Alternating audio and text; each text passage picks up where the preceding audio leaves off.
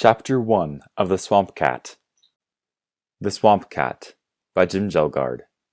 Chapter 1. Exhiled. The sound came to Frosty as a mere vibration that hummed about the fine hairs of his inner ears and set his whiskers to tingling. About to leap from the shelf on which he crouched and resume the boisterous play with his two brothers, he remained where he was and strained for a repetition of the noise. He knew only that it was. Before he could continue playing, he must know what it was. On the chaff-littered floor of the shed in which they lived, Frosty's brothers engaged in a mock war. They slapped and bit each other, but their claws were sheathed, and the needle-sharp baby teeth did not penetrate the skin. Breaking, they raced pell-mell across the shed, so nearly alike that no casual observer could have seen any difference between the pair. One gray kitten stretched full length behind a little heap of chaff and waited in his cunning ambush for the other to venture near. They too would have stopped playing if they had been aware of the noise, but only Frosty knew it because only his senses were keen enough to detect it. However, more than just superior powers of perception set him apart from the kittens on the floor. The mother of the three, beloved pet of the household, was a medium-sized gray cat that had never done much of anything except doze in the sunshine in the summer, lie beside the stove in the winter, rub against the legs of the various family members when she was pleased, and sulk when she was not, and somewhat indifferently carry on various affairs which no cat ever considers the business of any human. Their father was a huge black-and-white old Tom. A confirmed wanderer and unregenerate adventurer, he bore as many battle scars as any soldier ever carried. Smart and crafty, he had never offered allegiance to anything save his own wanderlust, and he feared nothing. From point of lineage or breeding, neither the gray mother nor the black-and-white old Tom were distinguished by anything special. Products of generations of cats that had been allowed to wander where they would and breed as they pleased, in local parlance, they were just common cats. It was a misnomer, though, because there is no such thing as a common cat. Perhaps because they were a little nearer the source of things, the ancient peoples who brought cats from the wilderness to their firesides understood this perfectly. They knew that cats are proud. They applauded their intelligence, warmed to their complex characters, marveled at their temperaments, and tried eagerly to fathom the unfathomable mystery, so that they might understand why cats were as they were. Failing, they accepted their failure with wisdom. They could not understand cats any more than they could understand why gold glittered or precious jewels sparkled. But they did not have to know why a flawless diamond or ruby came about in order to appreciate it. They bowed to perfection, and they acknowledged the perfection of cats by making them their equals, or even their superiors. Cats had first choice at their own tables, and whole villages walked in the funeral procession when a cat died. They made cats the companions of kings, and it was death to the commoner who hurt or even touched one. They put cats in their temples and worshipped them. Many a figure which meant a god to these ancient peoples wore the head of a cat on the body of a man. Some part of what had impressed these ancients was evident in Frosty as he lay on the shelf and waited for the sound to repeat itself, so he could identify it. Though he gave his entire being to the task at hand, his was not the strained attention of a dog that concentrates completely on just one thing. Rather than fret toward the source of the sound, it was as though Frosty had opened an invisible door, which not only could but must let the source become one with him. Blood brother to the two kittens on the floor, Frosty was a third bigger than they. But the lithe slimness of his mother had tempered the blocky proportions of his father, so that he combined size with strength and fluid grace. His basic fur was jet black, but single white hairs were so scattered through it that he looked as though he were sprinkled with hoarfrost. His eyes were remarkable, and somehow seemed to reflect the accumulated wisdom of all cats since the first. A split second after the first tremor, the noise came again, a tiny bit louder, and thereafter resolved itself into a pattern of rhythmic noises. A horse was coming, and because the tremor strengthened with each step it took, Frosty knew that it was coming toward the shed. Finally, becoming aware of the sound, the gray kittens stopped playing until they too could identify it. Frosty's eyes sparkled mischievously. He had been born with a quivering bump of curiosity that stopped throbbing only when it was satisfied, and it was satisfied only when Frosty knew at all times exactly what lay about him. His nose was relatively dull, but his eyes and ears verged on the marvelous, so he interpreted the world keenly through sight and hearing. But once he was sure, as he was now sure that he heard a horse, he need concern himself no longer, because, from this point on, that part of his brain which worked automatically would take over and tell him what the horse was doing. Imps of mischief continued to dance in Frosty's eyes. Having just detected the sound, his brothers must now identify it. Trying to do so was occupying all their attention, and there could never be a better chance to take them off guard. Frosty launched himself from the shelf. It was a kitten's leap, propelled by a kitten's muscles, but there was still something breathtaking, almost unreal about it. No blind jump. Every nerve and muscle in Frosty's body was at all times under perfect control. He landed exactly where he had planned on landing, astride his two brothers, and the three kittens tumbled over and over on the floor.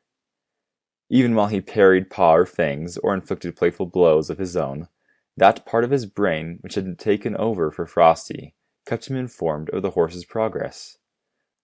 There was no need to stop playing and give the horse undivided attention. Horses, in a cat's opinion, were big, clumsy, and uninteresting. The horse stopped near the house to which the shed belonged, and a man whose voice Frosty did not recognize called, "Halloo to the house!" The door opened and the mistress of the place answered, "Hello, Luke, just a minute." When the house door opened, at once the two gray kittens broke off playing and padded to the shed's door. They stood before it, voicing little mews of anticipation, and so eager that their heads alternately raised and dipped, then turned, as though on swivels. Their tails were straight, and pink tongues flicked out.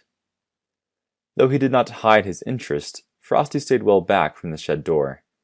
He knew as well as his two brothers did that the saucers of milk and occasional pile of table scraps upon which all the three kittens fed came from the house, and that the woman always brought them. But Frosty possessed in full a quality which his brothers had only in part.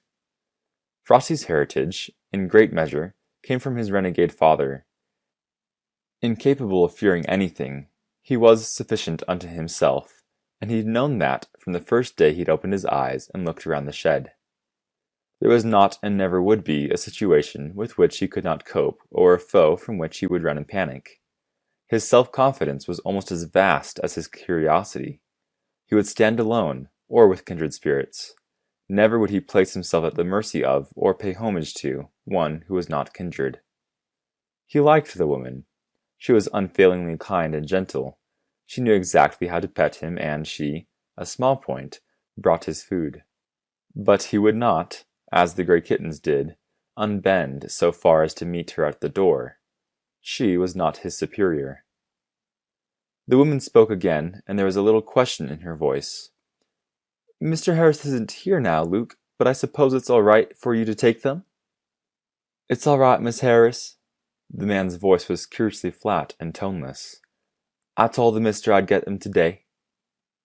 "Well," the woman still doubted, "how much did he promise you?" $2, Miss Harris." "All right, I'll pay you. They're in here." She pulled the shed door open, and Frosty looked out to see his mistress standing beside a lean hillman, dressed in sun-faded blue trousers that, somehow, were kept from falling down by frayed galluses draped over a torn shirt. The man's hair needed cutting, and ragged sideburns strayed down either cheek, to meet beneath his chin.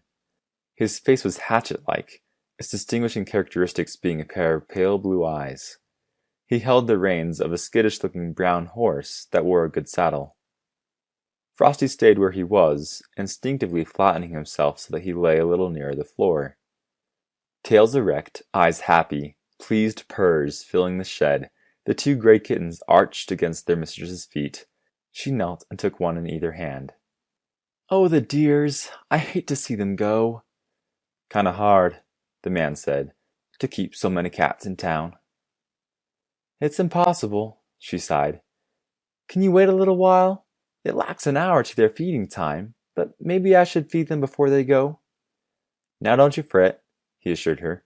"In 2 hours I'll have them up at my place, and anybody in the hills tell you Luke Toole's critters don't starve. They'll eat plenty." "I hope so. How are you going to carry them?" "If you'll just hold Queenie." He handed the horse's reins to her, took a gunny sack from beneath his shirt, plopped the 2 surprised gray kittens into it, and advanced on Frosty. Unafraid, but always willing to temper valor with discretion, Frosty waited until he was near enough to swoop, then darted into a cracked piece of tile pipe that lay in the shed. Luke Troll said, "This one ain't friendly." "No," Mrs. Harris admitted. "He isn't like the others." "Makes no difference. We can use him, and his wildness might pay off up in the hills." Frosty readied himself. The 3-foot length of tile was not merely the best, but almost the only hiding place in the shed.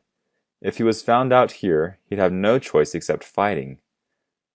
Luke Troll's hand crept like an unwieldy snake into the hollow tile, and Frosty struck with his unsheathed claws. The man gritted. "Why, you little—" "What's wrong?" the woman asked anxiously. "The little, he bit me. Please be gentle." The hand came nearer, and its steel-strong fingers enfolded Frosty. The black kitten raked until his paws were secured, and then scissored with needle-sharp baby teeth. Spitting and snarling, he was pulled out of the tile and dropped into the gunny sack along with his brothers. He made another mad lunge at Luke Troll, but succeeded only in entangling his claws into the sacking. Furious, but unable to do anything about it at once, Frosty subsided. The man held up his scratched hand. "The leetle," the woman said. "I'm sorry." "Makes no mind," Luke Troll said. "I'll stop down to the drugstore and get aught to put on it." "I'll pay for it. Will $2 extra be all right?" "If you've a mind, Miss Harris." You won't hurt the kittens?" "Oh, no, Miss Harris, course not. Why would I hurt 'em when I told the mister I'd take 'em?" "Here's your money." "Thankee." Luke Troll tied the mouth of the gunny sack, slung it over the saddle horn, and swung expertly into the saddle. The horse broke into a fast walk, and the gunny sack bobbed back and forth in cadence with the horse's movements. Paws spread, claws extended, Frosty steadied himself by holding onto the sacking. One of the gray kittens whimpered plaintively. Rigid with uncertainty, the second merely stared. Frosty paid his brothers not the slightest attention. He could smell nothing, see nothing except dim light that filtered through the gunny sack's coarse weave, and he heard little but the measured clomp-clomp of the horse's hooves. Since he could know nothing whatever of what lay about him, or what might happen next, he couldn't possibly plan any intelligent course of action, or know how to cope with the next problem that arose. He must be ready for anything, and he was. Though he knew no fear, his nerves were taut as a blown-up balloon. From the tip of his nose to the end of his tail, no tiny part of him was even slightly relaxed. Just so, provision is made for all cats that find themselves in serious and uncertain situations. Frosty, and to a lesser extent the gray kittens, were ready to fly in any direction, or to do instantly whatever the next second, the next minute, the next hour, or any elapsed time might have them do. They did not bob around as puppies would have, because each had all 4 claws firmly fixed in the sacking and, in a very real way, even while they were together, they remained apart. Though on occasion several cats will cooperate to do what one alone cannot do, theirs is not the pack instinct of dogs and wolves. Intelligent enough to work with others when the situation demands it, they are too highly individualized to look to any one leader, and too smart ever completely to trust their own fate to anything except themselves. The gray kitten that had meowed before called a second time. It was not a cry of fear, but one of appeal. Until now, the kitten's world had consisted of the shed, of daytime forays into the yard, and all the food it could eat, and of unfailingly gentle treatment at the hands of human beings. This desperate kitten wanted only to be back in the familiar world from which it had been so rudely torn. Far more intelligent and advanced than either of the gray kittens, Frosty gave himself wholly to facing things as they were, with no vain lamentations of what had been. Still able to smell only the dusty sack, to see little and to hear only the horses' hoofbeats, he kept every sense alert. Thus he knew when they left the road and started climbing a mountain path. The little dust bombs that had been exploding under the horses' feet no longer floated upwards. Metal-shod hooves rang on rocks and boulders, and the air was cleaner. Frosty sensed only the physical change, welcome because the dust was less oppressive. Being a cat, he knew nothing of the town's social life, as it was conducted by humans, and if he had known, he wouldn't have cared. But town life had a definite bearing on why he and his brothers were here. The town owed its existence to the fact that it was the logical place to establish a railroad yard. Its inhabitants consisted of those who worked for the railroad, and various businesses and professional people who had gathered to serve them. The first scheduled train had run over the new laid rails just 28 years ago, and, with few exceptions, everybody in the town who was past 30 had come from somewhere else.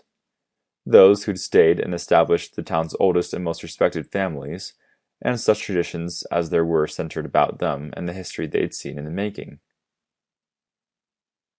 It was a colorful story, for though there hadn't been any town, there had been people here long before the steel rails crept this way. They were the Trolls, the Casmans, the Haroldsons, the Gates, and others. According to popular report, in which there was probably more than little truth, these natives of the region lived back in the hills because no place that smacked even faintly of civilization would have them, and, before the coming of the railroad and the building of the town, they did just about as they pleased. A choice story, one of the town's newspapers reprinted at least once a year, concerned the 25-year-long feud that the Trolls and Casmans had carried on with the Gates. Occasionally, some of the hill people had come into town, worked on the railroad long enough to get money for some purpose or other, and gone again. They hadn't wanted steady jobs, and they still didn't. Now the town's relations with the hill dwellers were somewhat curious. The railroad had brought law with it, and the hill people had had to conform, but they had never conformed completely. Periodically, the game warden found a troll, Casman, or some other hillman, with game or fish taken out of season. 2 years ago, federal officers, searching for illicit stills, had combed the whole area thoroughly. They had uncovered no bootlegging operations, but that, as every townsman knew, was only because the hill dwellers had been too clever for them. Legend and fact mingled indiscriminately to influence the town's view of the hill people. It was commonly believed that, once a hillman promised to do something, the deed was as good as done. It was also believed that, back in their own wild country, the hill dwellers were still a law unto themselves. Many were the darkly whispered tales of violence, even murder, and pagan rites. But most of these stories were born in some town dweller's imagination. However, there was fact, and Andy Gates furnished the outstanding example. Andy was the last resident survivor of the Gates clan. 3 years ago, looking 14 but claiming he was 16, Andy had come into town and obtained a job on the night shift in the roundhouse. Days he had enrolled in the town's high school, where he not only completed a 4-year course in 3, but graduated as salutatorian. Then, though he might have continued to work for the railroad, with every prospect of someday having a very good job, Andy had gone back to the hills. So fact and romance tinted each other, and when Mrs. Harris handed the 3 kittens over to Luke Troll, she hadn't the least idea that he would do anything but exactly as he promised and give them a fine home. She didn't know anything about his home, and had only a vague idea of where he lived. However, who could doubt that surplus kittens, for which there was no room in town, would be very well off in the hills? It never occurred to her, it never occurred to anyone outside the hills, that Luke was a man of the meanest order. With an inborn aversion to work, he liked money, and he constantly schemed and planned to get some. His scratched hand, an injury not even worth noticing, he had quickly recognized as an opportunity to extort $2 more from Mrs. Harris. He had never had the slightest intention of buying any antiseptic from the drugstore, and now, as his horse climbed the mountain path, he looked for a good place to rid himself of the kittens. They'd be nothing except a burden at Luke's place, and he did not want them. At the same time, he must be careful. Those fools from town were always coming into the hills for one reason or another, and, of course, everybody in the town knew everybody else. If he were seen discarding the kittens, he'd get no more surplus kittens or pups either, and thus a handy source of income would dry up. Luke swung in the saddle to look behind him and saw nobody. There didn't seem to be anybody ahead either, but Luke's were the senses and instincts of a hillman. He could not see around the next bend, but there might be somebody there who could see him. Luke rode on. He rounded the bend and slightly commended himself for his own caution. Swinging down a long, straight stretch toward him came young Andy Gates. Although of anything except a poetical turn of mind, Luke thought, as he always did when he saw Andy at a distance, of a birch sapling that is shot far into the air without developing a trunk that is capable of supporting it. There was nothing complimentary in the comparison. Slim and tall saplings might topple with the first storm, but the description was apt. 6'2", Andy's body had not yet filled out in proportion to his height. He had straight, jet-black hair and a smile that always seemed in bud on his mouth, but never quite bloomed. Unless one looked squarely into his black eyes, and Luke never did because Andy's eyes made him uncomfortable, the overall impression he gave was one of extreme gentleness. With his long legs, he covered the ground like a coursing greyhound. He was now, Luke guessed, on his way into town to buy some needed supplies. They met, and Luke said, "Hi, Andy." Andy touched his hand to his forehead in salute. "Hello, Luke." They passed, and each continued his separate way. A puzzled smile parted Luke's thin lips. Young Gates was a queer one. Smart enough, if book learning passed for smartness. He had gone to town and got himself a schooling. Then, and only he knew why, he had come back to the ancestral Gates holdings in Dogtooth Valley. What he, or for that matter anyone else, wanted there was a mystery. There was some 500 acres, all paid for and with a clear title, but there was not enough plow land to provide even a small family with enough vegetables for its own use. Here and there was a small patch of scrub timber, and almost all the rest was swampland. When they needed that above all else, Dogtooth Valley had provided a safe haven for the once numerous Gates men. They knew the only safe paths across their endless swamps, and, to this day, nobody else did. But the feud was long since ended. Though it had been neither as prolonged nor as bitter as the town liked to remember it, and there had been a lot more hand-to-hand slugging than there had ever been combat with deadly weapons, the law had ended it, and a new day had come to the hills. It was a better day, too. Who but a fool would try to get what he wanted with a gun, when it was much easier and safer to think his way through to it? Turning to steal a covert glance behind him, Luke saw that Andy had disappeared. The man whirled his horse to the side of the trail, lifted a bag of kittens from his saddle horn, and threw the still-tied sack into a copse of brush. End of Chapter 1. Chapter 2 of The Swamp Cat by Jim Kjelgaard. Andy. The spring sun, which rose at 5:30, was just climbing into the sky when Andy Gates got out of bed. He entered the compact kitchen of his little house, started a wood fire in the range, put a pot of coffee over an open-lid hole, and while waiting for this to start percolating, walked to the front of his place and looked over his domain. The house was built on a rocky knoll, one of the few places in Dogtooth Valley that was not given over to swampland. Enough topsoil clung to the elevation to support a small garden. Surrounding the garden was a tightly woven picket fence, and even as Andy watched, a trim doe from out of the swamp nosed hopefully at the pickets. Andy smiled with his eyes. The doe could not get into his garden. Beyond were 3 small sheds. In one Andy kept the dozen chickens that supplied him with eggs and an occasional table fowl. The other 2 were a fur shed and a place for storing provisions. All the rest was swampland. The scene had been familiar since Andy's babyhood, but, even though it was old, somehow it was always new. Directly in front of the house was a watery slough, around and in which cattails, lily pads, and other swamp vegetation grew in lush profusion. Just beyond the slough was a cluster of dead trees that thrust skeleton branches and twigs forlornly and forever skyward. The dead trees were one of the swamp's many mysteries. Why they'd grown in the first place, Andy did not know. Nor could he understand why they did not fall down, as other dead trees did, sooner or later. He thought that they took out of the swamp some mineral content that toughened and hardened them. They'd been there since he could remember. Beyond the trees, marked here and there by other dead trees and an occasional knoll upon which grew a little patch of live ones, the swamp stretched clear to the foot of some low hills that rose in the distance. Andy picked out the path across it, the slough and ponds wherein lurked pickerel, perch, bass, and game trails, and the places where, in bygone days, men of the Gates clan had hidden from their enemies. He turned soberly back to the stove, put a slab of butter in the skillet and melted it, and broke 4 eggs into it. He toasted bread on the top of the stove and sat down to eat his breakfast. The Gates family had long since scattered far and wide. When the railroad brought the law with it, they could no longer raid the trolls and chasms and retreat to the safety of their swamp.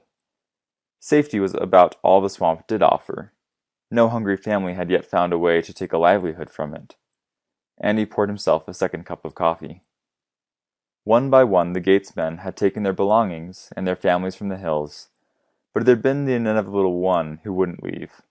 Foolish, the rest had called Jared, Andy's father, but Jared hadn't cared. Only his son could understand that some roots went too deep to be torn out.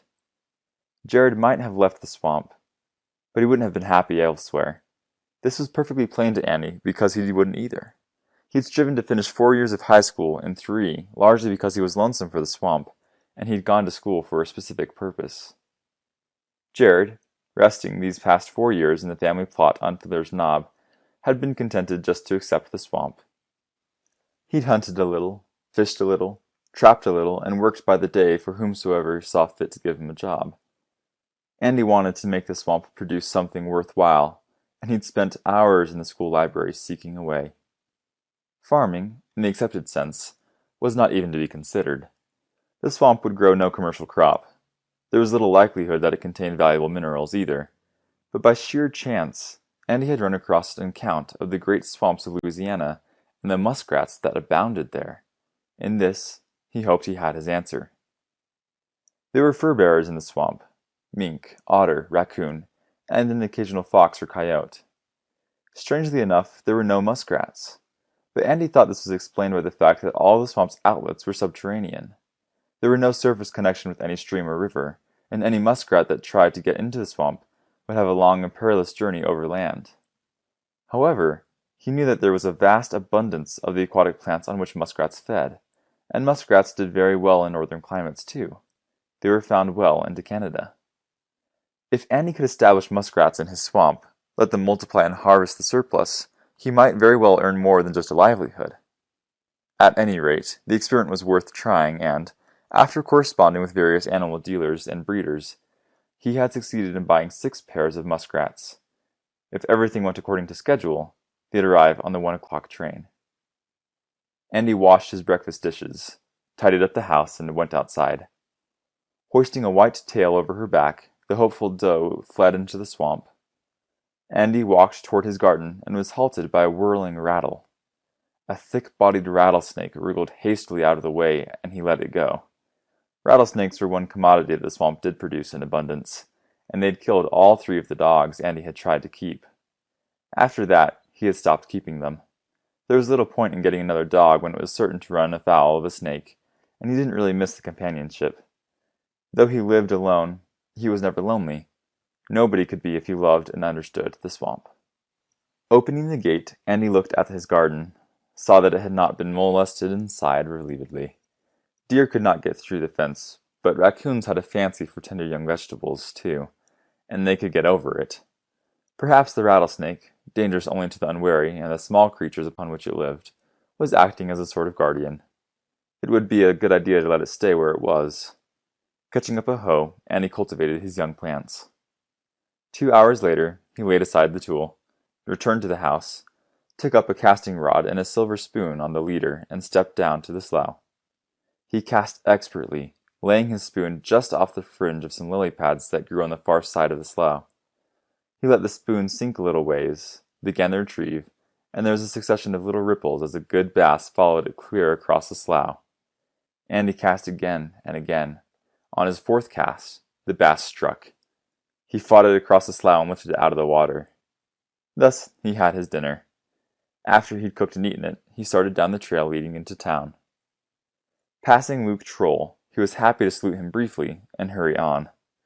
The feud was long since just a memory, but even if it had never been, Andy would not have liked Luke Troll. He was a coarse and often cruel man, and better left alone.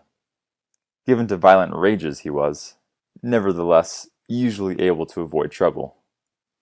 Andy strode into town, returned the greetings of friends he met there, made his way to the express office, and waited for Johnny Linger, the agent, to look up. An old friend of Andy's railroading days, Johnny's greeting was explosive. "Hi, Andy." "Hello, Johnny. Is there anything for me?" "6 somethings." Johnny indicated 6 small wooden crates at one side of the room. "I was hoping you'd drop by. What are they, Andy?" "Muskrats." Andy peered between the slats of one crate at 2 brown-furred animals about as big as cottontail rabbits. 6 mated pairs. Johnny asked whimsically, "What are you going to do with them, Andy?" "See if they'll like my swamp." "I forgot a pack board, Johnny. Will you loan me one?" "Sure thing." "Would you mind letting me pick them up after dark?" "Anytime you say. You'd just as soon keep it private, huh?" "I'd just as soon," Andy agreed. "Nobody will know I have 'em if I take 'em after dark." A moment before the sack landed in the brush, all 3 kittens turned so that the entire trio landed on their feet. This was not an instinctive move, but a planned one that was possible because a cat thinks so swiftly. They would not have been hurt if they had been thrown on rocks. As it was, the yielding branches of the brush broke their fall, so that they came to earth almost gently. Wild-eyed and panting, the 2 gray kittens stretched full length and waited tensely. As tense as his brothers, Frosty was not satisfied merely to wait. A true son of the black and white Tom, he had inherited all the old warrior's character, courage, and spirit. Before he did anything else, to the best of his ability, Frosty determined what lay about them. Normally, he depended on his ears, his eyes, and to a lesser extent, his nose. Now his eyes were almost useless, but the sun shone brightly, and some light penetrated the sack. Just overhead a leafy branch was moving in the gentle wind, and when the branch moved, its shadow shifted across the sack. Frosty studied it intently, trying to determine exactly what it was and why it should be. Unable to do so, after the shadow had moved back and forth a dozen times, he did satisfy himself that it was harmless. He then gave himself over to the use of his ears and nose. Faintly, in the distance, he still heard the measured hoofbeats of Luke Troll's horse. The animal was going further away, and therefore he need not concern himself with it. But indelibly graven on Frosty's mind was the image of Luke Troll himself. The man was a deadly enemy and had proven himself as much. He must never be considered as anything else. But enemies could harm or be harmed only when they were near, and Luke Troll was gone with his horse. There were more immediate problems. For a short space the only sounds were the horse's hoofbeats, the sighing of the gentle breeze and the kitten's panting. Then a mottled thrush that had been startled into hasty flight when the hurled sack came his way, cocked his head in the chokecherry tree to which he had flown. The sack seemed harmless. At any rate, it did not pursue. Curious, the thrush flew back to the copse, tilted on a twig, and gave a voice to a few questioning notes. Frosty heard and interpreted it correctly. He had seen birds and even stalked them. When he and his brothers played outside the shed, he was not particularly concerned about the thrush. It was unlikely to offer a battle. All the birds he'd ever seen had avoided him. Frosty started suddenly. Winging in solitary flight over the mountain, a jet-black crow voiced a raucous song. Frosty heard and marveled. Never before had such a sound crossed his ears, and he waited to hear it again. When the crow did not repeat its call, Frosty sank back. But he knew no peace. His curiosity aroused and unsatisfied tormented him, and would continue to do so until he heard another crow call, and identified the source of a sound so intriguing. The sun burned hotly, and the gray kitten that had mewed before cried again. The weakest of the three, the kitten was suffering far more than his brothers. Frosty looked once toward his protesting brother and turned his head away. He, too, was hungry and thirsty, but it was not in him to cry. He poked experimentally at a tiny hole in the gunny sack. Unable to thrust his paw through, he turned his attentions elsewhere. He was not too smart to waste time trying the obviously impossible. When he laid plans, they would succeed. The only scents that reached his nostrils were those of sun-warmed foliage and earth, and the heavy, rank odor of a rotting log that lay nearby. The weakening gray kitten mewed again, and Frosty twisted uncomfortably. It was long past feeding time, and hunger was an ache, but thirst was becoming a torture. The fine hairs in Frosty's inner ears quivered like stretched wires, and he turned his head toward the rotting log. The sound that originated there was so faint and wispy that only a very sensitive ear could have detected it. A chipmunk ran up the log, saw the sack, stopped, sat up for a better view, squeaked in frenzied alarm, and turned to flash back along the log. He dived into its hollow interior.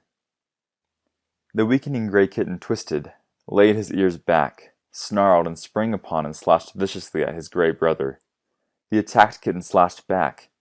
Exhausted by his own tremendous effort, the feeble kitten sank down apathetically and closed his eyes. In a grim way, it was the luckiest of the three, for it would be first to die. Frosty unsheathed and sheathed his claws. He looked meaningfully at the second gray kitten, which flattened its ears and spat at him. Frosty turned around to face his brother.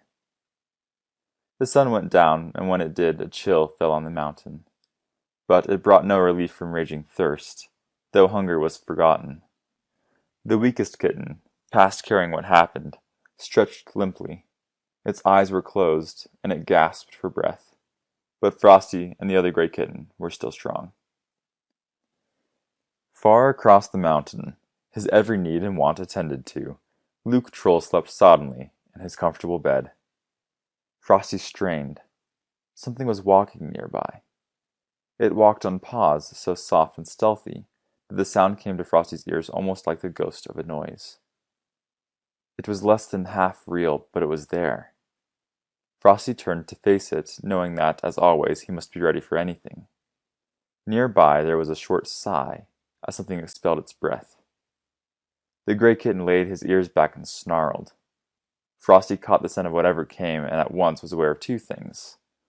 The approaching creature was alien to him, but he was immediately hostile to it. Somewhat like a dog, whatever came was not a dog, but it was wild and big, and it meant no good. Frosty bristled. He could have no way of knowing that the creature, now smelling closely at the sack, was a prowling coyote. A big and crafty old male, the coyote had acquired his craft the hard way. 4 years ago, he had left his right front paw in a steel trap, and ever since he had avoided everything which he did not know. He knew all about helpless kittens and pups in gunny sacks. Over the years, Luke Troll had carried dozens from the town to a promised good home in the hills. It was one of the more paradoxical aspects of the town-hill relationships that nobody had ever challenged him or stopped to think about. The most superficial reasoning would have demonstrated that, if Luke had really taken home all the kittens and pups he had promised to take there, he couldn't have possibly had room for anything else. Luke's method of disposing of surplus kittens and pups was manna to the coyote, and in a way the coyote's very presence was a blessing to the helpless animals. The coyote killed cleanly, never needing more than one snap of his jaws, and such a death was much easier than waiting for thirst and hunger to do their work. Strong pups and kittens often lived a surprisingly long time.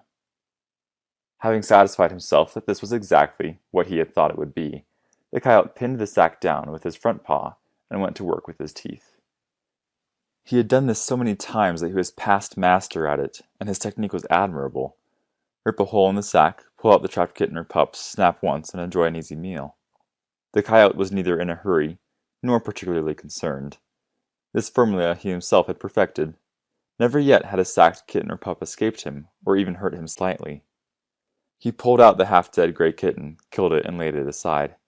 The second gray kitten fought, but it was not long or hard.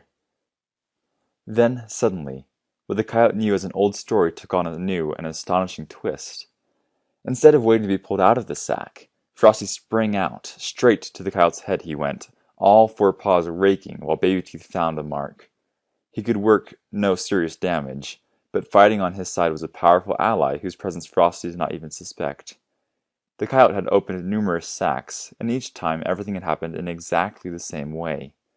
Deciding to his own satisfaction that they'd always continue to fall into the same pattern, he had prepared himself for nothing else. Frosty's vicious attack startled him, so he leaped suddenly backwards. When he did, Frosty relinquished his hold and sprang away. But he did not do so aimlessly. The coyote's backward leap brought him near the end of the rotting log, and Frosty's night-piercing eyes found the hollow there. His feline brain, able to execute a plan that instant it was conceived, did the rest. The end of Frosty's tail disappeared into the hollow, a half-inch ahead of the coyote's snapping jaws. Though the hollow was scarcely big enough to admit his small body, Frosty managed to turn around in it. 3 feet away the coyote bent his head to peer into the hollow, and his disappointed panting sounded in jerky sequence. Growling a low warning, Frosty took no further action. This was as simple and precise as a mathematical formula. The coyote could kill him. The coyote wanted to kill him. But the kitten was in the hollow log, and the coyote was not. If the coyote could get in, he'd be here. All these indisputable elements added up to the fact that, at least temporarily, Frosty was safe. He crouched watchfully, not afraid of the coyote, but not foolish enough to engage in a battle that he did not have to fight. He was no match for the creature, he knew it, and since there didn't seem to be anything he could do right now, he did nothing. After a moment, the coyote went away. No fool, he was perfectly aware of the fact that he might growl and scratch at the hole all night and still not reach the black kitten. He paused long enough to eat the 2 gray kittens and padded away on silent paws. Frosty stayed where he was for another 20 minutes. When he finally moved, he went only to the entrance of the hollow and lingered there for 5 minutes or more. He thought that the coyote had gone, but he wanted to be sure, and only when he was sure did he drop out of the hollow onto the ground. He went into a half-crouch, tail curled against his flank, and tense muscles ready to carry him wherever circumstance indicated he should go. This was a wholly unfamiliar world, one in which he'd have to feel every inch of his way. The least wrong move could bring disaster. Finally, eyes and ears alert, he moved softly as a shadow. Frosty paused beside the limp gunny sack. He touched it with an extended nose, then glided cautiously around it. There was nothing to indicate that the sack was dangerous, but it had trapped him once and might again. Save for the scent that still lingered on the sack, there was nothing whatever to indicate that the 2 gray kittens had ever been. Knowing that he must do something, but with no clear idea of what that might be or where he should go, Frosty started into the night. He halted suddenly, warmed more by deep-seated instinct than anything he could see or hear. He stood quietly under a bush. A moment later, he saw a big bird, a cruising great horned owl, pass overhead. Frosty stayed where he was for another 10 minutes. He knew only that he must be cautious. He could not know that the owl was hunting, and that a tender young kitten would be as acceptable as anything else. A half-hour later, Frosty came to a streamlet. One of the many that pursued their winding courses across the mountain, tumbled down it, and finally poured their waters into a river. He crouched full length and lapped water with his dainty pink tongue. The kitten licked his chops, waited a bit, then drank again. His thirst satisfied, he attended to every cat's implicit duty. Sitting down, he washed himself thoroughly with his tongue, and used his front paws to groom that part of his fur which his tongue could not reach. He licked his chops once more, smoothed his whiskers, and wandered on. He struck at and missed a mouse that rustled in the grass in front of him, and watched wide-eyed with wonder when a rabbit bounded away. He missed another mouse, and fluffed his fur, and spat when a hunting fox rolled past. Dawn found him in a grassy meadow. Little tendrils of moisture curled upwards from dew-wet grass, and a thin blanket of mist overhung the meadow. When something moved sluggishly in front of him, Frosty sprang to pin it down. His prize was a fat grasshopper, too torpid with morning cold to move swiftly. The kitten's tail lashed back and forth. He looked intently at this, the first catch he had ever made. Then he ate it and found it good. Casting back and forth across the meadow, Frosty caught and ate grasshoppers until his stomach could hold no more. End of Chapter 2. Chapter 3. of the Swamp Cat by Kjelgaard. The First Planting. Strapped on a packboard borrowed from the express agent, the 6 crates were neither heavy nor a clumsy burden. Each box was divided by a partition, with a muskrat at either end. Andy had specified that they be shipped in such a fashion because he wanted to be sure of mated pairs, and he also wanted to be certain of forestalling domestic arguments among his charges. It was entirely possible that a male and female muskrat, regardless of how long they had been mated, might start exercising their formidable cutting teeth on each other if put together in the same small crate. Now and again there came a scraping of claws as one of the muskrats, unbalanced by a twist or turn, slid across the wooden floor of his prison. As he carried his new acquisitions up the dark mountain, Andy pondered. Muskrats, his research had taught him, are almost entirely aquatic creatures, though occasionally they make overland journeys. Their food consists of aquatic plants, tender roots, and bulbs, and they are very fond of freshwater mussels. They construct houses of mud mixed with plant stalks, or dig burrows in the bank. The entrance to either type of dwelling is always under water. They store food but remain active under the ice all winter long. Very prolific, they produce from 2 to 5 litters a year, with from 4 to as many as a dozen young in each litter. There is a reason for this. Muskrats, like rabbits, are the prey of numerous things that walk, crawl, or fly. They counterbalance heavy casualties with large and frequent families. Some naturalists claim that, by the end of the first summer, the earliest young born will rear families of their own. Others declare that no young breed until the spring following their birth. Because this was at best an uncertain experiment, and Andy could have no idea as to how it would work out, he had chosen 6 mated pairs. His plan was to release them in 6 different parts of the swamp, and see where they flourished best. After he had a better idea of what he was doing, he could buy more breeding stock, but there was still one great worry. These muskrats had been reared in a large pond where, insofar as they had had to find their own food, build their own houses, and dig their own burrows and tunnels, conditions were approximately the same as would have been encountered in the wilderness. However, it was a fenced pond, and a carefully patrolled one. There had been no predators to keep them alert, whereas the swamp was filled with sudden death in many forms. Would pen-raised muskrats be able to survive the unfamiliar perils? Andy carried his captives into the house, unbuckled the straps, and held their pens on his shoulders and eased them gently to the floor. He then separated the crates so that there was space between them. The animals emitted an offensive odor, but this was only because they had been in tiny boxes so long. They'd cleanse themselves after they had room in which to do it. Unless they are sick, few animals will tolerate uncleanliness. Andy grimaced. It was less than alluring prospects to have the muskrats in his house all night, and, other things being equal, they'd be perfectly all right on the porch. But the battle had already started. If they were left outside, a prowling mink might well happen along and put an end to all 12. It was wiser to endure the odor overnight and keep his charges safe. Andy slept well, nonetheless. He was up and had breakfasted with the first hint of dawn. Kicking off his slippers, he pulled rubber boots over his trousers. The sun was just rising when, with 5 crates of muskrats back on the packboard, the 6th he intended to release in the watery slough directly in front of the house, he started out. His step was light and his heart happy, as it always was when he went into the swamp. It was to Andy what his mountains are to the born mountaineer, his rolling prairie to the confirmed plainsman, his sun-scorched hills and forbidding acres of cactus to the desert lover.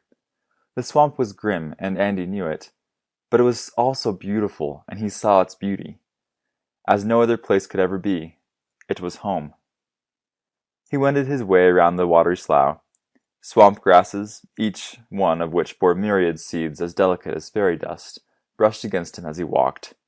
Beneath his feet the earth trembled. There were firm areas in the swamp, rocky places and high knolls where the green trees grew, but much of that which was not given over to the surface water was a huge floating island, undermined by water. In numerous places it was impossible to stand on grass, punch a hole through to the water below, lower a baited hook, and pull out a wriggling perch. And he walked swiftly and confidently, for he knew exactly where he was going. When he came to a long slough that varied between a foot and 5 feet in depth, He plunged unhesitatingly in and waded across without a thought for the death that lurked on either side. This was Dead Man's Slough. Across the center, where Andy had walked, extended a solid path which at no point was more than 20 inches wide. To step off that was to step into bottomless quicksand. According to legend, an armed party of trolls and chasmans, in close pursuit of B.J. Gates, had turned back at Dead Man's Slough. Leading, Arvin Casman had stepped off the path and disappeared before his friends could help him. His bones were still in the quicksand. And he didn't know, and he didn't much care whether this tale was true. The feud was long over, a thing of the past, and the sleeping dogs were better left alone. But it was a foregone conclusion that, if Arvin Casman or anyone else had stepped into Dead Man's Slough, his bones were still there. At the far side of the slough, Andy turned left along its weed-lined shore, lowered his head to the ground, gently unfastened the wire that fastened one of the partitions shut, and opened the door. A cautious brown nose was thrust forth and immediately withdrawn. The muskrat in the partition crouched nervously. Now and again there came the sound of a scraping paw. Puzzled, Andy frowned. Then suddenly he understood. He had assumed that, after their long imprisonment in the tiny cages, the animals would be wild for freedom. However, they had been uprooted from safe and comfortable homes, endured a long and nerve-wracking journey, seen sights and heard sounds that must have been terrifying, and through all of this, they had stayed safe in their cages. It was small wonder that they were reluctant to leave. Andy tilted the box and spilled both its occupants into the water. They went down, came up gasping, and for a short space swam in frenzied, meaningless fashion. Then their sudden fright passed. The nightmare was behind them. They were back in the water, and muskrats are born for water. They began to enjoy themselves. For the sheer luxury of so doing, they dived. Though they must have come within a hair's breadth of the bottom, they were such expert swimmers that they dislodged not even one fleck of mud. 40 feet away, they surfaced and played with each other for a moment. Somewhat clumsy on land, but incredibly graceful in the water, they swam around and around in the slough and regarded Andy with beady little black eyes.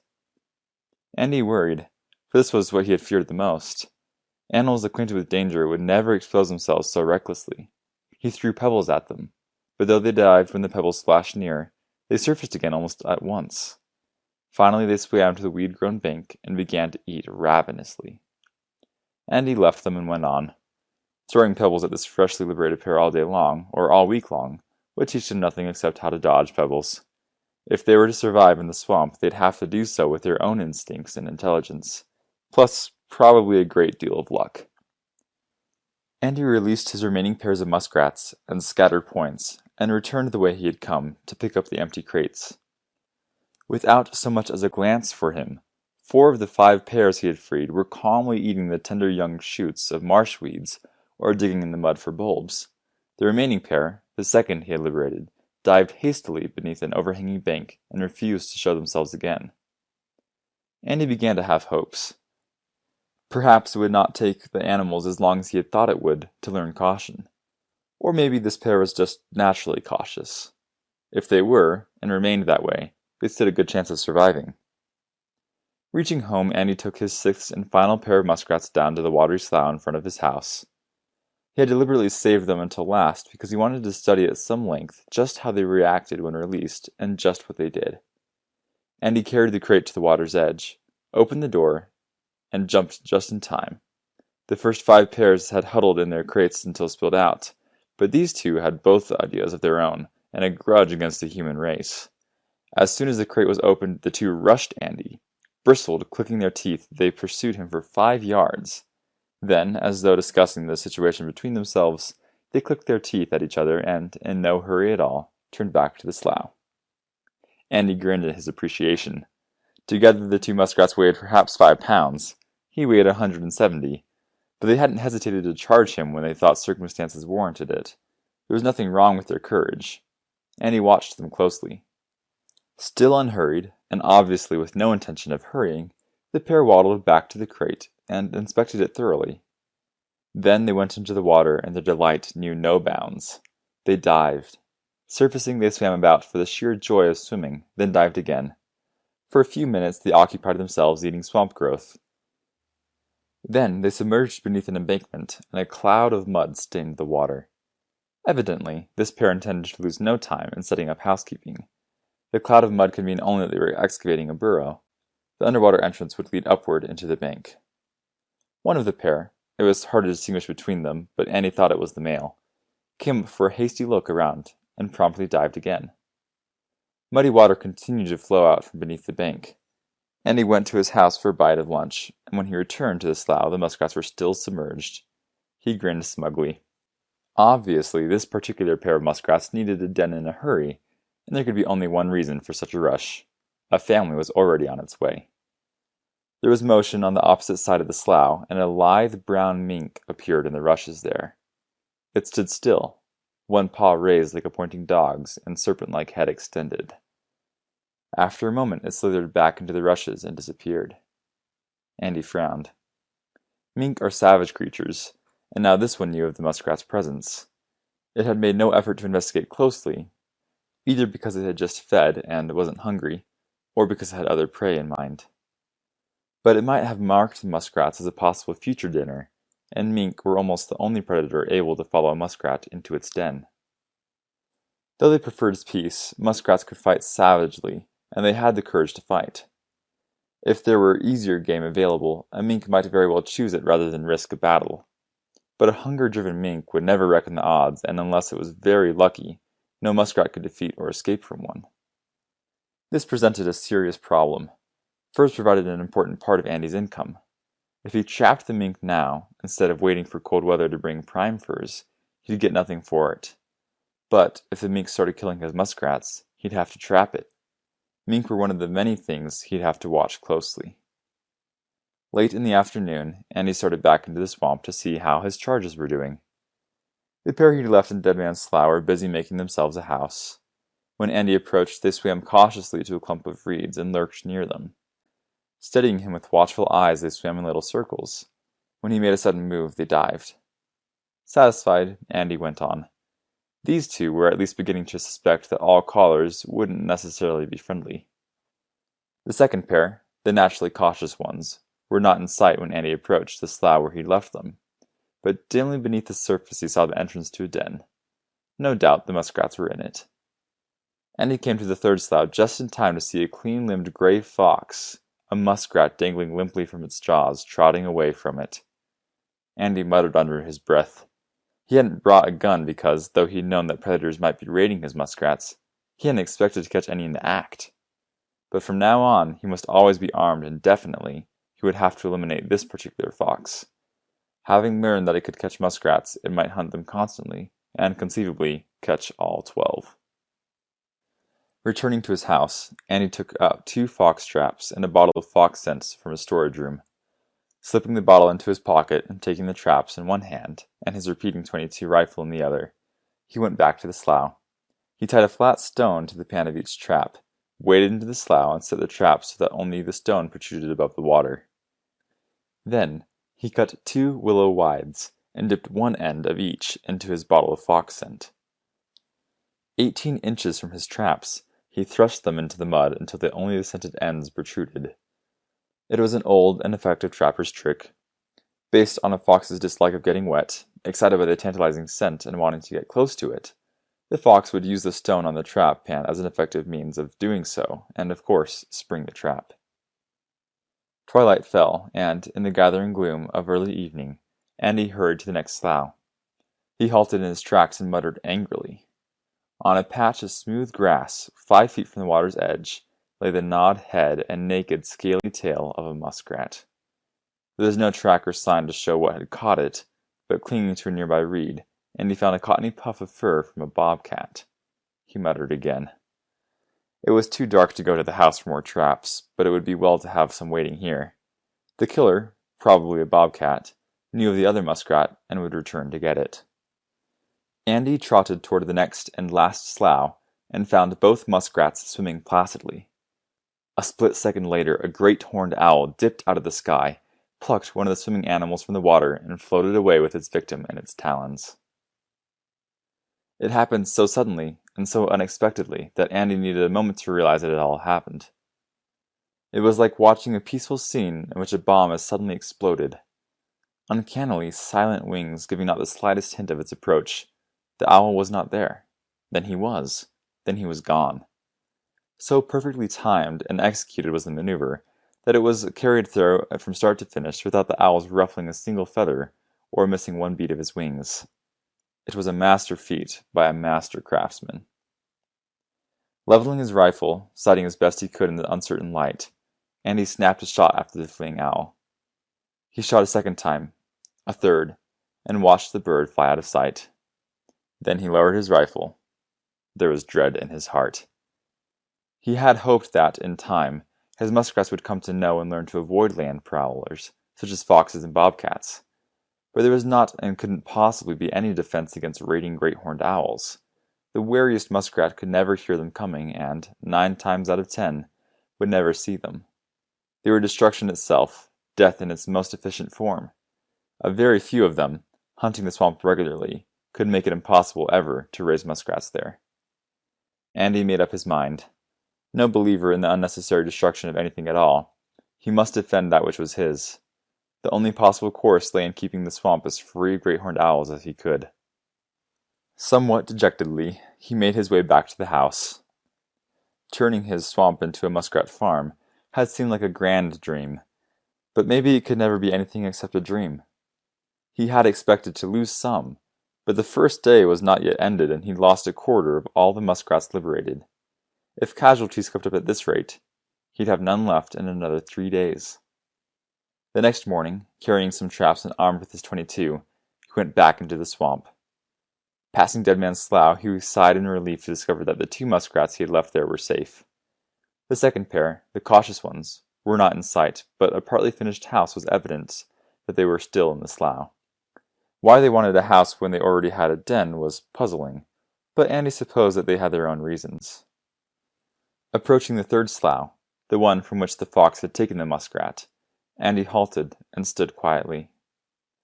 A leaning log angled from the bank into the slough, and the surviving muskrat sat on it, shucking a freshwater mussel. It bit through the tough mechanism that clamped the shell, scooped out and ate the tender flesh within, let the shell fall into the water, and dived for another mussel. The gray fox that had caught the first muskrat had come back for the second one. He was lying motionless on the bank. As soon as the muskrat dived, the fox rose, paced forward, and a split second before the muskrat's head broke the water, went into another crouch. Slowly making no swift move that would call attention to himself, Andy raised and sighted his rifle. But he did not shoot because he was interested. The fox, evidently a young one, that had not yet learned that it pays to look in all directions all the time, was so intent on the muskrat that it paid no attention to anything else. The muskrat climbed out on the log, ate his mussel, and dived for another one. The fox rose, paced forward, and threw himself down again. Crouching, he seemed a part of the grass, and Annie could not help admiring both his plan and the way he was putting it into effect. He continued to hold his fire, because here was a chance to learn exactly how foxes catch muskrats, and such knowledge might very well be useful. The muskrat appeared, climbed on the log, and the fox leapt. He should have pinned his quarry, but something warned the muskrat, and the fox was still in the air when it rolled off the log and dived. Struggling wildly, the fox splashed water with his front paws and fought desperately to get back onto the bank. He could not. The bottom of this slough was stony for the most part, but just off the bank from which the fox had leapt was more quicksand, and the animal was hopelessly enmeshed in it. He had made a mighty effort to hold his nose out of the water, and Andy's shot caught him in the head just before he went down. It was by far the kindest thing to do. Andy was surprised and pleased when the day passed and he lost no more muskrats. He was mystified when a whole week went by with no further losses. Then the answer occurred to him. Muskrats, like everything else, produce their quota of fools, and 2 of the 3 that had died the first day probably belonged in that category. The third, the one taken by the great horned owl, had just been plain unlucky. Andy caught a young bobcat, picked up his traps, and in 3 days lost the 2 muskrats in Dead Man's Slough, and the one whose mate had been killed by the bobcat. There were neither tracks nor any sign to identify the raider, but on one of the high knobs, Andy found him. It was another great horned owl that sat quietly in a gnarled oak, with its tough ears silhouetted against the sky and his eyes closed against the sun's glare. Andy's shot caught him squarely, and he flapped his wings just once as he toppled from the perch. Leaving him where he fell, Andy went ruefully home. It was very evident that muskrat farming was somewhat less than the ideal way to get rich quick. Of his original stock of 12, he had exactly 6 left. They were the pair in front of the house, the cautious pair, and 2 singles. Not too much could be expected from them, and Andy thought of his lean bank balance. To buy more muskrats for predators to kill fell short of a wise investment. Dejectedly, Andy went to the slough in front of his house and sat with his arms clasping his knees. The male muskrat came up to stare haughtily at him, and Andy stared violently back. "All right," he invited. "Go ahead and look." The muskrat, Andy had whimsically named the pair Four-Leaf and Clover, made a lazy circle and turned to fix unblinking eyes on the boy. Andy grimaced. At no time had he exerted the slightest effort to make pets of any of his charges, because it was better to have them wild. But Four-Leaf and Clover, living so near and visited so frequently, were on familiar terms with him. He had an uncomfortable feeling that they were not on equal terms. Four-Leaf and Clover considered themselves vastly superior to any mere human being. "If you don't wipe that sneer off your face," Andy threatened, "I'll turn you into a genuine muskrat hide glove." He picked up a pebble and was about to plunk it into the water near Four-Leaf when Clover's head broke the water. Behind her, in formation so precise that they seemed to have drilled for it, came an even dozen small copies of herself. Andy dropped the pebble, and a broad smile lighted his face. "Glory be! Darn if we uns haven't got ourselves some babies!" His dejection melted like mist before the rising sun. Happily, he pulled on his boots and went into the swamp. He'd lost half of his original stock, and still had 6 more muskrats than he'd started with. Reaching the slough where the cautious pair lived, Andy crouched quietly in the grass beside it. A half-hour later they appeared with 10 babies, and when Andy passed the slough inhabited by lone muskrats whose mates had been killed, he was amazed to find each of them with 8 young. Obviously, both females had survived. Jubilantly, Andy threw his hat into the air, and when he reached home he went carefully over his plans for the future. If he forgot about the new rifle he had intended to give himself for Christmas, and made his old clothes last a while longer, he could buy 20 more mated pairs. The next morning, he walked into town and mailed his order. A week later, while patrolling the swamp to inspect his various colonies of muskrats, Andy saw a great horned owl flying low over the grass with what appeared to be a black muskrat in its talons. Suddenly, the victim twisted about to attack its captor. When they came nearer, Andy saw to his vast astonishment that the supposed muskrat was a black kitten. End of Chapter 3. Chapter 4 of The Swamp Cat by Jim Kjelgaard. Feathered Death. His stomach filled with grasshoppers, Frosty went to one of the several large pine stumps that were spotted here and there about the meadow, and crawled beneath an outjutting root, from the underside of which the earth had crumbled away. He lay perfectly still and went to sleep. Aside from Luke Troll and the coyote, he knew nothing of the enemies he might find in these wild uplands. However, there were sure to be some, and certainly he would be much harder to find beneath the root than he would if he merely lay down on some grassy bed. But he was incapable of sodden slumber.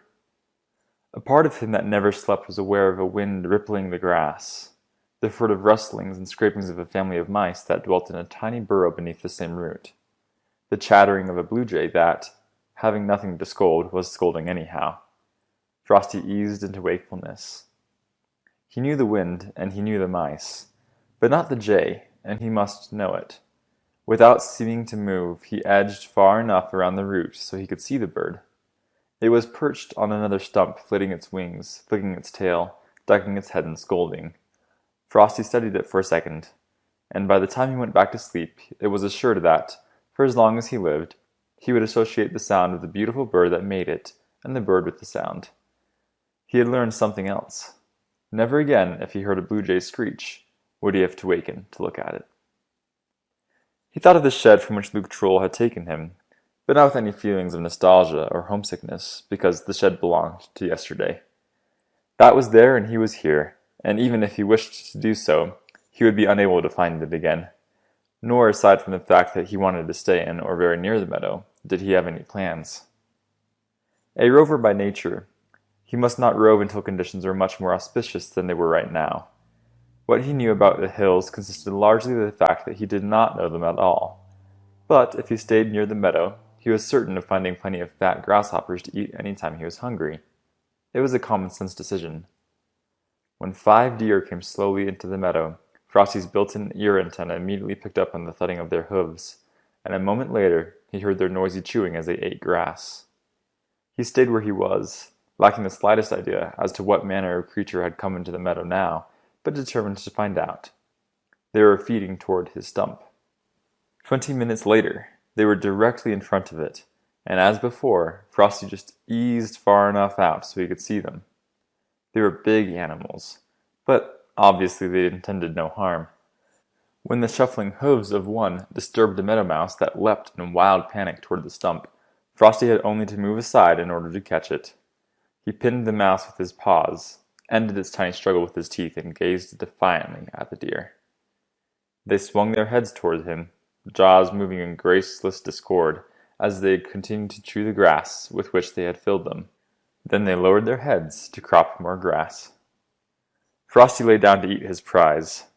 Liking the taste of hot flesh in his mouth and the salty tang of fresh-caught prey, he ate all except the hairless tail, and the mouse whetted his appetite for more. Slipping out from beneath his root, he looked about for the deer. Still cropping gustily, they were feeding toward the forest on the far side of the meadow. Frosty minced after them. They had driven one mouse from its covert. The chances were that they would drive more. Frosty edged up to a sleek doe that suddenly wheeled and pounded down on him. Just in time, he saved himself by slipping behind a boulder. When he could no longer hear the plunging doe, he peered over it. She had resumed feeding. More watchful now, Frosty slunk toward the deer. They saw him, but paid no attention. Evidently, they did not mind his trailing them. They did not want him on the place where they were feeding now, or where they might feed a moment from now. Another mouse panicked. Frosty caught it and ate it. By the time he had a third mouse, his appetite was satisfied. In addition, he had learned a priceless lesson. Large grazing beasts are apt to disturb small creatures that dwell in the grass. The deer, having grazed their fill, drifted to beds in the shady forest. Frosty curled up in a sunny spot and let his new world come to him. When 2 more crows winged lazily over the meadow, cawing as they flew, he knew it as the same sound he had heard while a prisoner in the sack, and satisfied his curiosity on that score. He was alerted to every furtive rustling, every note in the multi-toned song the breeze sang, every motion in the grass and every flutter of every leaf on a grove of nearby sycamores.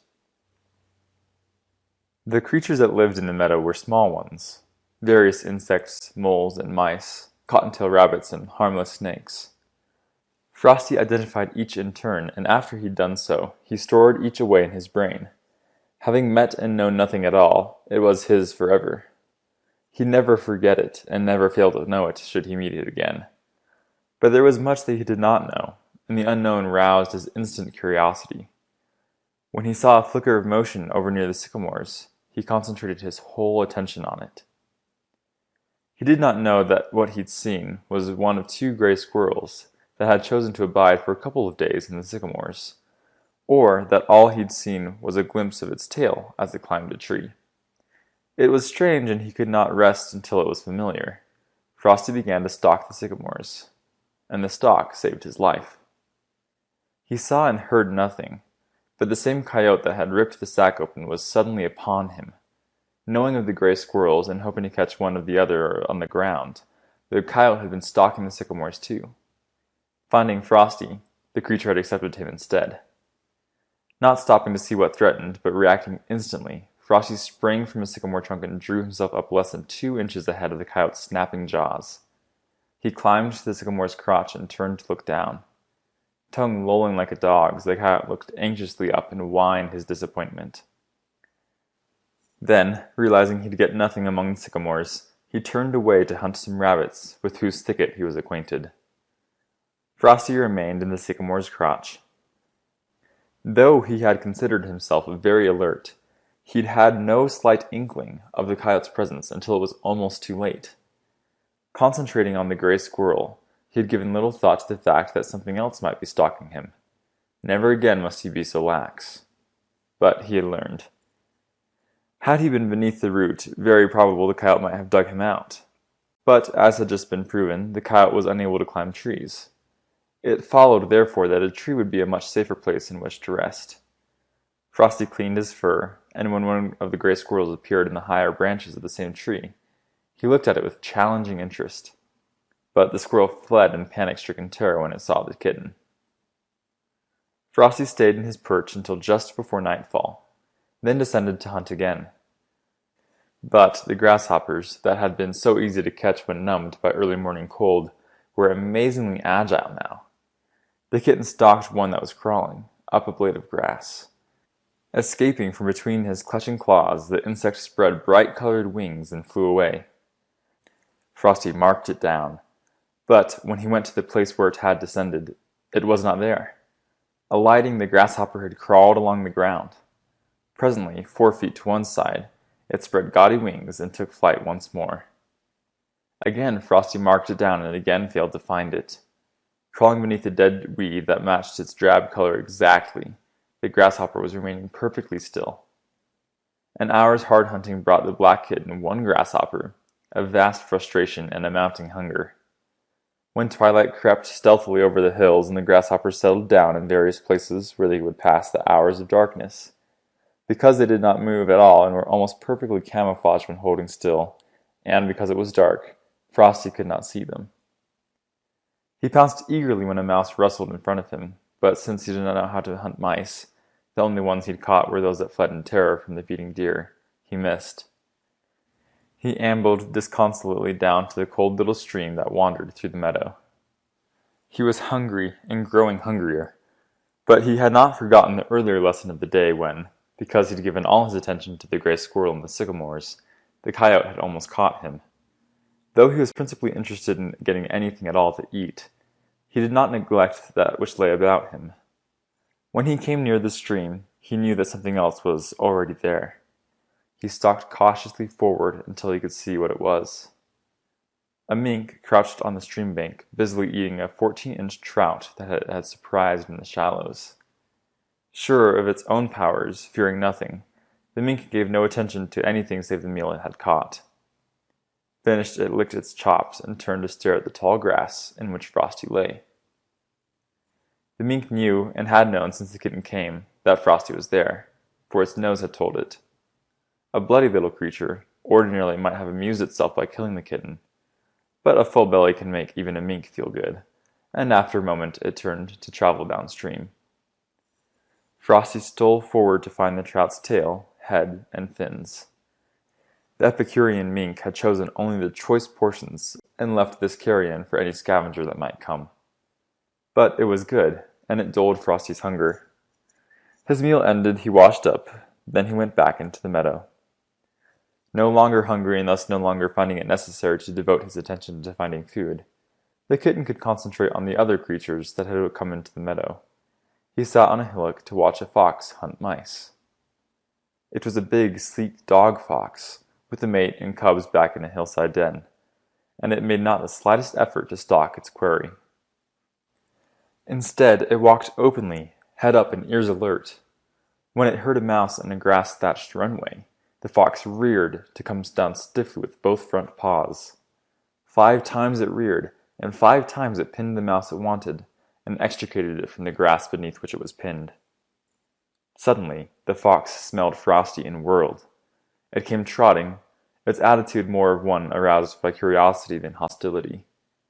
The kitten was something new, and before the fox took any further action, it wanted to know exactly what this strange creature was. Its head curving gracefully toward Frosty, it stopped 4 feet away. Trapped, and knowing it, the kitten made ready to fight. He laid his ears back and framed a snarl on his jaws. The growl that rumbled from his chest was from the most ferocious of which he was capable. Looking more amused than cautious, the fox extended an exploring paw. Frosty struck and missed. He was no match for this veteran of the wilderness. The fox circled, and the kitten turned with him. After a short space, seemingly well entertained, the fox padded away. No wanton killer, it was a good hunter, and, in this time of plenty, it could take its choice of mice, fat rabbits, or plump grouse. Any one of them was preferable to this snarling kitten, though had it been lean hunting, or had the fox been hungry enough, Frosty would have died right there. The black kitten tried to hunt mice as he had seen the fox catch them, but though he could hear them scurrying along their own ways, his timing was poor and his knowledge scant. One needed the skill that only experience brought to succeed in this sort of hunting. Frosty left a dozen times without pinning even one mouse. When the 5 deer came back into the meadow, he trotted eagerly toward them. Though they had no war with mice, the deer never cared where they walked. Their hooves penetrated grassed roof runways, and now and then plowed into a nest. Whenever they did, the mice suffered a panic that momentarily robbed them of reason or of any desire to escape destruction. The feeding deer disturbed two that Frosty caught and ate. With the first light of morning, hunger satisfied, he returned to his sycamore and climbed to the familiar crotch. Impatiently, he lay down.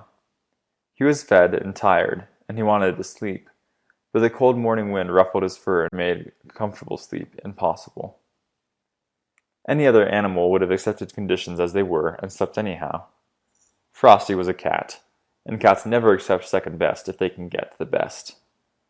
Frosty climbed out of one of the sycamore's massive limbs until the slender branches in which the limb terminated swayed beneath his weight. That made him afraid of falling, so he turned and went back. But he was still disinclined to accept a bed where the cold wind could chill him, even if there was a possibility of something better. He tried a second limb, a third, then went up the trunk and found exactly what he sought. A big limb growing out of the trunk had rotted and fallen. In falling, it had left a cavity that had been enlarged by a pair of pileated woodpeckers, which had nested in it over a period of years. Blowing leaves had sifted in and partly filled the hollow, and the cold wind seethed harmlessly past. Frosty found it a warm, dry, and safe bed. Since the opening was barely big enough to admit him, he could defend it against anything that tried to enter. More than once, in the days that followed, it was necessary for him to fill his bellies with grasshoppers, only for the simple reason that he could catch nothing else. He learned to see them in the grass and to gauge his strike so that he could catch them before they were able to take to the air. He became an expert hunter of grasshoppers, and the precise training this afforded helped him in other ways. The mice in their grass-thatched runways could never be seen. They must be heard, and since the strike was always blind, it had to be exact. A fraction of an inch one way or the other, and the mouse escaped.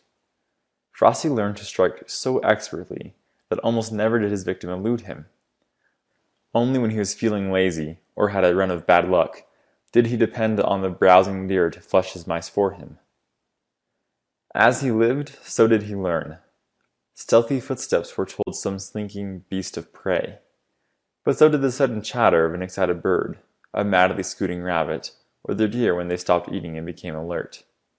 Frosty taught himself to read such signs, and by them he always knew when the coyote or some other dangerous creature was a prowl. He acquired a vast confidence in his own ability to meet and overcome any dangers that threatened. Hunting mice in the meadow one night, he came face to face with a bobcat that was similarly engaged.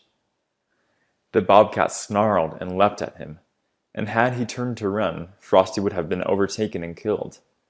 Instead of running, he stood his ground and spat back. The bobcat, pretending vast interest in a clump of grass near the kitten, scraped the grass with contemptuous feet and stalked away. Frosty extended his range from the meadow into the woods, and each journey became a bit longer and a bit more daring. He not only lived, but lived well, and his first great triumph was achieved some 6 weeks after he came to the meadow. Every afternoon, when the sun was hot and high, a mother grouse led her 5 bobtail young to some abandoned ant hills beside the forest. The birds burrowed luxuriously in the gritty earth, working it into their feathers and using their wings and beaks to throw it over their backs. The sand and grit acted as a cleansing bath. Occasionally, other predators visited the meadow in the afternoon, but the grouse came so quietly that these passerbys never knew of them. Frosty, who hunted the meadow almost every afternoon, knew all about them. But after stalking his stealthiest, only to have the mother grouse sound a warning, and the whole brood take to wing in his very face, he gave himself over to studying them. They were very difficult to stalk because the grass around the ant-hill was short, and he could be seen. But after 2 weeks, he thought he saw a way. This afternoon, a full hour before the grouse family was due to come out of the woods, Frosty was lying motionless behind one of the ant-hills. His eyes were unblinking, and even the tip of his tail did not twitch. To all appearances, he was a dead thing. He heard the grouse coming. They were announced by the tiny sound of their own feet and the mother's querulous clucking as she warned her young to take every care. Frosty remained motionless until 2 of the young grouse mounted the ant-hill behind which he lay. Then, without seeming to move at all, and certainly without visible effort, he was up and over. While the other grouse took thundering wing, he fastened his claws in one and pulled it down. That gave him an inflated idea of his own prowess, and the next afternoon he was again hiding in the ant-hill, waiting for the grouse. They did not come. The young were silly and inexperienced, but the mother was no fool. She would never be deceived by the same ruse twice in succession. However, catching just one grouse gave Frosty so much confidence that he increased his field vastly, and as he did, he learned still more. Because enemies could be anywhere, it was at all times necessary to be sharply alert. But Frosty had already discovered that the things besides himself which could climb trees were disinclined to be hostile, and once in the forest, he was never very far from a convenient tree. He changed his sleeping place from the sycamore's hollow trunk to the hollow limb of a massive oak in the forest. He also did more of his hunting in the forest. The place teemed with young rabbits and grouse, many of which were adventurous, incautious, downright silly, or a combination of all three. His skills consisted almost exclusively of these easy-to-catch creatures, but, in catching the young and foolish, he was laying the groundwork that would later enable him to bring down the wise and experienced. Frosty's move into the forest brought increased skill in hunting, but it also brought disaster. He was prowling one morning when he heard, smelled, and then saw a coyote coming. Deliberately, Frosty showed himself. This was a game he had learned to play, getting exactly every move the coyote made. When his antagonist rushed, Frosty waited until the last possible second before scrambling up a slender trunk of a black birch. He halted just beyond reach of his enemy's strongest leap, and looked down contemptuously. Suddenly, he was wrenched from the tree and suspended in mid-air. He did not know what had happened, for he had seen and heard nothing. But he did know that he must not submit meekly to anything at all. He tried to twist himself and rise to attack whatever held him. Now he saw that it was a great bird. Frosty had been plucked from his perch by a great horned owl, but he was lucky. 3 days ago, in a foray against Irikazman's chickens, the owl had been repelled by a shotgun in the hands of Ira's brother. Too fine to kill, the number 10 shot had only wounded and weakened him. He had since missed every strike at everything, and now, famished, he had caught the first creature he could that might be edible. However, instead of being deeply embedded, his claws were hooked only through the loose skin on Frosty's back. The owl winged toward a pine stub, alighted on a branch, and turned to kill his captive so he could eat it. But the second he found a purchase for his feet, Frosty attacked furiously. He sank his teeth through feathers into flesh, even while he raked with his claws. Always before, such of the owl's victims as had lived until they were landed in a tree were terrified and shivering, easy prey. He had bargained for no such fury as this. He took wing again, and this time his course led across the swamp. On the other side was a ledge of rock. Even a cat, dropped from any considerable height onto it, would not be likely to move again. Frosty knew only that he was helpless, and the knowledge redoubled his anger. He twisted and turned, doing his best to fling himself into any position from which he could claw or bite his captor. Without knowing what it was or what it meant, he heard Andy Gates' shot. He did know that the owl went suddenly limp, and that they plummeted toward the swamp. Strikingly, Frosty was momentarily stunned. He tried dazedly to get up and run away when something else seized him. He turned to attack his new enemy. End of Chapter 4. Chapter 5 of The Swamp Cat by Jim Kjelgaard. Partners. Twisting himself almost double, Frosty sank his teeth into the fleshy part of Andy's hand and raked with all four paws. Blood welled from the scratches and cuts and dripped onto the dead owl. But instead of flinging the kitten from him, Andy encircled Frosty's neck with his right thumb and forefinger, rendering his front paws ineffective by slipping his 3 other fingers behind them, grabbed his rear paws with his left hand, and stretched him out. He murmured, "If you aren't a little spitfire." Unable to do anything else, Frosty could only glare. The smile that always lingered in Andy's eyes almost flashed to his lips. His face softened. He spoke soothingly. "You might as well stop it. You'd have a real tough time clawing me to bits." Frosty snarled and Andy grinned. He'd never had a cat or thought of getting one. But besides his fighting heart, there was something about Frosty to which he warmed. Without thinking that he too had defied conventional living, Andy recognized something akin to himself. He said firmly, "You're going to get some help whether you want it or not." Holding Frosty so that he could neither scratch nor bite, Andy carried him back to the house, pushed the door open with his knee, and wondered. The kitten must be hurt because nothing withstood the strike of a great horned owl without getting hurt. In spite of the fact that he did not appear to be seriously injured, he probably would bear watching for a few days. And he thought speculatively of one of the cages in which the muskrats had been shipped. He'd be able to watch the spunky little fellow closely if he put him in one. For no apparent reason, he suddenly remembered when he had lived in town, working on the railroad nights and going to school days. There had always been a feeling of too little room and too much confinement. He looked again at Frosty and put him down on the floor. "Guess we won't mock you up." Frosty scooted beneath the stove, and again Andy's smile threatened to blossom. Running, the kitten looked oddly like a strip of black velvet upon which frost crystals sparkle. It was then that Andy gave him his name. "Okay, Frosty. If that's what you like, that's what you can have." He stooped to peer beneath the stove and was warned away with a rumbling growl, so he straightened up. After he had satisfied himself that the kitten was all right, Frosty would be free to go his own way. There never had been and never would be any prisoners in the swamp. Going outside, careful to latch the door behind him lest it blow open and let Frosty escape, Andy caught up a discarded tin can and took a spade from his shed. He turned the rich muck at the swamp's edge, dropped the fat worms he uncovered into the can, then went back to the house for a willow pole and with a line, hook, and cork bobber attached. Carrying the pole and can of worms, he made his way to the watery slough in front of the house. While their dozen children sported in the slough, Four-Leaf and Clover dug succulent bulbs in the mud on the opposite bank. None paid any attention to Andy. This colony, protected by the nearness of the house, and seeming to know it, was not nearly as wary as those that lived in the more remote sections of the swamp. Even the great horned owls had not attacked them. Andy strung a wriggling worm on his hook and was about to cast it when, "Howdy!"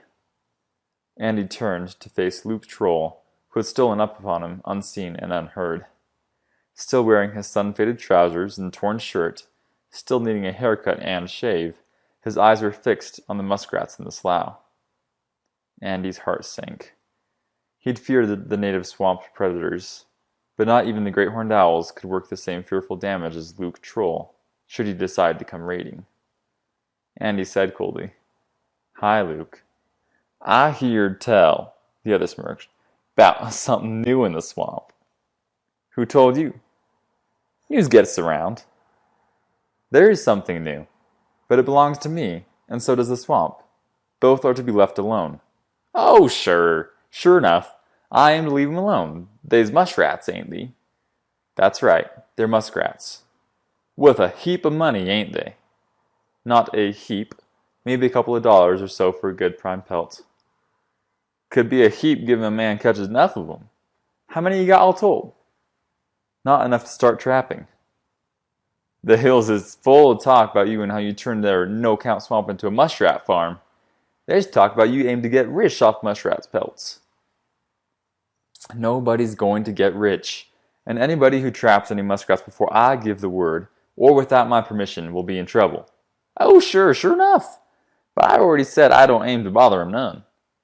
And he said shortly, That's a good idea.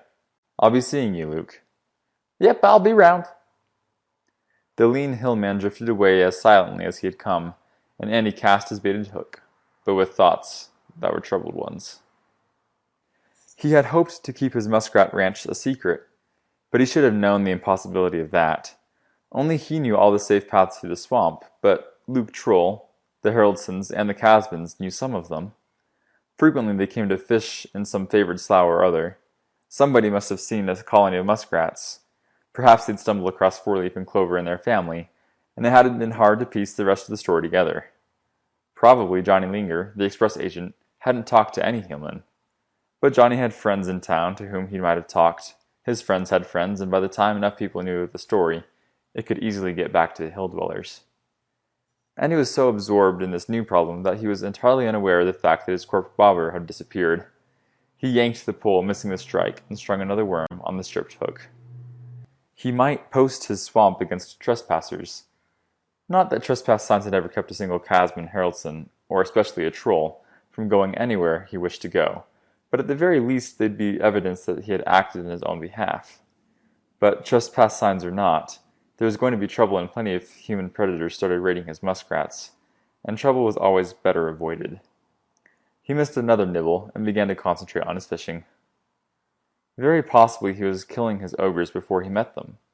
But when Luke Troll saw a possibility of earning money without working for it, his bobber disappeared again, and he struck in time, lifting a big flab jumbo perch out of the slough, put it on a stringer, rebaited, and cast his line. There was little sport in catching the perch with such heavy tackle, but they were delicious eating, and the slough swarmed with them, and he fished until he had 6.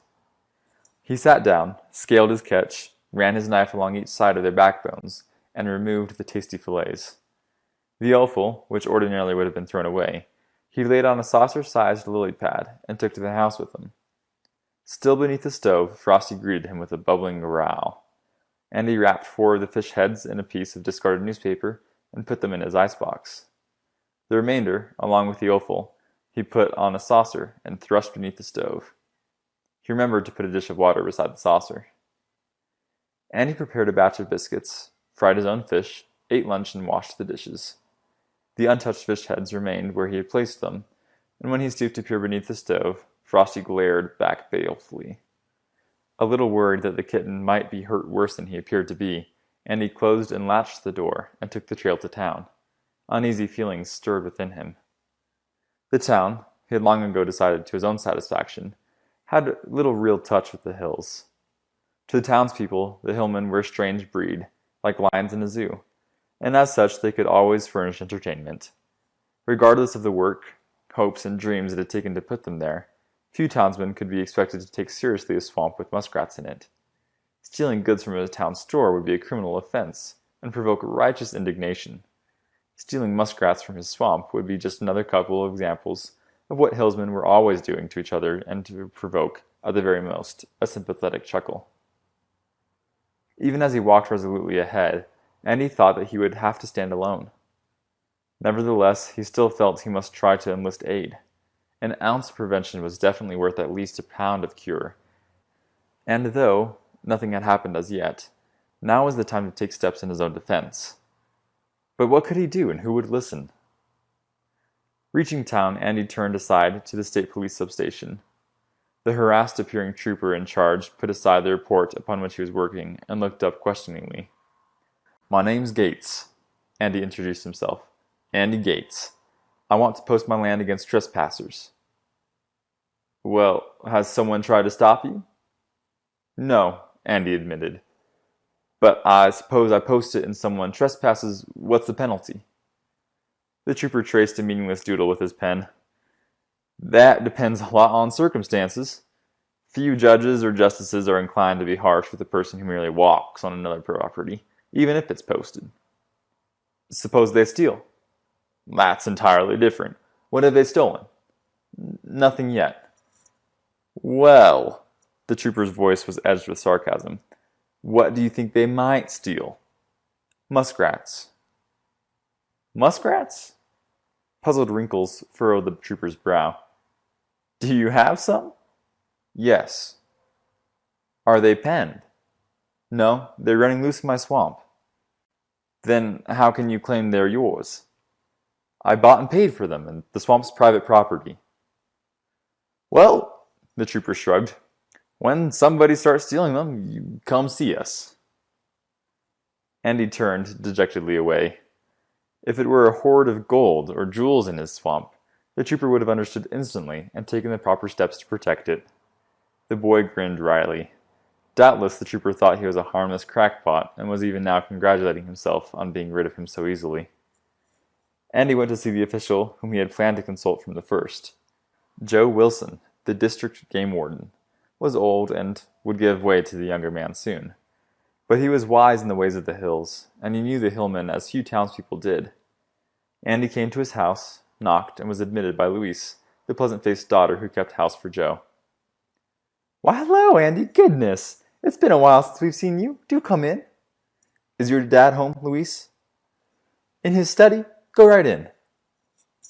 There was a pang in her voice, for there had been a time when no daylight hours, and frequently few night hours, would have found Joe Wilson behind his desk. Now, when he went into the hills at all, it was only to those places which could be reached by car. Lean as a weasel, the way he had spent his life was written in the seamed face and wise eyes. Storms and suns and wind had marked his face. Age and experience had implanted the wisdom in his eyes. He swung on his worn-swiveled chair to face Andy. Hi, young feller. Hi, Joe. Andy shook the warden's extended hand. You're looking great. I may be good for a few days yet. What's on your mind? I need your advice. So? I've stocked my swamp with muskrats, and Andy told of the 6 pairs of muskrats he had planted in his swamp. He spoke of their misadventures with the fox and bobcat, and of raiding great horned owls. But in spite of losses, the survivors had produced 38 young. They had not only adjusted themselves to the swamp, but had learned how to protect their babies. Naturally, there would be some losses among the young, but as far as Andy knew, there hadn't been any yet. He had ordered 20 more mated pairs, which were due next week. He knew he'd lose some, perhaps half or even more, but some would survive and multiply. Next spring, when muskrat pelts were at their best, he'd harvest a few, if conditions so warranted. If not enough muskrats survived the winter, he'd let them go another season or more. He hoped that, over the years, he might build up enough of a muskrat population so that harvesting the surplus every year would be profitable. However, he had no illusions of great wealth. When he was finished, Joe Wilson tapped a blackened pipe full of tobacco, lighted it, and puffed soberly for a moment. Then he turned to Andy. Seems to me you're doing all right by yourself. Why do you need my advice? Luke Troll has found out about it. Oh gosh, Andy said dryly. I know what you mean. You leatherhead! Why don't you take them at night and plant them back in the swamp? You know places there like nobody else can reach. I did take them at night, but I wanted to keep one pair under close observation, so I released them in the slough in front of my house. Somebody saw them, or somebody, fishing back in the swamp, stumbled across another colony. Then, too, I think Johnny Linger talked. They came, of course, through his station. Johnny would talk. Not to Luke Troll, Andy conceded. But he has friends in town, they have friends, and the news got around. What can I do? Have you seen the state police? Yes. They told me to wait until somebody starts poaching, then come to them and they'd see what they can do about it. They can't do anything, Joe Wilson said quietly. They'd have to catch Luke in the act, and knowing him as I do, they can't. I know he's been violating game laws ever since he was old enough to shoot a gun or cast a line, but I myself have only been able to catch him once in 15 years. You're in for trouble, Andy. I know it. Will posting the swamp help? Will trespass sign keep Luke Troll out of any place he wants to go into? No. Nor will anything else. He's mean as a mink and crafty as a shot-stung mallard.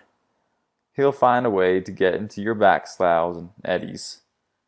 A shallow draft boat light enough to carry him will take him there. He won't be stopped as long as he sends money in the offing. Andy said grimly, I could meet him, explain that he has to stay out of the swamp, and back it up with fists. Do that and you're in trouble, Aunt Joe Wilson pointed out. Luke wouldn't fight back, but he would gallop that horse of his all the way into town and swear out an assault warrant. It'd be you, not Luke, whom the state police would bring in. If he was caught with muskrat pelts, wouldn't it be proof that he stole them from me? Joe Wilson shrugged. There's 200 miles of streams and 50 different ponds back in those hills, and the trapping season is open to anyone with a license. Luke could and would say he took his pelts elsewhere. But there are no muskrats anywhere except in my swamp. Do you know every pond and every foot of stream? Of course not. Then how would you expect to convince a judge or justice? One muskrat pelt looks exactly like another. There's nothing special to mark yours. Isn't there anything I can do? Yes, there is, Andy. Has it occurred to you that your muskrat ranch will either have to be something pretty decent or else not worth bothering with? What do you mean? The warden shrugged. Just this. Considering the price of muskrats, you'll have to have plenty of them to make the thing pay off. Their pelts are at the best in late winter and early spring. To make it worthwhile, you'll have to have a great many, and you won't be able to handle them all anyhow. Now, Ira and Judd Casman are decent enough people. So are Old Man Haraldson and his sons. Take them into your confidence. Ask them to lay off until you have a trapping stock. And I promise that, when, and if you get one, they can help you reap their harvest. You won't be able to do it all anyhow. They'll understand, and I'm sure they'll cooperate. They won't be able to keep Luke off my neck. Nobody, said Joe Wilson, ever kept Luke off anybody's neck once he's decided to land on it. Do you know what I'd do? What? Hope he falls in a quicksand slough if he comes for your muskrats, the warden said grimly. Failing that, you'll just have to meet any situation as it arises. I wish you luck. Thanks, Andy murmured. It looks as though I'll need it. Well, I'll be getting back.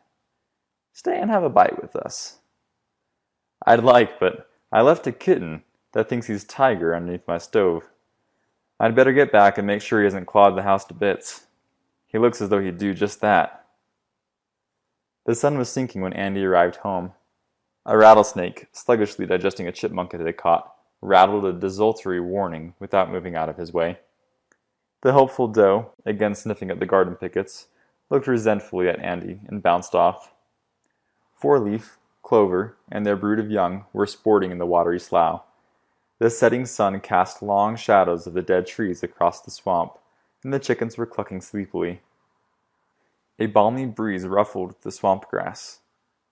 It was another summer night, exactly like summer nights had been for ages past and would be for ages to come. Andy sighed and went into his house. He was discouraged and tired. For once the swamp struck no responsive chord, and the fact that he had come home failed to move him. He knelt to peer beneath the stove. The fish had been eaten, but Frosty was still far under there, and his warning growl rumbled. Andy got wearily to his feet. Obviously the kitten was not seriously injured, and just as obviously any sort of enclosure, even a whole house, was far too much of a prison for this feline spirit. Too listless to have much of an appetite, Andy fixed himself a sandwich, washed it down with a glass of water, took the other fish heads from the icebox and put them on the porch. Before he went to bed, he opened the door and propped it with a chunk of firewood. He was attracted to Frosty and would like to keep him, but there would be no prisoners here. The kitten could have his freedom, if that was what he wanted. Andy lay awake while the night wasted. Then sheer exhaustion made itself felt. He fell into deep slumber and did not rouse again until the sun was an hour high. He sat up in bed to see Frosty settled in the still open doorway, washing his face with his front paws. Andy's dejection from yesterday melted away. He smiled.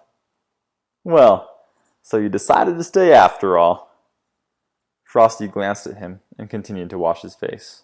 End of Chapter 5. Chapter 6 of The Swamp Cat by Jim Kjelgaard. Frosty Prowls. Having his freedom, Frosty accepted it. Partly because the boy had set him free, he also accepted Andy. But there was another and very compelling reason why he had chosen to come back into the house, rather than escape into the swamp or the surrounding wilderness. Perfectly capable of making his own way, entirely self-sufficient, he recognized no superior and would bow to no inferior. But he liked Andy, and in spite of the fact that he could do very well all by himself, he would not choose a lonely life, providing he could ally himself with an equal. If this fellow had kept him prisoner for a little while, he had also set him free, and he had offered no real hurt.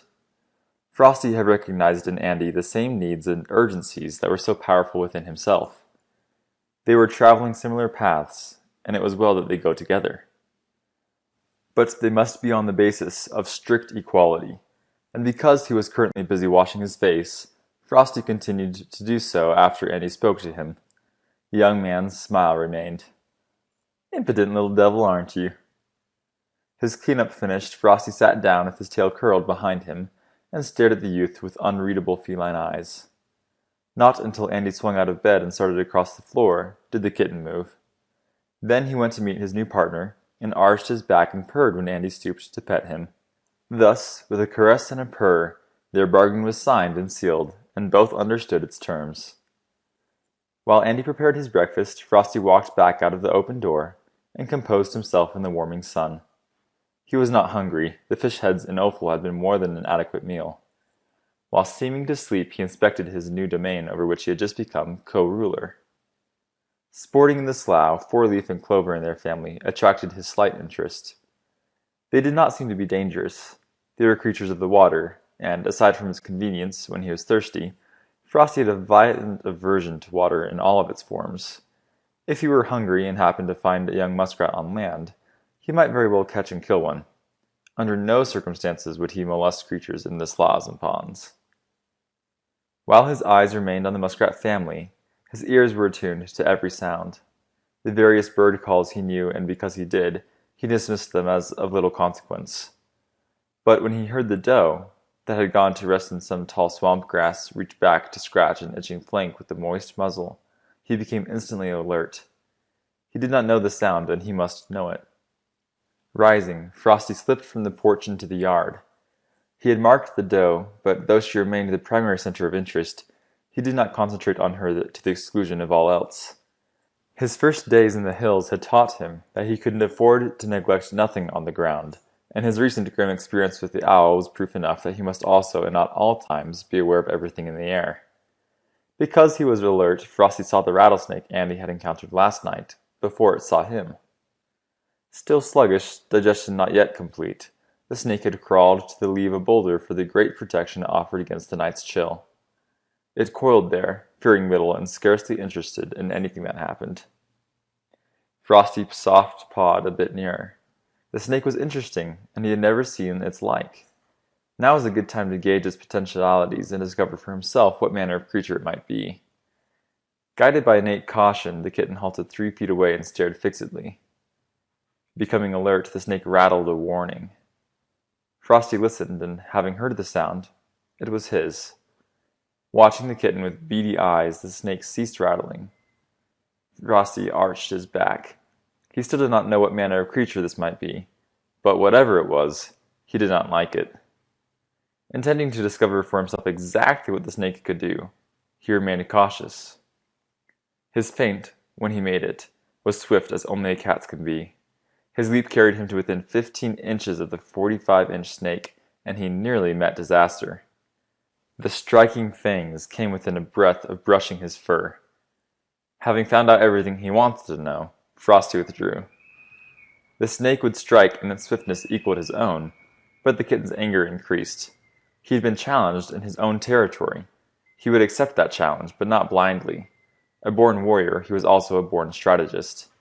The snake, rattling constantly now, undulated its thick body into coils. But though its strike was lightning fast, otherwise it was a comparatively sluggish thing. Frosty feinted again.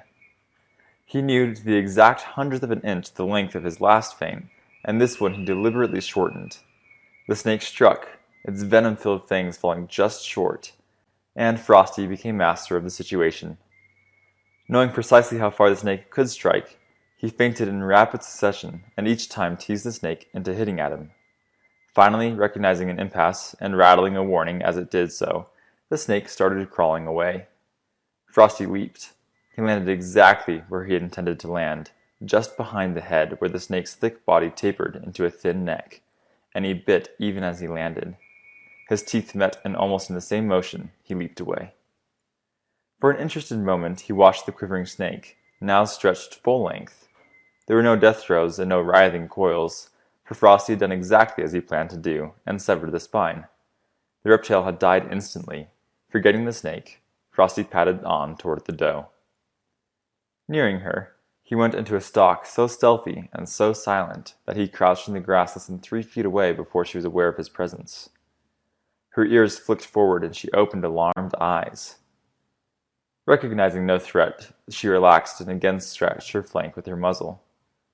Satisfied because he had traced the source of this sound, the kitten retraced almost step for step the path he had taken coming into the grass, and he was at the edge of the clearing when Andy emerged from the house.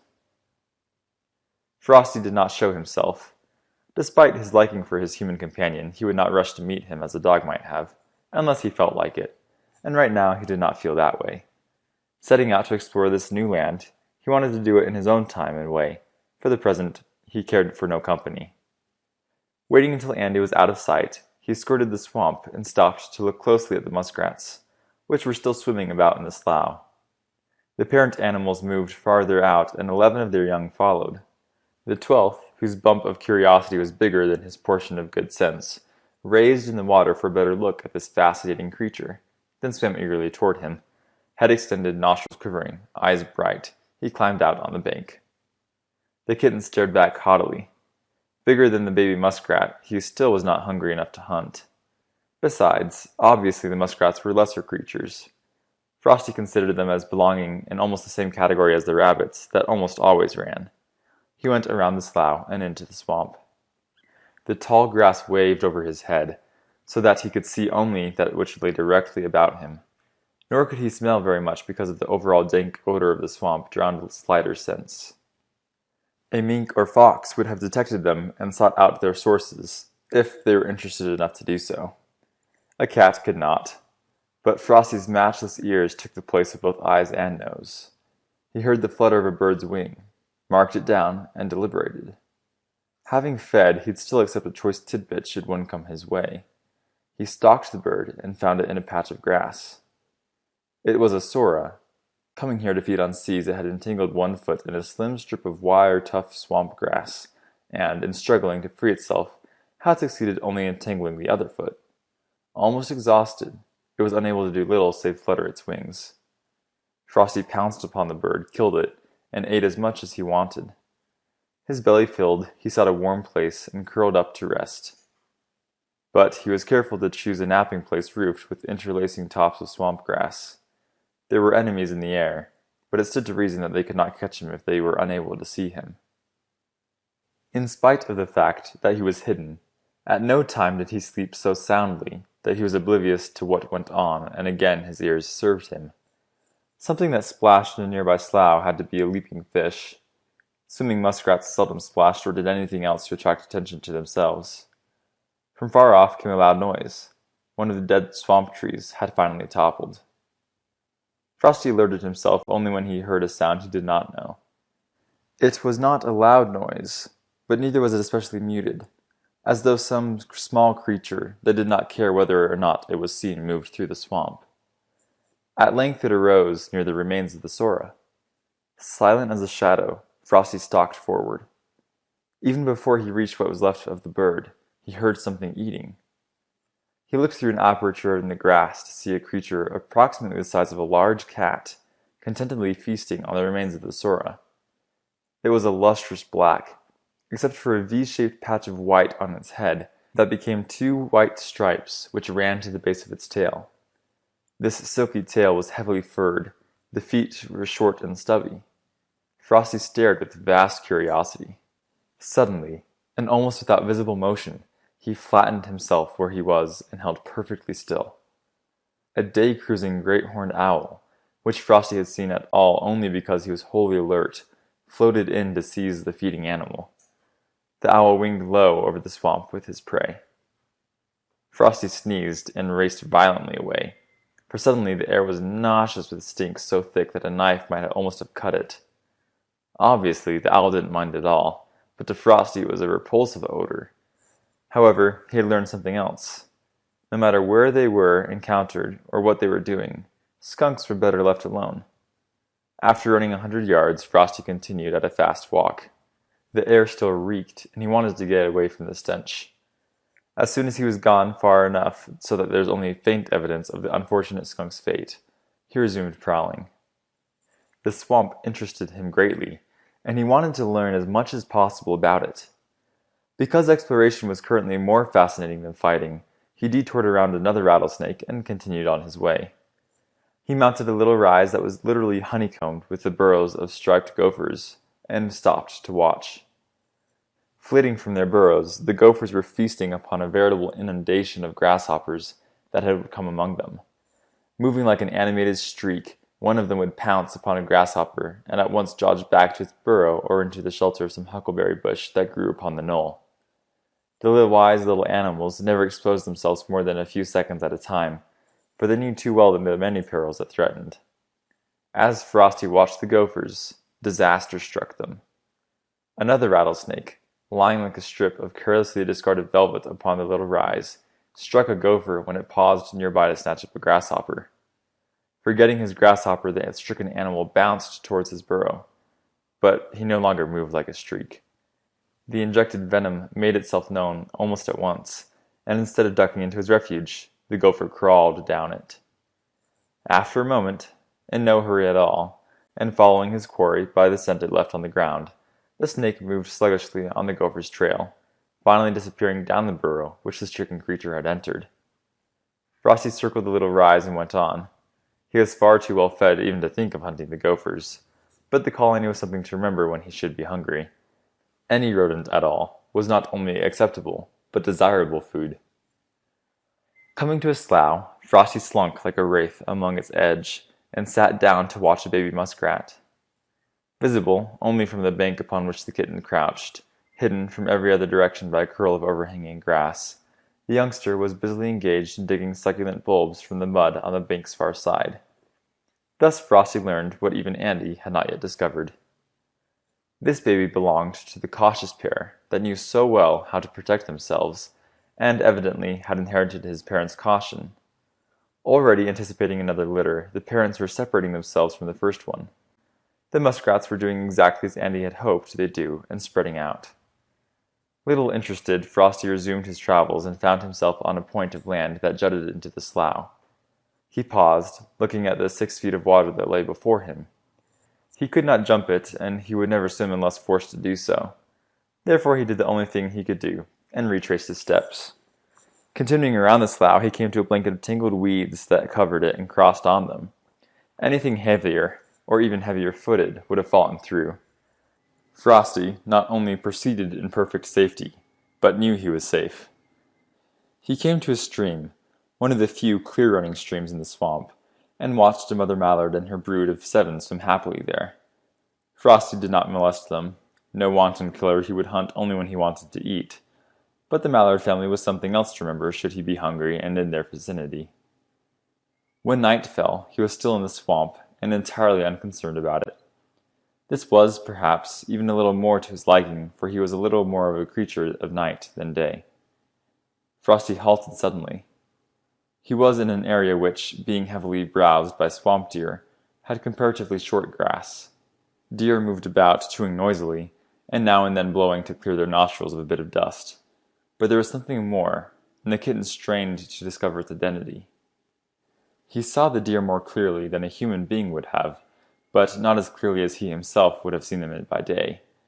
Though his night vision was good, he had no magic lens that pierced the darkness and made everything easily visible. Besides the deer and the chewed down grass, he could see nothing. He could only hear the deer moving, chewing, blowing, and the soft murmur of the wind that never seemed to cease. He still knew that danger threatened. The knowledge came to him, probably through a very faint sound that tickled his built-in ear antennae, without identifying itself and without even seeming like an audible noise. Had he any clear idea of what he faced now, he would have known what to do about it. Lacking any idea whatsoever, he could only be careful. He turned away from the sound and went back into the tall grass. Once there, where he was at least partially shielded from great horned owls, he broke into a fast run. But it was not a panicky run. He had set out to elude something which he realized existed, and that was all he knew about it. No instinct could possibly help him, and blind fight could lead to nothing but trouble. In a situation such as this, his only hope lay in relying on planned intelligence. Frosty halted after running 300 yards and turned to face the direction from which he had come. He had scurried into a part of the swamp which he had not yet visited. This was an error, and almost instantly he knew it was an error. Every tree, clump of bush, and the various kinds of grass through which he had already prowled were clearly mapped in his brain.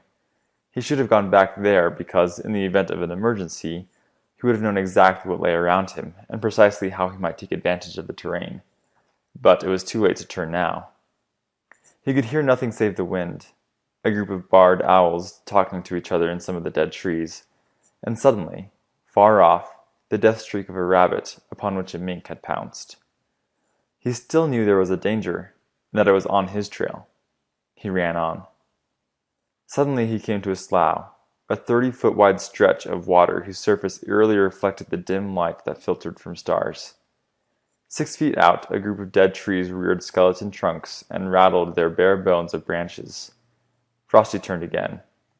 He was not trapped, for he could run in either direction along the slough's bank. But that would be blind running, and he did not know where it might lead him.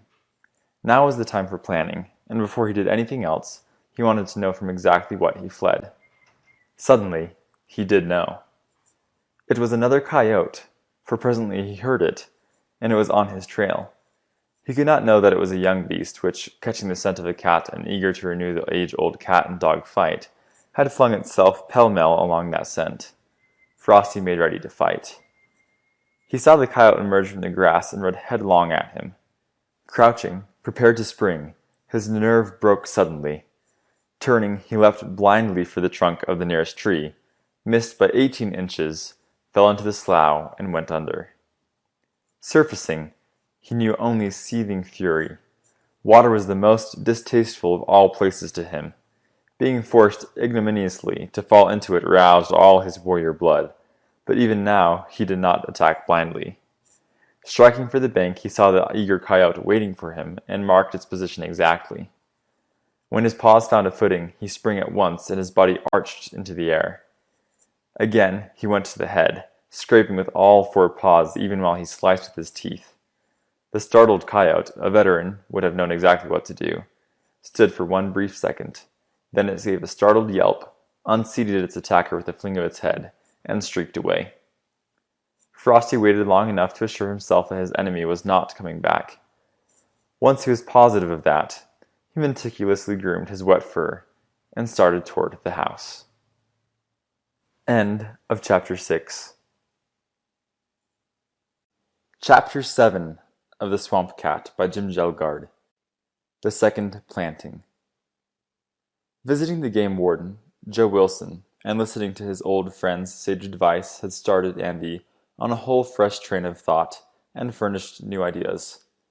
He sat at the table in his little house and devoted himself to serious thinking. Muskrat pelts are fairly valuable in the fall, as soon as the weather turned cold enough to make them so. But they were far and away at their best and brought the highest prices if taken in late winter or early spring. In order to realize the maximum profit from his venture, and even to think about anything else would be silly, The entire crop of pelts would have to be harvested in a comparatively short time. This posed a problem which, until now, Andy had not even considered. Nor had he thought of sharing with his neighbors. He admitted it honestly. He now saw this as a near necessity, aside from being a kindly gesture. Even though everything looked favorable, as yet he could not possibly know whether his plan to turn the swamp into one big muskrat ranch would end in success or failure. But he did know that there could be no intermediate point. Muskrat pelts, which, depending on the fur market, might bring a little more or a little less than $2 each, and probably would average that, were not so valuable that a few, or even a dozen of them would be worthwhile. He had to take a great many. But if he restricted himself to the best part of the trapping season, even though he worked as many hours as possible 7 days a week during that time, how many pelts would one man, working alone, be able to handle? Without knowing the limit, he was sure there had to be one. Merely setting enough traps and moving them whenever a sufficient number of muskrats had been taken from any one portion of the swamp would, within itself, be no small task. In fact, though most of it could be done before trapping started, just patrolling the swamp and deciding how many pelts might safely be taken and still leave an adequate foundation of breeding stock would be a big job. Then there would be the skinning the catch, making stretching boards and stretching the pelts. All of this not only had to be done, but it must be done well. A poorly cleansed or badly stretched pelt was not worth nearly as much as one cared for expertly. It would be to his benefit, and theirs too, if he accepted Joe Wilson's advice and asked the Casman brothers or the old man Harrelson and his sons whether they cared to participate. Since Andy was furnishing the swamp, all the initial investment and all the basic work, it would be feasible and acceptable to work something out on a share basis. It would, naturally, be useless to ask Luke Troll to cooperate with anybody and anything. Andy caught up a stub of pencil and a scratch pad to begin to figure. He had planted 12 muskrats, of which he had 6, 2 pairs and 2 lone females left. They had produced 38 young, and though Andy could not be sure, he had found the remains of 2 baby muskrats without identifying what had killed them. He thought that at least 30 remained. He intended to plant 20 more mated pairs, and judging from his past experience, he could expect to lose half of them. If the rest, and supposing 10 females survived, propagated in proportion to the first planting, there would be somewhat more than 90 young, if each adult female produced at least one more litter. Andy threw his pencil down and stared across the table. So many factors entered into the picture that there was about as much possibility of accurately forecasting how much increase there would be as there was of knowing which cow in a herd would switch its tail to the left first. If he could keep furred and feathered predators down and Luke Troll out, and if he were lucky, there might be anywhere between 150 and 200 muskrats in the swamp with the coming of spring. That would not be nearly enough to start reaping a harvest of pelts. It wouldn't even be an adequate breeding stock, and perhaps there would not be enough muskrats to start trapping the following spring. But by the 3rd year, always assuming that luck was on his side, the venture would show at least a modest return.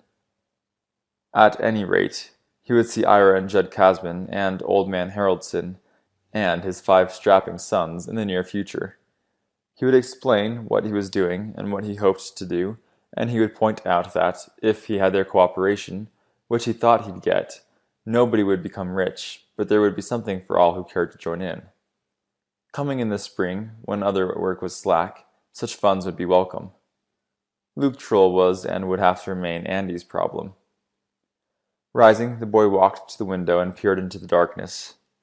He hadn't seen the frost-coated kitten since early morning, and, in addition to anxiety, he felt an unaccountable sense of disappointment.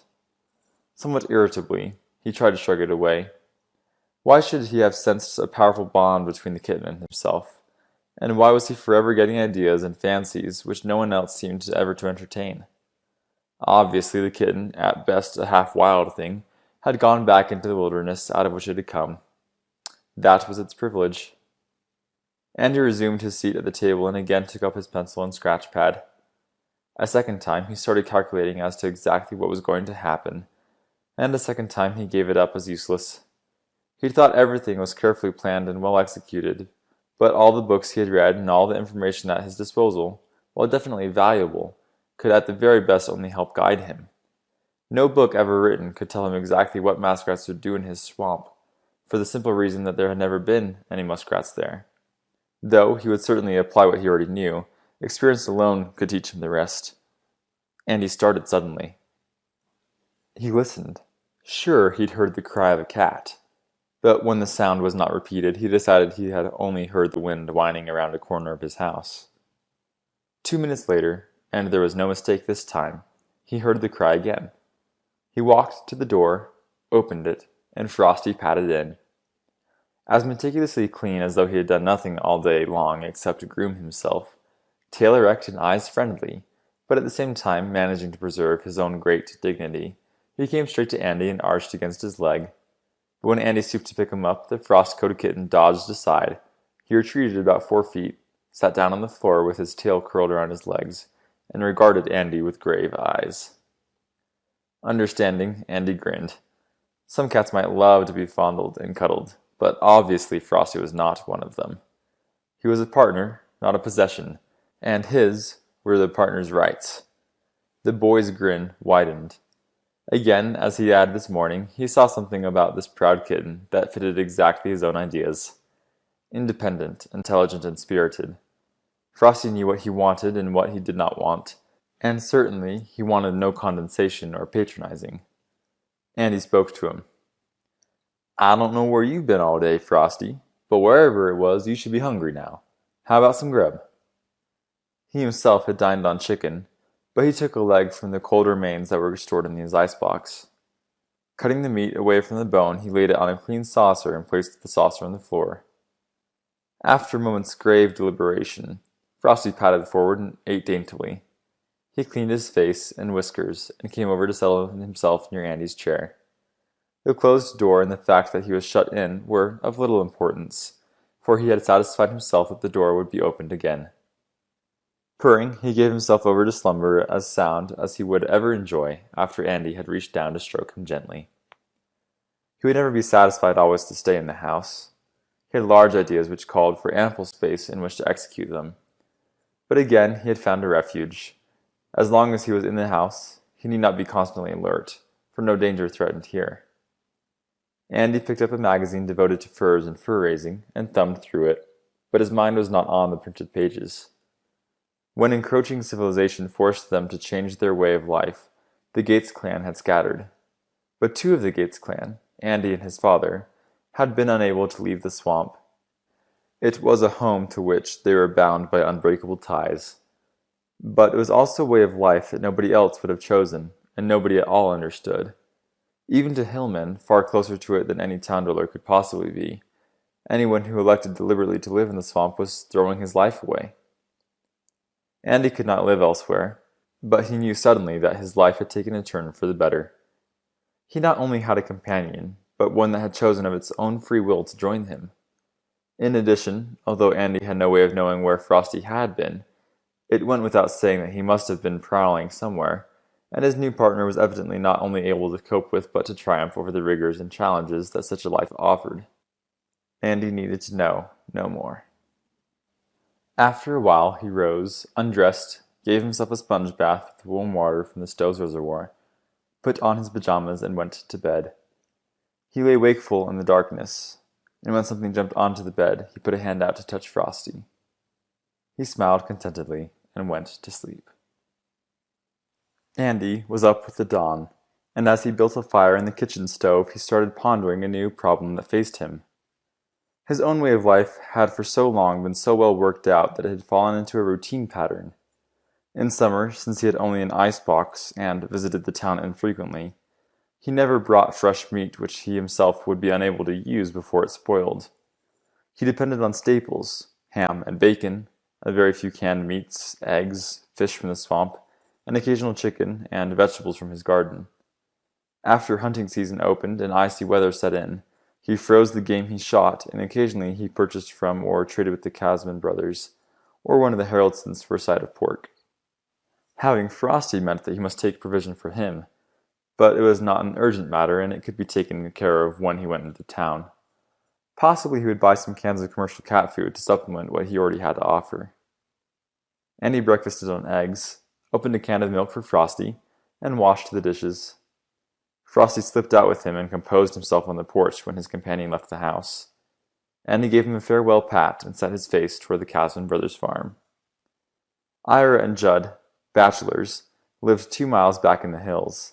The various abandoned farms Andy passed on his way to them were sufficient evidence that, in their own way, the Casman brothers were as hard as the granite boulders that reared humped gray backs out of their fields and pastures. The Gateses had not been the only ones to have left the hills. Many of the Casmans and Haroldsons, and all the Trolls, excepting Luke, had gone too. Ira and Judd, like Old Man Harroldson and his sons, had not only managed to hang on, but did quite well. They never had more than modest sums of money, but they never knew want either, and they were happy with the life they led. Andy passed the one-room, one-teacher country school which he had attended, and which was now kept open solely for the numerous offspring of Old Man Haroldson's sons. He swung up the hill, descended the other side, and saw the Casman farm. The house and outbuildings were well back from the dirt road. 5 cattle and about 60 sheep grazed in the pasture, and the field was green with various crops. Andy swung up the lane toward the house, and the Casman's big, friendly dog, there were far fewer rattlesnakes away from the swamp, bounded forward. He barked a happy welcome, and Andy stooped to pet him. Straightening, he saw Judd Casman standing in the doorway. Judd was lean as a greyhound, tough as an oak knot, suspicious and approximately as talkative as a wary buck. There was no certain way to determine his age. He had taken an active part in the Troll-Casman-Gates feud, but, like Andy, he knew that belonged to the past. He murmured, "Mornin', Andy." "Good morning, Judd." "You et?" "I've had breakfast, Judd. I've just come to talk to you and ask something from you and Ira." "Ira's in the field. Call him in if you like." "That isn't necessary. You can tell him. I'm just trying to do something in my swamp, but now—" Andy described his project. He spoke of the muskrats he had already liberated, and of the increase in them. He told of the 20 pairs that were due in a few days. If the plan worked, Andy said, it would work very well. So well, in fact, that he would need help. Therefore, he would share with any hillman who cared to join him. He himself must retain complete control, and he would say how many muskrats might be taken from any one section of the swamp. It would be the trapper's job to take the muskrats, pelt them, and scratch the pelts. For so doing, he would receive half the value of such pelts as he handled, and Andy would do the marketing. Judd listened in attentive silence. When Andy was finished, he spoke. "What you want of Ira and me?" "A chance," Andy said frankly, "and nothing more. The best way I can figure it, there won't even be an adequate breeding stock next spring. There can't possibly be any trapping. Maybe there can't even be any the following spring. But we should be able to start the spring following that. All I want from you, or anyone, is to leave the muskrats alone until the time is right." "Me and Ira got no call to pester 'em." "Thanks, Judd." "You're getting 20 more of those muskrats?" 40. 20 mated pairs. Quite a parcel to tote." "I'll make 3 trips." "You needn't," Judd declared. "Come get our Tom horse. He packs good, and just turn him loose when you're done. He'll come home." Andy led Tom, the Casman's brother's gentle brown pack horse, off the road and down the trail to his house. The halter rope was slack. Tom knew he had a job and was entirely willing to do it. Sure-footed as a goat, he threaded his way among the boulders in his path and matched his pace to Andy's. Since it was unnecessary to watch the horse, Andy gave himself to reflection. There was a change in his relations with the Casman brothers and Old Man Harroldson and his sons. Nobody had mentioned it, and it could not be seen. But it could be felt. His reception by each of the Haroldsons had been approximately the same as that which the Casmans had accorded him. None had been loquacious, but all had been listened, and all had been promised to leave Andy's muskrats alone until he himself gave the word. Through that simple understanding, the change was worked. Formerly considered at least queer, if not an outright crackpot, he had now advanced to being respected. Nobody except himself had thought his swamp anything except a worthless marsh. He had not only seen possibilities there, but was in the process of developing them. Time might very well prove that it was they, not he, who had been short-sighted. When he arrived at his house, Andy tied Tom to the porch. Frosty, napping in the sun, glided silkily over, regarded the horse with haughty and the muskrats with haughtier disdain, then sat down to watch the proceedings. Unstrapping the ropes that bound the crates to Tom's pack saddle, Andy lifted them to the ground one by one. When they were all unloaded, he untied Tom, looped the lead rope through his bridle so it wouldn't drag, and patted him on the rump. The horse started cheerfully up the trail toward his home. These muskrats were designed for the most inaccessible ponds and sloughs in the swamp, and it was too late even to think of taking them in today. 2 at a time, one under each arm, Andy carried the crates inside. He stepped back to look at them with pleased satisfaction. An almost visible sneer on his face, Frosty paraded up and down the row of crates, looked intently at the occupants of each, and turned loftily away. Andy laughed. "I take it you don't think they're your social equals." Disdaining to glance again at the crated muskrats, Frosty curled up in his favorite place near Andy's chair. He lost himself in his own meditations, and the young man gave him an affectionate glance. The further this partnership progressed, the better he liked it. Andy was up and had breakfast before daylight. He let Frosty out and then gave his attention to the muskrats. 20 crates meant 4 loads and 5 crates each. That many was by no means a heavy pack, but it was as much as he could be carried comfortably through the swamp. Besides, Andy had in mind 4 different sections of the swamp where he wanted to plant these animals.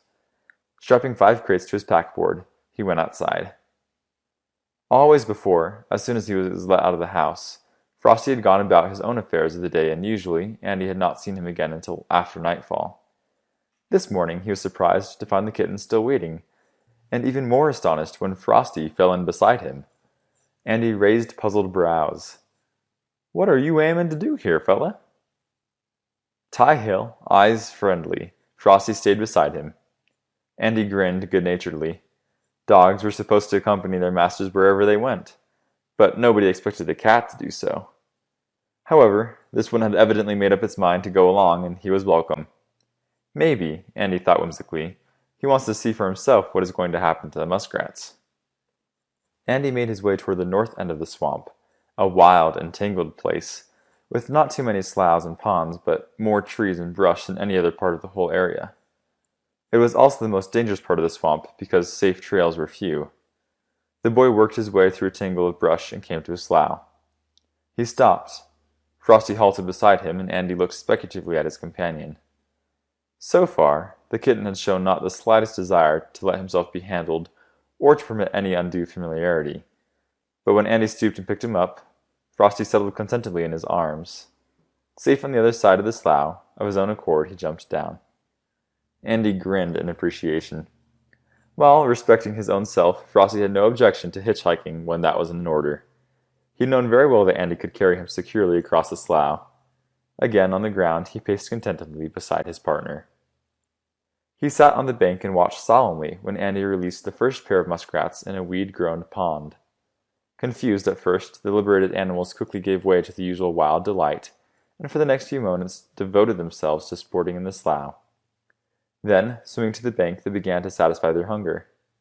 Aside from keeping a wary eye on Andy, they made no attempts to hide and offered not the slightest indication that they knew danger might lurk here.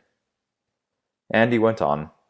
Previous experience had taught him that, with rare exceptions, pen-raised muskrats, and probably most other pen-raised creatures, would react in just this fashion.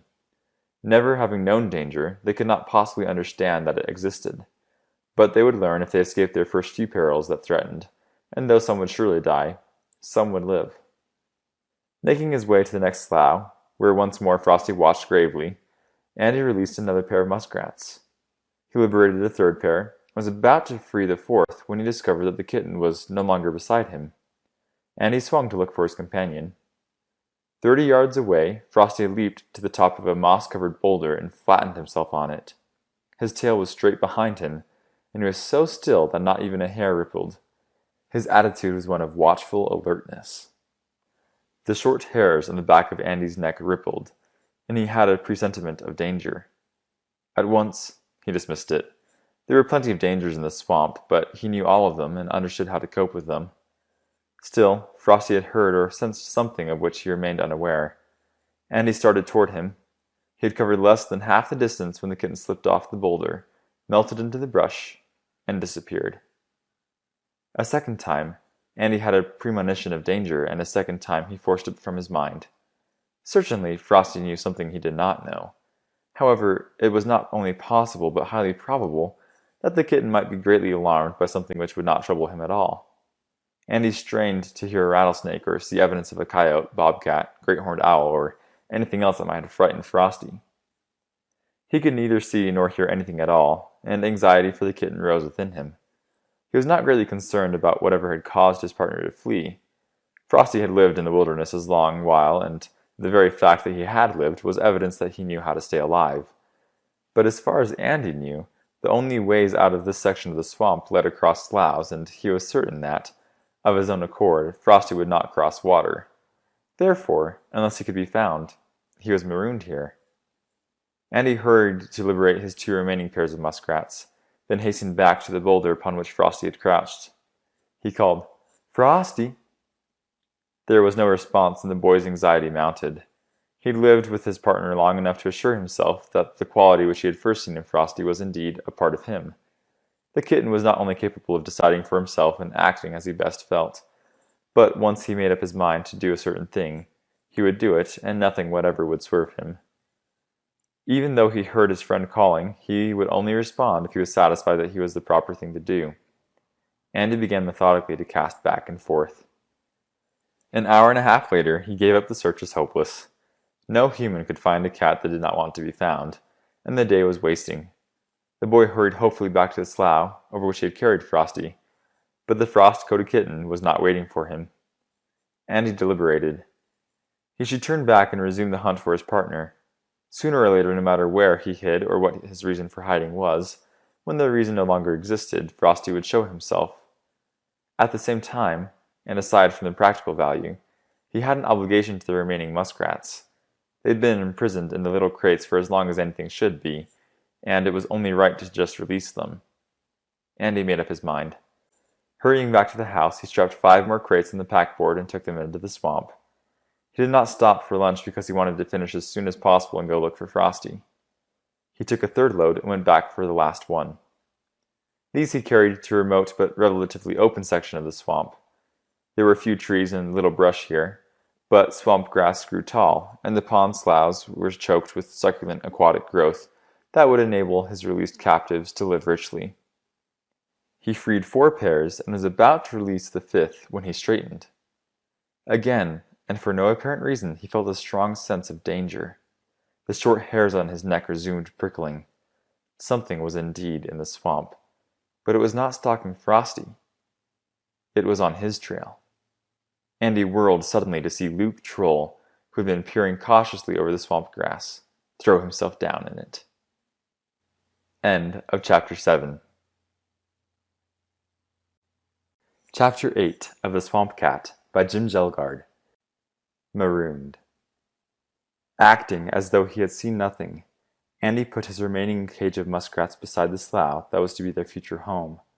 He knelt, opened the cage, spilled the muskrats into the slough, and watched them swim bewilderedly around. Casually, for Luke Troll was crafty as any fox that had ever padded through the swamp, he strapped the empty crate on his packboard and slipped into the shoulder straps. He turned as if intending to retrace exactly the path which he had followed. The swamp grass was tall and dense. A man who wanted to crawl away would do so if his suspicions were roused, and have every chance of hiding successfully. When the path had brought him as near as possible to the place where he had seen Luke Troll duck into the grass, and he shucked the packboard from his shoulder and ran as swiftly as possible toward the spot. A moment later, he looked down on the hillman. Luke was on his hands and knees, his head turned so that he could see over his shoulder, and the eyes that met Andy were as cold as those of any hunting great horned owl or bobcat, but his lips framed an appeasing smile, and his voice was amiable.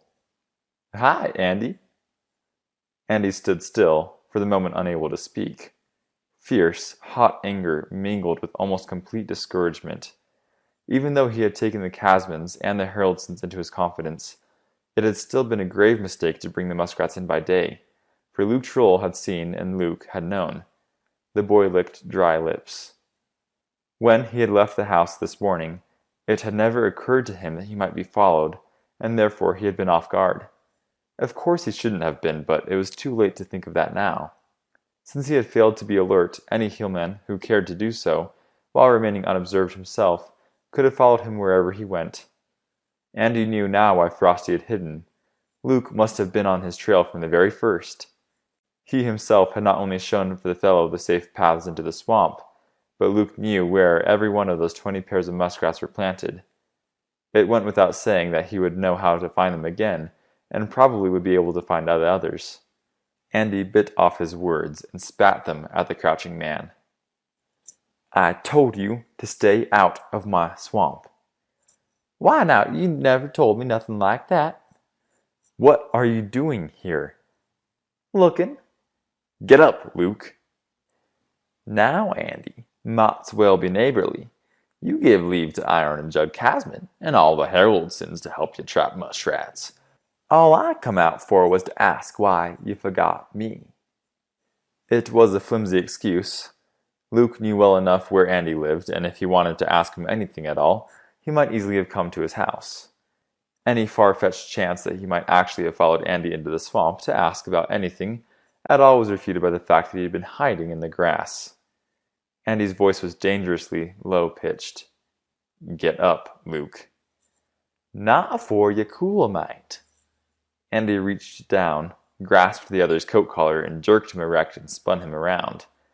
When he swung, the blow started at the tip of his toes and traveled through his clenched fist. He connected squarely, and Luke Troll sat down suddenly in the grass. Supporting himself with both arms, he looked intently at Andy. His eyes remained cold, and the smile was gone. Andy spoke quietly. "Get out. Don't come back." Without a word, Luke Troll rose and shuffled away. Andy had a sudden cold feeling. Luke Troll was no more ethical than a rattlesnake, and he was far more dangerous. Andy knew that the man would come again, but he would not be caught again, nor would he ever forget this. One way or another, he would have his revenge, and if he confined his vengeance to wiping out the muskrat colonies, Andy would be lucky. The boy's courage returned. He had known when he planned his muskrat ranch that it would be no easy task, and that he would have to fight for it. So fight he would. Andy picked up his packboard and what remained of the day went back to the place where Frosty had disappeared. He searched carefully, but he could not find the kitten, and when he returned to the house, Frosty was not there. The boy dawdled over a skimpy supper and went dispiritedly to bed. Rising at daybreak, Andy hurried eagerly to the door and called, but his frost-coated partner did not respond. Pondering the advisability of going again to look for him, he decided that it would be a waste of time. He had already covered that whole section very thoroughly without finding a trace of the kitten. Frosty would be found when and if he was ready. Andy was on the point of going into the swamp to check on the muskrats he had planted yesterday, but he caught up a hoe instead and went to his garden. Sadly neglected for too long, weeds were crowding the vegetables. Andy hoed his way down the aisles of his onion patch. Putting the hoe aside, he knelt to pull the weeds that were growing among the onions. Hearing a car on the road, he merely glanced up briefly, then resumed his weeding. He expected no visitors, certainly none who might drive a car. Suddenly, a crisp voice asked, "Is your name Gates?" Andy turned, startled, and rose to confront a young man who wore a state policeman's uniform. Reserved and doing his best to uphold both the dignity and the authority of his position, nevertheless the young trooper could not completely hide a sparkle in his eyes and a humorous twist to his mouth. Andy said, "I'm Gates." "Andrew Gates?" "That's right." "I have a warrant for your arrest." Andy gave way to astonishment. "A what? Do you want me to read it to you?" "What's it about?" "An assault warrant sworn out by a man named Troll. Let me see." The trooper glanced at the warrant. "Luke Troll." Andy clenched his jaws. Joe Wilson, who had said that Luke would not fight back, but would go to the state police, if Andy had hit him, had known exactly what he was talking about. The trooper looked steadily at Andy. "Well?" "That's right." You assaulted this troll character? Yes. And you admit it? I admit it. The trooper turned quizzically. Why? I found him in my swamp. Is the swamp posted? No. Did he threaten you? No. Yours is a willful attack. Yes. Have you nothing to say for your own defense? Andy answered wearily. It would take too long. You'd have to know Luke Troll. The trooper, who never should have done so and never would have done so had he been more experienced, grinned. I'll have to take you in. Okay, I'll just let my chickens out to forage. Side by side, a somehow awkward silence between them, they walked to the chicken pen and then on to the trooper's parked car. The officer made a U-turn and started toward town. He asked suddenly, What do you want in that swamp? Quite a few things. This troll. Seems to me I've seen his name on our records. What's he wanting there? Something that belongs to me. Did he steal it from you? No. I don't get it. He's going to steal. I planted muskrats in the swamp. He followed me to find out where they are. The trooper said thoughtfully, Oh. For 5 minutes they drove in silence. The officer broke it with, I can take you before Justice Benton, one of the best. Andy said, Okay. One of the best, the trooper emphasized. Have you ever been arrested before? No. Then you can't know court procedure, the policeman said. Now Benton is a great jurist. He's really wasting himself in a small town. He spends most of his time studying the decisions of various high courts, including the Supreme Court, and deciding what he might have done were he to rule on the same point of law. He shouldn't be handling minor cases, and he knows it, and it irritates him if one takes up his time. He always wants to lay it on with a heavy hand when that happens, and he could send you to jail. On the other hand, when a defendant's reasonable and admits his guilt, Benton usually inclined to go light. Now you've already told me you're guilty, and I'll have to testify as to that. Do you understand? Andy grinned his appreciation. The trooper, in the only way he possibly could, was telling him how to get off lightly. Andy said, I understand. An hour later he faced Judge Benton, a stern-faced little man who had a disconcerting habit of peering over instead of through his glasses. The trooper recited the charges. Justice Benton glanced briefly at the papers pertaining to the case and turned to Andy. How does the defendant plead? Guilty, Andy murmured. Young man, Justice Benton said sternly, in flouting the laws of this great state, you have set yourself above the whole people whose duly elected representatives formulate those laws. However, you are youthful, and the court is not unaware of the fact that youth is too often prompted by passion and inexperience. So the maximum sentence shall not be imposed. At the same time, you receive fair warning that henceforth you are to keep the peace with this plaintiff whom you are so grievously wronged. Nor must your present breach of the law go unpunished. In lieu of fine, this court sentences you to... Justice Benton paused dramatically, then finished. 10 days in jail. Whimsically, deciding that Frosty wanted to accompany him into the swamp so he could see for himself what happened to muskrats, Andy would never be aware of the fact that a chance shot had hit the mark. The kitten was curious about the muskrat's fate, but above and beyond that, he wanted something else. In electing to become Andy's partner, he had chosen much better than he knew. Self-sufficient and willing to surrender none of his independence, the partnership had been affected by a circumstance over which he had not the slightest control. Liking Andy and wanting a strong ally of his caliber, Frosty had come to love his partner. A confirmed prowler, he would continue to prowl and to go his own way whenever that seemed expedient. But he went gladly back to the house and eagerly looked forward to meeting Andy when he arrived. There were even times when he voluntarily cut his prowling short to have his partner's company. He also went into the swamp partly because Andy was going there. He became aware that they were being followed shortly after Andy planted the third pair of muskrats. But at first all he knew was that something trailed him. Uneasy backward glances and growing nervousness were lost on his friend, who was intent on getting his work done. This was wholly understandable, for it had never occurred to Frosty that Andy was responsible for him, any more than he was obligated to watch out for his partner. Never for an instant questioning that he was well able to take care of himself, he never doubted that his partner could do likewise. Finally, able to bear the tension no longer, Frosty had to find out for himself just who was trailing them. His ears had already informed him that it was a man. No fox, bobcat, coyote, or anything else that belonged to the wild had ever walked so heavily or clumsily. Blowing against him, the wind brought no identifying scent to his nose. Frosty sprang to the boulder's top because it was a vantage point from which he still had use of his ears. He could use his eyes to better advantage. He had just one fleeting glimpse of their pursuer just after Andy turned. 200 yards behind them, to the side instead of directly on their trail, Luke Troll saw Andy turn and dropped behind a boulder. Frosty unsheathed and sheathed his claws while his tail twitched angrily. He knew this man as an enemy much more deadly than any other he had ever faced. Even the great horned owl that had seized him and worked less injury than Luke Troll. Vividly Frosty remembered the ride, tortured hours in the sack before the coyote came to release him, and the hardships after that. But there was something more. The various creatures that would have killed and eaten Frosty had merely been pursuing life in the only way they could live it. Luke Troll had belittled him and struck at his pride. But he was powerful, and though Frosty did not fear him, it was prudent to avoid a battle.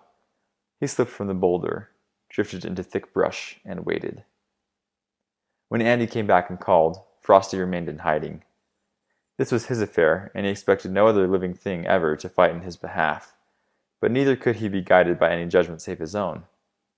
At the same time, he realized that, obviously, Andy was not afraid of Luke Troll, and his respect for his partner increased. But he would not show himself as long as Luke was near.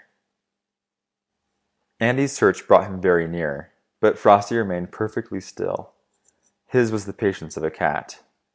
Few other animals could wait so long, or so uncomplainingly, for exactly the right moment, be so sure of that moment when it arrived, and act accordingly. But one mistake was one too many, and he had no intention of making any more. Finally, Andy went back into the direction from which he had come. After an interval, Luke Troll rose to follow him. Frosty stayed in hiding. He had no idea as to what was happening here, or why his partner and Luke should be together in the swamp, and he did not give thought to possible danger for Andy. Frosty had accepted him as a partner largely because he was strong. Frosty moved only when he was sure both had gone. He wanted to go back to the house and wait for Andy there, but he did not return directly to the slough over which Andy had carried him. Only when forced to do so would he enter water, and he knew perfectly well that he could not cross the slough. He must find his own trail. Because he was in thick brush, he made no effort to hide, but he did remain wholly alert. Slowly, when he emerged from the brush into a grove of trees, he saw water sparkling. He went cautiously forward. He looked out on a relatively quiet section of the same slough, and as he gazed, a big bass broke water and splashed back in. A log floated against the bank on the other side, and a soar teetered on it. In a little eddy given over to lily pads, a heron balanced on one leg and waited with poised bill for an unwary fish to venture near. Frosty slunk back into the brush and slipped into another grove of trees. Suddenly, he halted in his tracks. High in one of the trees, a tamarack, he had seen something move. Little more than a flicker, it was enough to make him aware of an alien presence. Flattening himself, he held perfectly still and searched. Presently he saw clearly the thing that had moved. It was another great horned owl. 20 feet from the ground it perched close to the trunk of a gloomy tamarack and enjoyed a nap. Frosty remained where he was. Experience had taught him what these great birds could do, and again he wanted to escape notice because, if it came to a battle, he was not sure he could win it. The great owls were strong and unbelievably ferocious, and emotion might bring this one down upon him. Never taking his eyes from him, Frosty decided exactly what he would do if the owl swooped at him. If possible, he would get back into the brush. He heard Andy come back to resume the search, but again he dared not move. His friend went away. Twilight draped its gray mantle over the swamp, and finally the owl took wing. Frosty still did not move, for the owl merely soared gracefully over the slough, dipped to pluck a swimming muskrat from the water, and winged into a dead tree to devour its prey. Frosty slunk away. In the tamarack, the owl had been an unknown factor. It might be hungry, and it might not. Now it was known. Having the muskrat, it would eat. After eating, it would not be hungry. Therefore, the chances of its hunting anything else in the near future were small. Frosty resumed his search for a way out of the swamp. A while later, he knew that there was none. He was on a little island, which he could not possibly leave unless he wanted to swim, and he would not swim. Hungry, Frosty gave himself over to finding something to eat. He prowled back through the brush without discovering anything, and when hunger emboldened him, he stalked among the trees. He struck at and missed a rabbit that promptly jumped into and swam across the slough. The small island had never supported much life anyway, and the owl had been living on it and hunting every night for almost 2 weeks. Many of the island's furred inhabitants had already fallen to it, and whatever had escaped knew it was here. The mice and gophers that remained ventured from their burrows only when necessity forced them to do so. Hearing a bird stir, Frosty marked the tree in which it roosted, and made his way there. He climbed and was 10 feet from the ground when the bird took wing and rattled off into the darkness. Frosty descended the tree. He took a stance before a mouse's burrow and waited, but the mouse did not emerge. Dawn was breaking, and Frosty was still hungry when he went back to look for the owl. He found it still in the dead tree. He settled down to watch, for once again the owl was an unknown factor. It had fed last night, but it might be in the mood to feed again, and the kitten was of no mind to serve as its next dinner. If he knew where his enemy was, he would also know what it was doing. He watched the owl all day. Again, with the coming of dusk, the owl winged out to get another muskrat. Little interested in the muskrat's fate, and unable to catch one himself because none climbed out on the island, Frosty could not know that the owl had found a bonanza here. Its plan was to remain, with little need to exert itself, until it had caught every one of the 10 muskrats Andy had planted. Then it would seek another hunting ground. Knowing that once more it was safe to prowl, for the owl would not hunt until it was again hungry, Frosty knew also that he must have something to quiet his own raging hunger. But if he hunted frantically or hastily, he would frighten his prey instead of catching it. Returning to the mouse's den he had watched last night, he settled himself down to wait. 2 hours later, the mouse poked a cautious nose out, then came all the way out from its burrow. Frosty pounced and pinned his prey. The mouse was a mere tidbit, but it eased the sharpest hunger pangs. Frosty sought another burrow. He caught nothing, and again with dawn he sought out the owl. It had gone back to the tamarack and was almost hidden by the tree's foliage. Following its customary routine, it went forth at dusk to catch another muskrat, then winged into the dead tree. In the hope that the owl might have dropped some part of its meal, Frosty nosed beneath the tamarack. He found only furry pellets. Such parts as the owl hadn't eaten were cached in the tamarack's upper branches, and Frosty did not dare climb the tree, because the dead stub in which the owl perched was too near. Desperately, the kitten sought out another mouse's burrow, but when he found one, he shed his desperation and gave way to patience. He caught and ate the mouse. Seeking another burrow, he was thwarted when the gentle breeze that always murmured over the swamp became a stiff breeze. He could not possibly hold still, for the wind ruffled his fur, and the mouse knew he waited. Frosty prowled after daybreak. He knew he was taking a chance, but it was not a great one. For so far as he knew, the owl had hunted only at twilight. When a crow cawed, the kitten swung at once toward the sound. The crow was across the slough and thus out of reach, but perhaps it would come nearer if it offered the only present chance to get food. Coming out on that quiet part of the slough where he had seen the log, Frosty discovered that last night's swift winds had moved it. Now, instead of lying against the bank, it angled out into the water, with its nearer end only 2 feet away and its farther against the opposite bank. Seeing opportunity, Frosty seized it. He sprang, landed on the log, ran swiftly across and leaped into the tall swamp grass on the other side. Crossing the log had been a very dangerous moment, for he was completely exposed while doing so. Now he was safe, and since peril was behind him, it could be forgotten. Frosty resumed stalking the crow. He found it beside a branch on the slough, pecking at a small dead fish that had washed up there, and calling at intervals. Frosty slunk through some tall grass and came to a place where foliage grew only in scattered places. He stopped to study the situation.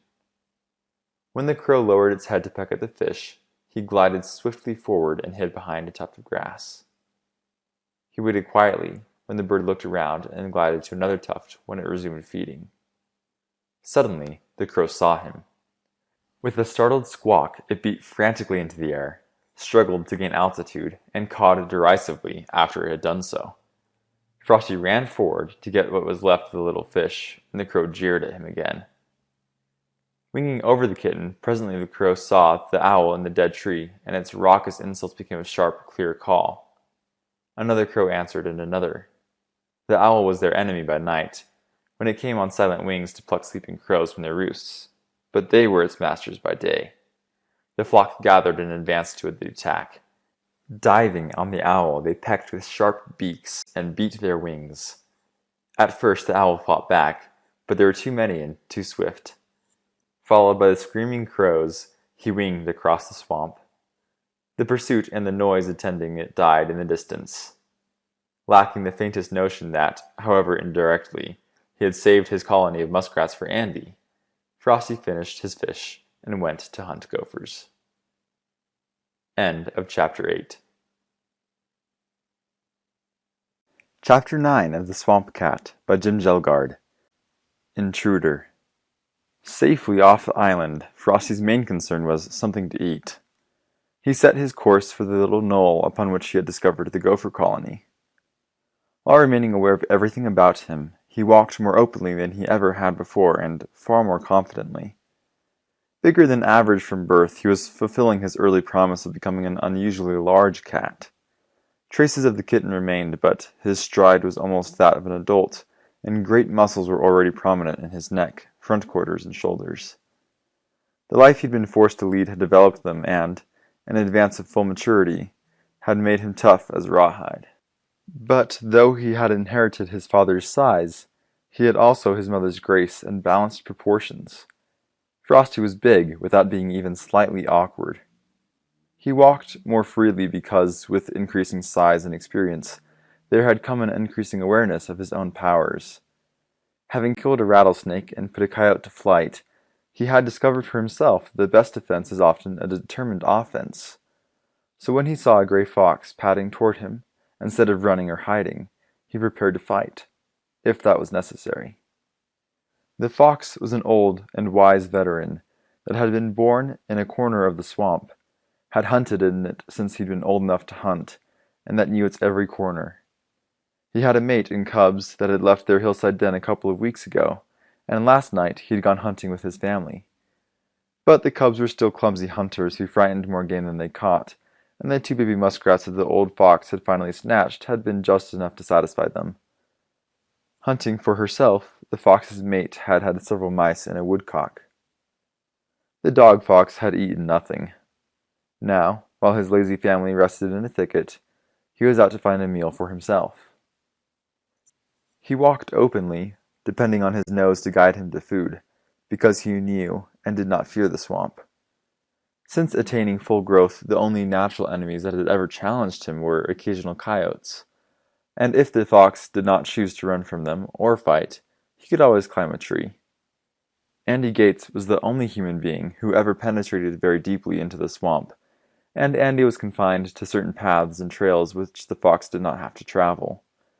However, his nose had already told him that Andy was not in the swamp today. The muskrats were new to the swamp, yet to the experienced fox they were an old story. Among any young animals, there were always a certain number of unwise or incautious. They seldom lasted long, but after catching the pair of youngsters, the fox had wasted no time hunting more, because all the others had stayed out of reach in the water. He was on his way to a rabbit colony, of which he knew, when Frosty's scent crossed his nostrils. He stopped at once, knowing it for an alien scent, then followed his nose towards it. 6 feet away, he stopped again. Frosty's jaws framed a snarl, and a warning growl rumbled in his chest. Every hair on his body was fluffed, making him seem twice his actual size. His tail was stiffly erect and fluffed too, and his muscles were ready to carry him into battle. For a moment the fox regarded him closely, then circled and trotted on. The fox was wise enough to know that Frosty did not merely look dangerous. He was dangerous. Frosty resumed his own course toward the gopher colony. He remembered it to the last detail, and he had not forgotten the rattlesnake that lived there. The snake was still present, but it had recently fed and was sluggish. Frosty settled himself in front of the gopher's den. He held perfectly still, eyes fixed on the burrow's mouth. Though presently deep in the earth, he heard a gopher moving. He remained quiet until the little rodent emerged from its den, then pounced. He caught his prey, devoured it, and made a half-hearted pass at the snake. But he did not continue the battle, because he was anxious to see Andy, and now that he had eaten, he could go find his partner. Frosty made his way toward the house. He knew before he emerged from the swamp that Andy was not there. Though the kitten lacked a keen sense of smell, wood smoke had a pungent odor that lingered for a long time, and there had been no recent fire in the stove. Frosty came out of the swamp to see the persistent doe that had not yet given up hope of getting into the garden, resting beside it. A crow sat on the house's ridgepole and croaked raucously insults into the four winds. Scurrying across the porch, a striped chipmunk dived into the crevice. Frosty marked him down. The gopher had not filled his stomach. As soon as he climbed onto the porch, he knew that the house had been unoccupied for several days. It had a cold and deserted air, like a frame from which the picture had been removed, and the odors that seeped under the doors were cold ones. Frosty cried in his loneliness, but he did not question his friend's absence. He reserved for himself the right to go prowling and stay for as long as it suited him. It naturally followed that Andy had the same privilege, and sooner or later he would be back. Frosty settled beside the crevice in which the chipmunk had disappeared. He caught the furry little animal, ate it, and his hunger was satisfied. Curling up in his favorite place, he settled himself for a nap. All about were familiar things, and even while he napped, his ears brought him their story. He heard the doe rise and begin to chop grass, birds crying in the swamp, the murmur of the wind, muskrats swimming in the slough, and he awakened to none of it because it was familiar. But an hour later, when he heard a man walking, he glided silently under the porch and waited there. He'd heard those footsteps before, and he knew who was coming. 5 minutes later, Luke Troll passed the house and went into the swamp. Frosty watched with anger in his eyes, knowing only that once again he had been near his deadliest enemy. He couldn't possibly know that Luke wouldn't have dared let himself be seen going into the swamp or even past the house had Andy been home. Nor could Frosty understand, as Luke did, that Andy was in jail and would not be back for several days. Luke disappeared in the tall swamp grass. He knew where Andy had planted his 20 pairs of muskrats and the safe trails to them, for Andy himself had inadvertently pointed them out. Luke did not know how many other colonies there were or their locations, but there would be never a safer time to look for them. He had his own plans, and he had already decided how and when he intended to strike. All he had to find out was where. Evening shadows were long when hunger forced Frosty from the house. He left reluctantly, for he was very lonesome and ached for Andy's presence, but he must have food. The kitten stalked down to the slough, in which Four-Leaf and Clover were making their home. Only 2 of the young remained, and they had built themselves a very clumsy house at the slough's far end. The others, partly spurred by a natural wanderlust for youth and partly driven by irritable parents that were expecting new babies and had no time for the old, had gone into the swamp. Frosty flattened himself, and again anger flared in his eyes. Luke Troll came back out of the swamp and took himself off toward the road. Waiting until the hated man was out of hearing, Frosty went on. He stalked a red-winged blackbird that was swaying on a reed, sprang, and lashed his tail in anger when he missed. He glared after the bird as it flew, knowing that he should have made a kill and not understanding why he had not. He leapt at a mouse that was moving through its grass-thatched tunnel and missed by a fraction of an inch. 20 minutes later, he missed a strike at a woodcock that whistled away in front of him. Chagrined by these failures, Frosty went deeper into the swamp. His hunger grew, but so did his bad luck. For some reason, everything in the swamp seemed to be not only unusually alert, but extraordinarily agile. Frosty missed 5 more strikes at mice and 3 at various birds. Casting back and forth, he sought for a new quarry. Black night found him deep in the swamp and still hungry. Hearing fresh game, he broke into a swift run. But again, his luck was bad. He'd heard a young muskrat, one of the sons of Four-leaf and Clover, swimming up a thin finger of water that led over a little knob and into a slough. The kitten reached the knob a split second after the youngster jumped into the slough and swam away. Twitching an angry tail and glaring, Frosty watched the little drama that unfolded before him. Another young muskrat, a daughter of the cautious pair, was already in the slough. The two met, looked awkwardly at each other, swam in circles, then climbed out on a half-submerged log and became better acquainted. Finally, side by side, they dived beneath an overhanging bank and began to enlarge a burrow that the little female had already started. They were simply 2 lonely, lost youngsters who, for the present, were happy just to have each other's company. But if both lived, next year there would be another muskrat colony. Frosty stalked and missed a rabbit, and made a wild spring at a grouse that was roosting in the lower branches of a tamarack. When the grouse rattled off in the darkness, he spat. Then he regained his self-control. Irritated by repeated failures, he had been striking furiously but wildly, and that was no way to hunt. He must follow a careful plan. When he heard deer grazing, he trotted toward them. They were a little herd of 2 does with 3 fawns that browsed together. A short distance from them a huge buck, a craggy-horned old patriarch of the swamp, kept to himself, but from time to time cast possessive glances at the does. Still farther away, where he could flee into the swamp if the bigger one chased him, a smaller buck grazed nervously. The big buck and the small one had spent a companionable winter, spring and part of the summer in a secluded thicket. Now, though the rutting season was still weeks away, both were becoming interested in the does, and jealousy had come between them. The big buck raised his head, shook his antlers, and stamped a threatening hoof when Frosty came near. The kitten looked haughtily at him. He'd known deer for a long while, and he could elude any charge they made. He waited patiently near the does and fawns, and when they disturbed a mouse that leapt into panic-stricken haste from them, he caught and ate it. Trotting to overtake the grazing deer, he caught the next mouse they disturbed and the one after that. His hunger satisfied, he cleaned himself thoroughly and started back toward the house. Thus the first hunting trick he had ever learned again proved valuable. The house was still cold, and the odors seeping under the door were stale ones. Again Frosty cried his loneliness. Then he settled himself on the porch to wait and hope for Andy's return. For the following 3 days, Luke Troll went into the swamp every morning and stayed until evening. His trespassing enraged the kitten, not because the man trespassed, but because he was an enemy who came near. If Frosty had known, he would have worked some harm on Luke, but he did not know how.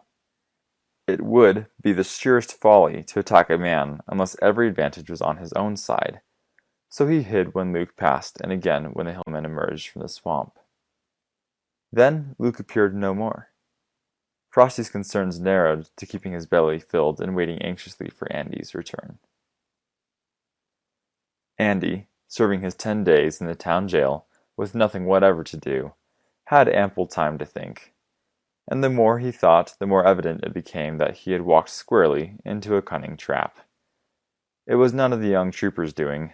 That embarrassed youngster had visited Andy and explained that, usually in such cases, Judge Benton levied a small fine and a big lecture. Benton himself might be pardoned partly on the grounds of his own ignorance, and partly because of a social system which, for political expediency, gave a man of his caliber wide and flexible authority. Luke Troll, and Luke alone, had set the trap, baited it, lured his victim, and sprung his trap when the time was ripe. Andy figured out to his own satisfaction exactly why things could have turned out no other way. A townsman, brought before Justice Benton on a minor assault charge, probably would have been let off with a fine and a lecture. But in the town's opinion, which meant majority opinion, there was a vast difference between town and hill dwellers. The former were commonly supposed to be law-abiding. The latter were not only generally considered lawless, but they were also a different breed of people who merited different treatment. The townsman could understand the law. A hillman could better understand jail, and that was a state of affairs which Luke Troll comprehended to perfection. Aside from being aware that there was a very good chance of Andy serving a jail sentence, Luke had also known that he would be ordered to keep the peace. If he appeared again on an assault charge, his sentence might very well be 6 months instead of 10 days. Lying on his bunk and staring at the ceiling, Andy conceded that he had been stupid as a fox cub just learning to hunt. It was, he decided, not only possible but probable that Luke, knowing the boy would resort to violence, had exposed himself deliberately. It was another tribute to his cunning that he had not let himself be seen until after he discovered where Andy put the last of his 20 pairs of muskrats. Andy grinned ruefully and thought of Joe Wilson. He should have listened to the game warden, but he hadn't listened, and here he was. However, there were still some puzzling aspects to the situation. If Andy's fondest hopes were realized, and there were 200 muskrats in the swamp by spring, they would still represent no fortune. It was hard to believe that even Luke Troll would go to this much trouble for what the reward might be. On the other hand, Luke knew definitely only that Andy had planted at least the 20 pairs and some before that. He did not know how many had been previously planted, and he might think there were a great many more than actually had been liberated. Andy narrowed his eyes. Luke, nobody's fool, would not trap furs in the summer because they were worthless then, and he was not one to exert himself for nothing. So except for those that fell to natural predators, the muskrats were safe during Andy's sojourn in jail. But Luke could and probably would take advantage of Andy's absence to explore the swamp and locate as many other colonies as possible. The jail's outer door opened. The waiter from a cafe across the street brought Andy supper and handed it through the cell bars. Ordinarily aloof, tonight the fellow was talkative. "Here you go, bud," Andy said. "Thanks." "What are you in for?" the waiter asked. "I murdered my grandmother." The waiter grinned. "They say you guys from the hills do take pot shots at each other." "We have to have some entertainment." "How many more days you got?" "After tomorrow, I'll no longer be a guest here." "They say," the waiter pursued his interrogation, "that you and another guy fought over some muskrats." "For once," Andy agreed. "Humor got something right." "Really?" "Really." "And you're in jail on account of some muskrats." "That's right." The waiter continued. "I've heard that it's as much a man's life is worth to go into those hills alone at night." "Oh, don't talk like a fool," Andy snapped. "I was just being civil," the waiter retorted sulkily. The man left, and Andy was alone with his dinner and his thoughts. He nibbled listlessly at the food. The waiter exemplified the town's attitude. Hillmen would fight over anything, even worthless muskrats in a worthless swamp. In their opinion, it was a small thing, and not a project upon which a man hoped to build a career and a life. Out of the dim past, ghosts came to haunt Andy. He saw again the men of the Gates clan, the older men who had asked neither favors nor assistance from anyone.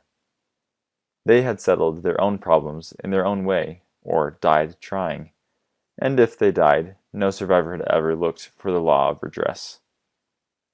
Andy forced the ghosts from his mind. Their ways had suited their times. But there were different times.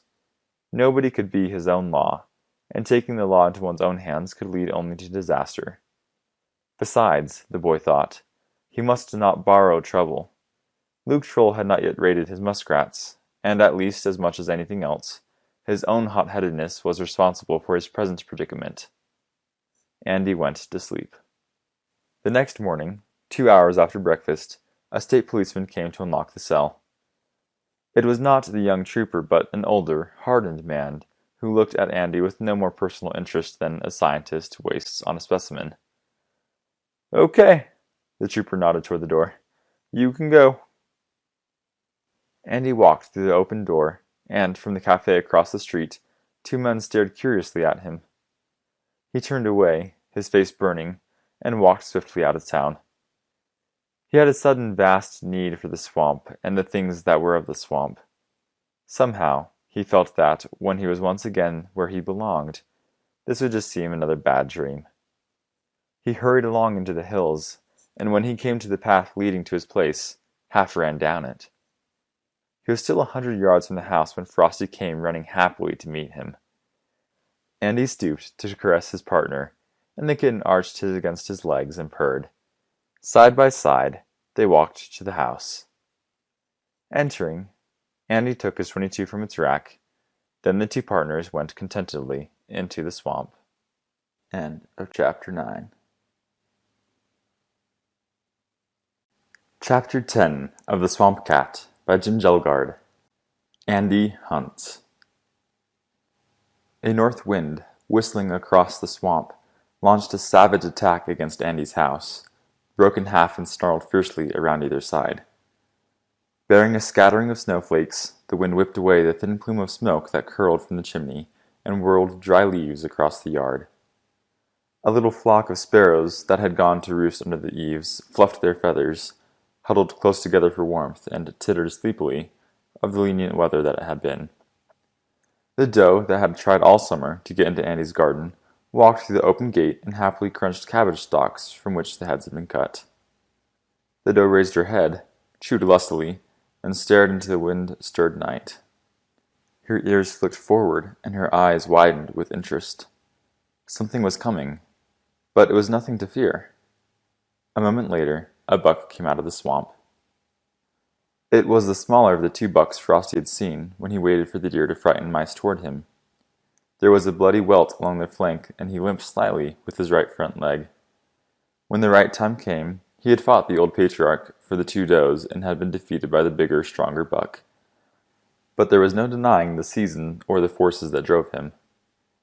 The doe came out of the garden, and the pair halted, 10 feet apart. Then, with mincing little steps, they closed the distance between them. The buck arched his swollen neck, shook his antlers, and pawed the ground. Stepping high, like a parade horse, he danced clear around the doe and nudged her gently. The doe brushed his flank with her black muzzle, and after 5 minutes, they went into the hills together. The big buck, who would not be averse to adding another wife to his harem, waited in the swamp. High over the swamp, a V-line of wild geese let themselves be tumbled along by the wind. At a signal from their leader, they banked, glided into the swamp, and settled in the center of a pond. With morning, when they could see any enemies that might be lurking on the bank, they would go to feed. 3 young muskrats, a male and 2 females that had been busy cutting reeds and taking them into a roomy burrow, dived in panicky haste when the geese alighted. After a while, screening themselves beneath some frozen rushes that overhung the bank, they came up to see what was happening. When the geese did not make any hostile moves, they resumed cutting and storing reeds. In the middle branches of a tamarack that had shed its needles, a great horned owl ripped up a muskrat which it had plucked from a slough's surface. Another owl, on the way to hunt, floated silently past. Mice stayed deep in their burrows and stirred only when it was necessary to gather seeds to eat. Gophers did not move at all, and rattlesnakes had long since sought winter dens in which the frost could not touch them. As though knowing it was well to eat as much as possible while there was still plenty to be had, a rabbit stuffed itself. A lithe mink that had just swum a slough pointed its snake-like head at the rabbit, stalked, pounced, and made a kill. In the house, Andy slept snugly and soundly beneath warm quilts. Frosty was curled beside him. So the night passed. Andy awakened when the first gray light of an autumn morning was just beginning to play with the black windows. His hand stole to Frosty, who pushed a furry head against it and licked his partner's palm with a raspy tongue. For a few extra minutes, Andy listened to the snarling wind and enjoyed the comfort of his bed. He had a sense of well-being, which the bitter weather to come served only to intensify. Sometimes alone and sometimes with Frosty, and always carrying his 22, the shells for which were inexpensive, he had been in the swamp every day. More muskrats had been lost, and that he knew, but on the whole, they had done better than he thought they could. Prowling every slough and every arm of every slough that he was able to reach and carefully watching every pond, he had found 61 different colonies. Each contained at least a pair, for the older muskrats that had lost their mates had traveled until they had found others. Some adults had taken young mates, and some of the older males had fought savagely for theirs. There were colonies which Andy knew definitely contained at least 3 muskrats, and there was one with 5. In addition, and despite the fact that he had searched as thoroughly as he could, there was a distinct possibility that he had not located every colony. Some of the sloughs had so many arms and branches that they were practically water systems within themselves, and some of the branches were hidden by foliage. With luck, there should be at least 200 muskrats by spring, and that was one reason why the north wind sang such a beautiful song. Andy had shot another great horned owl. He'd caught another fox and a bobcat, which he knew were raiding his muskrats, and this in a time of plenty, when anything with more than mediocre hunting skill could fill its belly. Now the migratory birds were going or had already gone.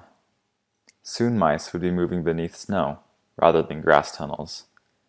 That left little except grouse, which were very wise and very hard to catch, sparrows, chickadees, and a few other birds that stayed throughout the winter, and rabbits. However, predators did not migrate. The hungry season, which would bring fierce competition for available food, was just around the corner. But ice-locked ponds and sloughs would protect the muskrats from almost anything.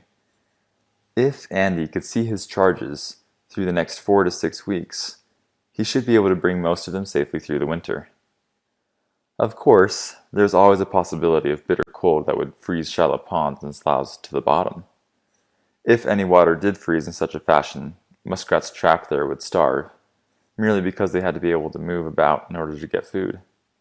But most of the colonies were in water deep enough to be safe, regardless of what the weather brought, and only about 1 winter in 10 was very severe. Andy had a sobering thought. No ice would deter Luke Troll, the deadliest predator of all. Andy had expected the fellow to strike before this. Though far from their best, soon pelts would be good enough to command a fair price. However, Luke had not come, and Andy hoped he would not. Frosty rose, stretched, leaped lightly to the floor, and delivered himself a querulous call. Andy grinned and sat up in bed. "Time to be moving, huh?"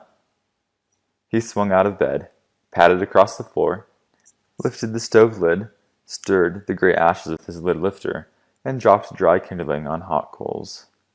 Fire nibbled anxiously at the kindling, then took a big bite, and flame crackled. Andy dressed. He lifted the lid again to add some chunks of wood, and looked out the window.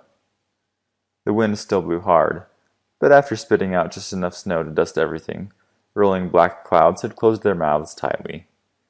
The thermometer outside the window registered exactly 1 degree above freezing. Andy cut slices from a slab of bacon and laid them in a skillet. His eyes were questioning, and he strained to listen.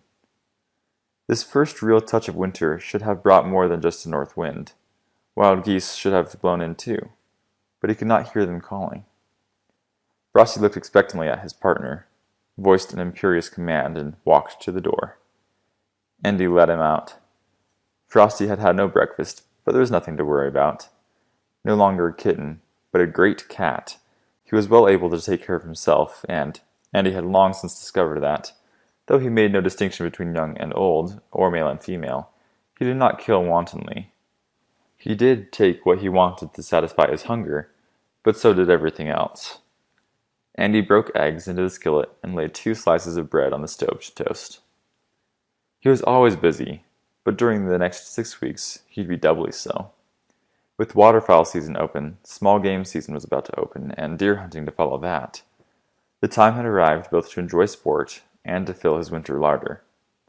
Andy hurried through breakfast and the morning's housework, took a double-barreled 12-gauge shotgun from the gun rack, pulled his boots on, and donned a wool jacket. He thrust half a dozen number 2 shells into his pocket and went into the swamp. He walked fast, paying little attention to the noise he made and making no special effort to conceal himself. Geese were the rarest of game, and only by accident would a flock alight on any accessible pond or slough. They preferred hidden places, deep in the swamp, and long experience had taught Andy where to find waters which the geese liked best. The boy halted to watch a couple of young muskrats that were frantically cutting reeds to store for winter use. He shook his head in wonder. These animals were the offspring of some muskrats he had liberated. They had never faced a winter in the swamp. They hadn't even lived through a winter, but they still knew enough to cut and store food. How did they know? Andy couldn't explain it, nor could anyone else. Instinct, perhaps, was responsible for part, but Andy had never accepted the theory that instinct is responsible for all a wild creature's actions. If this were true, the muskrats he had planted should have known by instinct that there would be predators about. They'd had to learn, but in learning, they had passed some knowledge on to their offspring. The young were more wary than their parents had been. Maybe, Andy thought, only the fittest of the adults he'd planted had survived. They'd lived because they were smarter or stronger, or perhaps both. It followed that most of the offspring of such parents would be smart and strong too, and thus it became a process of natural selection. He went on and came to a long, wide slough in which the 5 muskrats lived. Relatively shallow, the slough had a quicksand bottom, and, according to legend, the bones of 2 men lay somewhere in its depths. They were Gates and a troll, who had met here, started a hand-to-hand battle, and tumbled into the water. In this instance, legend probably was strictly fancy, with no basis in fact. The slough was not deep, but a good swimmer who knew that he was doing might have every chance of crossing it safely. Andy frowned. On the far side of the slough was a high knob. A scattering of brush and scrub aspen grew there, and almost at the very edge of the slough was a huge sycamore with gnarled branches and a hollow trunk. A well-marked path led out of the water into the hollow. Andy's frown deepened. Muskrats had made the path, and if they intended to live in the hollow sycamore, they risked a very precarious situation. Predators could reach them there, but, above and beyond that danger, they'd be locked out of the slough when it froze. Then, even if they did not fall to some fanged or taloned prowler, they'd starve. Muskrats could not live on hard frozen vegetation. Andy went around the slough, broke his shotgun, and extracted the shells, then leaned his weapon against an aspen. He knelt beside the sycamore, but when he sought to support himself with his left hand, he slipped and his arm sank to the elbow in mud. Scrambling hastily to pull himself back, he grimaced at the muddy sleeve, cleaned it as best he could with a handful of rushes, and removed his jacket to wring the water out. It was not yet cold enough to make it necessary to start a fire, so that he might dry out the jacket. The next time he knelt, he braced his left hand against the sycamore before he peered into the gloomy interior. When his eyes became adjusted to the darkness, he saw a burrow at the far end. Satisfied, he rose. The muskrats were not naturally lazy creatures that had chosen to live in the sycamore, rather than dig their own den. They were merely using the hollow as a partial shelter for a surface den, and doubtless there was another exit that led directly into the water. And he searched around until he found it, under an overhanging bank. He caught up his shotgun, reloaded, and continued into the swamp. 100 yards farther on, a young deer, a spring-born fawn, looked steadily at him, twitched long ears, stamped a nervous hoof, then hoisted a white tail and bounded into the swamp. It was followed by 2 more fawns, which, in turn, were trailed by a pair of adult does. Andy stood perfectly still. At this season, a buck should be with the does, and he wanted to locate the buck. After a moment, he saw what he was looking for. Off in the swamp grass was the barest ripple of motion, a phantom thing that at first seemed not even to exist. It was the craggy, horned old patriarch, the same beast that Frosty had seen, and that, later, had driven his smaller rival away. Too smart to show himself in any open space, The old buck was sneaking, almost unseen, through grass that was tall enough to cover his back. But he had forgotten about his antlers, and now and again they showed. Andy watched closely until the old buck was out of sight. Every year, if for nothing except for winter meat, a buck was a necessity, and this was far and away the biggest in the swamp. But he was also by far the wisest. Andy had hunted him for the past 3 seasons and had managed only a couple of snapshots at him. The old buck refused to be driven from the swamp, and he was acquainted with every inch of that. He never panicked, seldom made an unwise move, and he knew all about hunters with firearms. Andy bent his head against the wind and walked on. 4 weeks would bring another deer season, and he intended to spend at least the first half of it matching wits with the old patriarch. If he couldn't get him, he'd take a smaller buck. He looked again at the rolling black clouds. He had heard no geese, nor had he seen any, but it was goose weather, and they should be down. Nearing the slough where he hoped to find them, Andy crouched so that his head was below the tops of the swamp grass. He knew the game he sought. Not even the old buck was warier or harder to approach. When the boy saw the tops of some tamaracks that flanked the slough, he held the shotgun in his right hand and crawled. He advanced with almost painful slowness. A suspicious sound could warn geese as swiftly as an enemy in sight. The last 20 yards Andy wriggled on his stomach. He looked through a fringe of swamp grass at the slough. More than 20 geese swam on it, but the sentry they had posted had become suspicious and had alerted the others. Positive that the geese had not seen him, and until now equally certain that they had not heard him, Andy grinned his appreciation. He must have made some sound which possibly nothing except a wild goose could have detected. But his stalk was successful. Well within range, all he had to do was stand up and get 2 of the flock when they took to the air. Then his glance strayed across the slough, and he muttered under his breath. 1 on a lower branch and 1 on an upper, 2 great horned owls sat in the same tamarack. Andy muttered again. Within easy range of the geese, he might have at least 2, but choosing them meant letting the owls go. And if he did, he might very well pay for his choice with a dozen or more muskrats. Andy sighed. He leveled his shotgun, sighted on the topmost owl, and squeezed the trigger. Almost before the booming report died, he got the second owl with the other barrel. In a frantic haste, he ejected the 2 empty shells and slipped fresh ones in. But with a great flapping of wings, the geese were already airborne.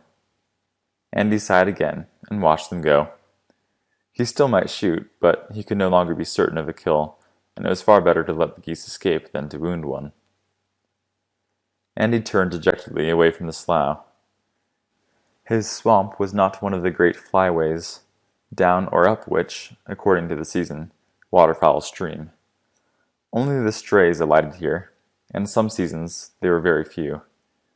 The boy shrugged and walked on. The 2 geese he had hoped to get would have provided his Christmas and Thanksgiving dinners, and several more besides. But the great horned owls were far too dangerous to be tolerated, and he longed for the freeze-up that would make his muskrats safe. The next day, on a different slough, Andy bagged 2 mallards out of a flock that had beat hastily into the air before him, and the day after that he got 2 more. He plucked and dressed the ducks, wrapped each separately in flour sacking, and hung it in his shed to freeze. These were the last of the waterfowl. If more came, he missed them. The weather, never very cold or very warm, dropped to a few degrees below freezing every night, and climbed a few degrees above it every day. There were some more snow flurries, and brittle shell ice formed on the edges of some ponds and sloughs. But, except in places that were shadowed all day long, both snow and ice melted under the noon sun. Andy made ready for the trapping and small game season. An hour before dawn, on opening day, he had breakfasted. He let Frosty out, and with the shotgun under one arm, he started off. His way led him into the hills, rather than into the swamp, for this morning he intended to set fox traps, and there were more foxes in the hills. Black night was just shading into gray dawn when he threaded his way among a copse of scrub oak toward a huge stump that had supported a great pine, but that was now a melancholy, moss and lichen-covered relic. Andy pawed aside some dead leaves that seemed to have blown into the stump, and revealed his fox traps. Along with a pack-sack, leather trapping gloves, a roll of canvas, a bottle of scent, trap stakes, and even the hatchet used to drive the stakes. They had been in the stump all summer, and no trace of human scent could possibly cling to them. Before doing anything else, Andy slipped his hands into the gloves. Being careful to touch them with nothing except the gloves, he put 8 traps, 8 stakes, the roll of canvas, the hatchet, and the bottle of scent into the pack-sack, and shouldered it. The hills were cut with numerous tote roads over which, at one time, wagons loaded with timber had traveled. Though some were brush-grown, most such roads remained open enough so that even foxes en route from one place to another traveled them. Approaching such a road, Andy stopped. He unrolled his strip of canvas, walking on it as he did so. When he came to the middle of the road, he knelt to study the ground carefully. After he was sure he had memorized every tiny detail, he used the hatchet's blade to scoop a hole just big enough to set and hide a trap. The surplus earth he scattered to either side. He started a stake through the trap ring and kept pounding until the top of the stake was level with its surroundings. Then he replaced every leaf and every blade of grass exactly as it had been. And he took the bottle of scent from his pack, uncorked it, and grimaced. The scent was a nauseous substance, composed of exactly measured portions of thoroughly rotted fish, the castor, or scent glands, of beaver, oil of asafoetida, and oil of wintergreen. Its odor would shame the most formidable skunk, but foxes found it irresistible. And he put 1 drop on his set trap, and, rolling up the canvas as he did so, walked backwards. In like manner, he set 7 more fox traps. Andy hurried back toward the house, for he wanted to spend the afternoon in his swamp. But when a fat rabbit with a flashing white tail scooted before him, he shot it. He collected 4 more rabbits, the bag limit for one day. However, the possession limit was 10, and rabbits were plentiful. If he froze these 5, and 4 more, he would still have one under the possession limit, and, whenever he felt so inclined, he would be entitled to shoot a rabbit for his dinner. And he skinned and dressed his rabbits and hung them in the shed. After a hurried lunch, Andy exchanged his packs for boots, and went into the swamp with mink traps. After reading sign in the few snows that had lingered after sunup, he had determined that there were 16 mink in the swamp. If he took 10, there would still be enough to perform the necessary functions of such predators, such as catching sick rabbits that would otherwise spread disease and restocking the swamp next year. Andy waded a winding little watercourse. He knew mink as inquisitive creatures that will investigate and, if possible, squeeze into every crack and crevice along their line of travel. On this knowledge, he had based his plan for trapping mink without catching any muskrats, which also might travel the waterways. He set his traps at places which mink would investigate, but muskrats were very likely to avoid. And he baited each with a tiny bit of scent from the scent glands of mink trapped last year. On the way home, he shot 2 grouse and added them to his collection in the shed. Thereafter, while the weather became neither very cold nor unduly warm, Andy went into the hills every morning and into the swamp every afternoon. He added lustrous fox pelts to his cache in the fur shed, took the 10 mink he wanted to catch in 8 days, and worried because the winter freeze was late. However, neither leuctrol nor any extraordinary wave of natural predators had as yet attacked the muskrat colonies. The night before deer season opened, Andy took his 30-30 from its rack and looked through the spotless bore. He put the rifle to his shoulder, squinted over the sights, and in imagination, he was actually sighting on the great swamp buck. The next morning, he set out on what was sure to be the hardest hunt of his life. At first Frosty was puzzled by and resentful of the strange madness that had suddenly come over his partner. He had gone once with Andy into the swamp and once with him into the hills, and each time his companion had used his shotgun. Though Frosty did not mind the snap of a 22, the blast of this great weapon was a tremendous shock to feline nerves. After the first discharge, he had hoped that Andy would never fire the shotgun again. After the second, he decided definitely that he would not be around if it were shot off any more. Thereafter, when Andy carried the shotgun, and he carried it every day, Frosty took himself elsewhere. Angry at first, feline philosophy came to Frosty's aid. It was decidedly a madness. Anyone who would make such a noise had to be insane. But sooner or later, Andy would regain his senses, and they could take up their companionship where it had been broken off. Frosty roamed the swamp, going where he wished and doing as he pleased, for he was very sure of himself and his own powers now. The night before deer season opened, he fed heartily on a rabbit, slept in a hollow log, and resumed prowling. Just before daylight, he came upon the big buck. The fawns had long since been driven away to shift for themselves, and one of the does had gone of her own free will. When the patriarch approached the remaining doe, she slashed viciously at him with her front hoof and ran a few steps. The second time he came near, she slashed again and disappeared in the swamp grass. Still in the grip of the rutting season's urge, the angry buck scraped the ground with his antlers. Frosty watched with interest. He had never met his superior. Except for Andy, he had never even met his equal, so he understood this enraged beast. The cat soft-footed to an aspen that grew in front of a ledge of rocks and gauged the exact distance to a crevice beneath the ledge. Then he deliberately showed himself. At once the buck charged. Frosty scrambled up the aspen and looked down contemptuously as the great creature raked the tree with his antlers, snorted, and fell to scraping the earth with the front hoof.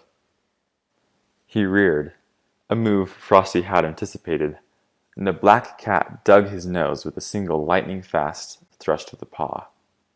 Then he leaped out of the tree and, with the buck pounding behind him, dodged into the crevice.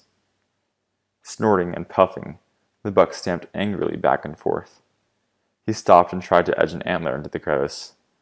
When his nose came near enough, Frosty scratched it again. The buck, all fury, thought only of reaching and killing this insignificant thing that had dared defy him. For a time, Frosty amused himself by scratching the patriarch's nose every time it came within reach. Then he withdrew to the rear of the crevice and went to sleep. The buck could not reach him, and while the furious beast stood guard, nothing else would try. Frosty slept peacefully, wholly at ease. Daylight had bloomed when he was awakened by footsteps. From their rhythm and cadence, he knew they were Andy's. The cat waited. He'd be happy to meet his partner again, providing Andy had left the shotgun home. Then came a blast that outdid even the shotguns, and Andy crouched very quietly in his crevice. Andy was still mad, the cat decided, for he was still going about making noises that could not possibly be tolerated by anything in its right mind. However, the buck had hit the ground very hard and very suddenly, and now it lay very still. Frosty heard Andy's amazed, "I'll be doggone! Hunt this buck for 3 years and then stumble right over him. Wonder how he got his nose dug that way." End of Chapter 10.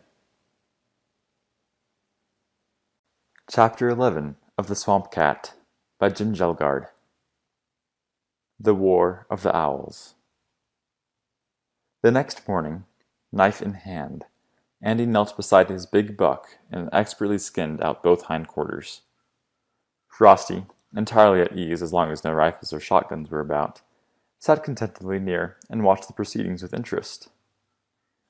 Slitting the tendons, Andy tied a rope through each, slung the other ends of the ropes over a porch beam, and made ready to hoist the carcass aloft and finish skinning. Frosty slipped into his favorite hiding place under the porch and did not come out again. Andy slackened the taut ropes and eased the buck down to the floor. Frosty was not precisely a watchdog, but the boy had learned to tell from the big cat's actions when something was coming. A little while later, Judd Casman appeared around a corner of the house. He was dressed for hunting, but not precisely in the costume which fashion magazines say the well-dressed hunter should wear. He wore wool trousers whose legs had been slit so that they might fit over knee-length rubber boots. It was a good, practical arrangement. Snow and water would run down the trouser legs rather than inside the boots. His upper torso was encased in a jacket over which he wore the cut-off upper half of some red woolen underwear. That, according to Judd, both enabled other hunters to see him and made the jacket snug enough so that some loose end wasn't forever catching in the brush. His hat might have descended to Judd from the first person ever to see the swamp. His rifle matched the costume. It was a muzzle loader of a type generally associated with frontiersmen and Indian fighters, and it was almost as long as Judd was tall. A single shot, it had been handed down by Judd's father, who in turn had obtained it from his father. The bore had been re-reamed and re-rifled so many times that now it cast a slug approximately the size of a small cannonball.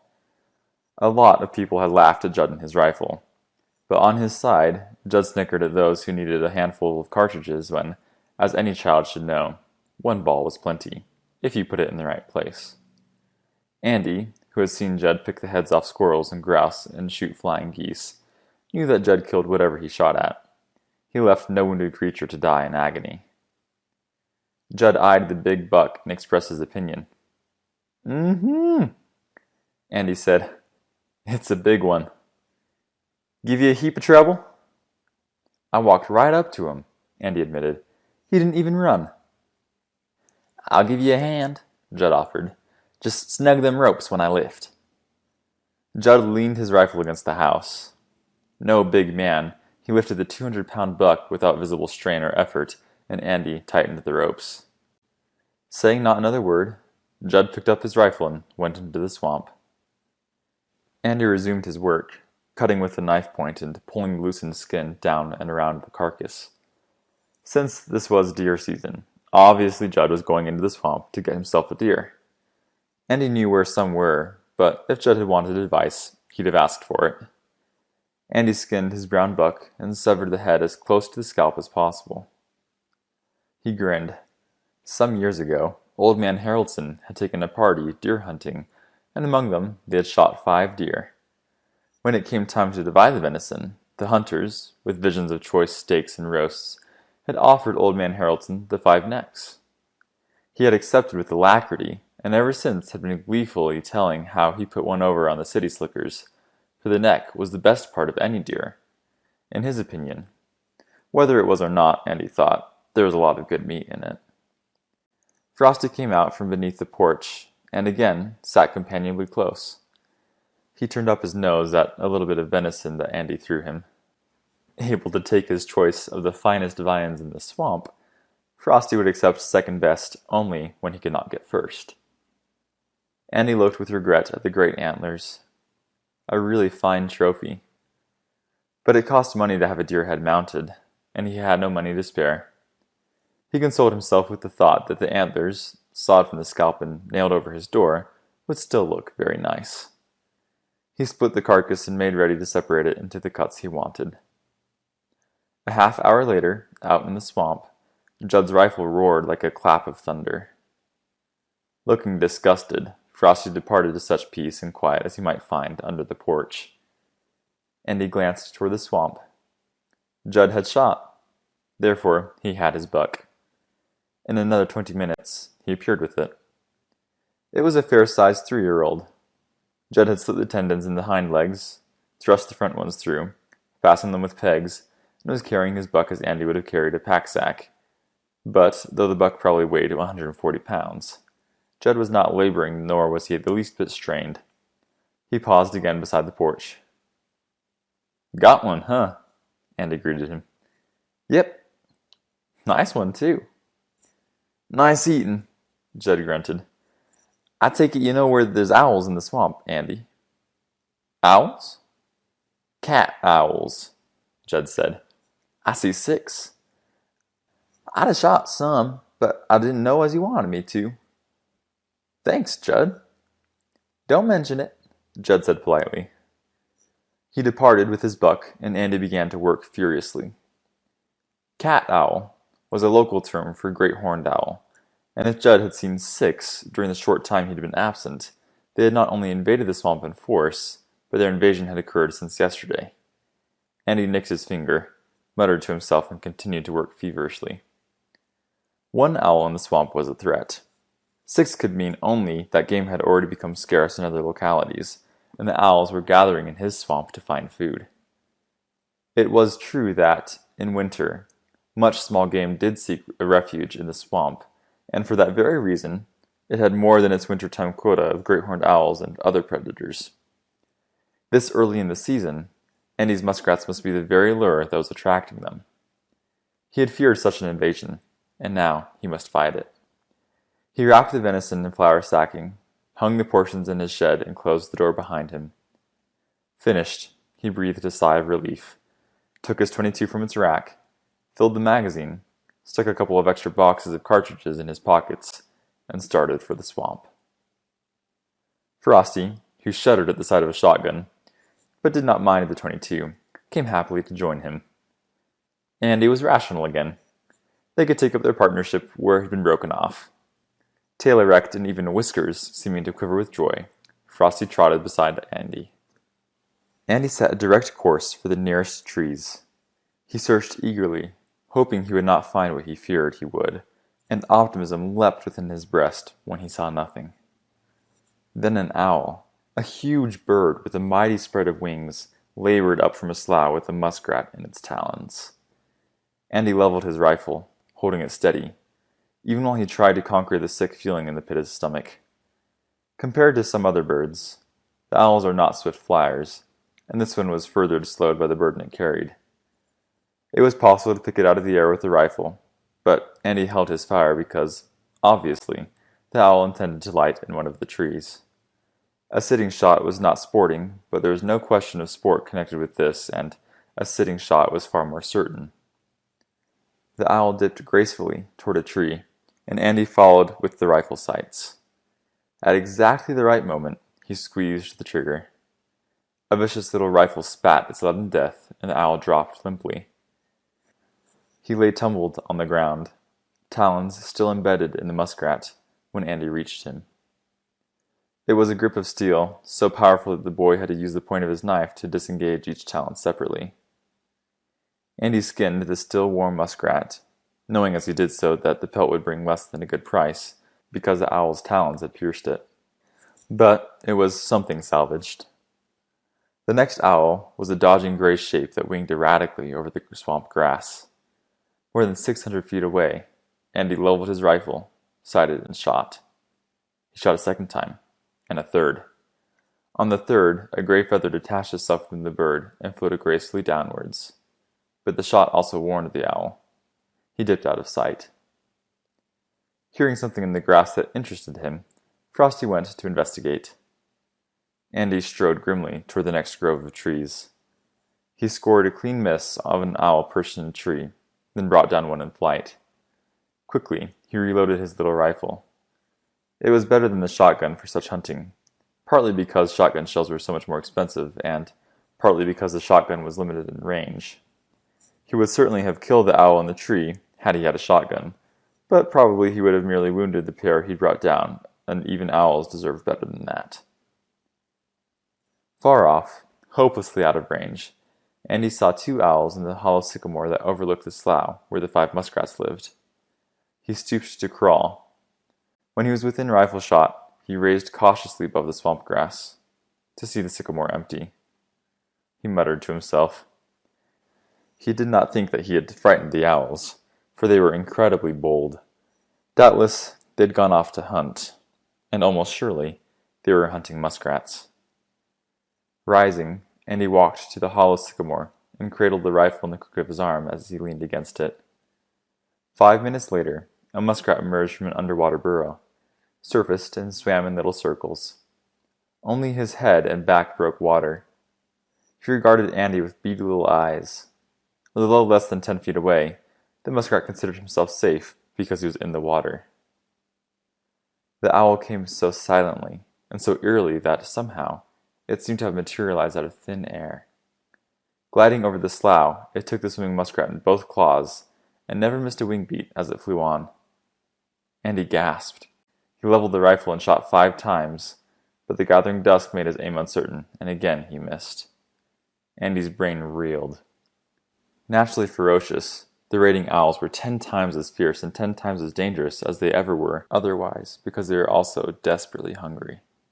This one must have seen Andy, but the presence of an armed man had not prevented it from taking a muskrat that was not even a pebble's toss away.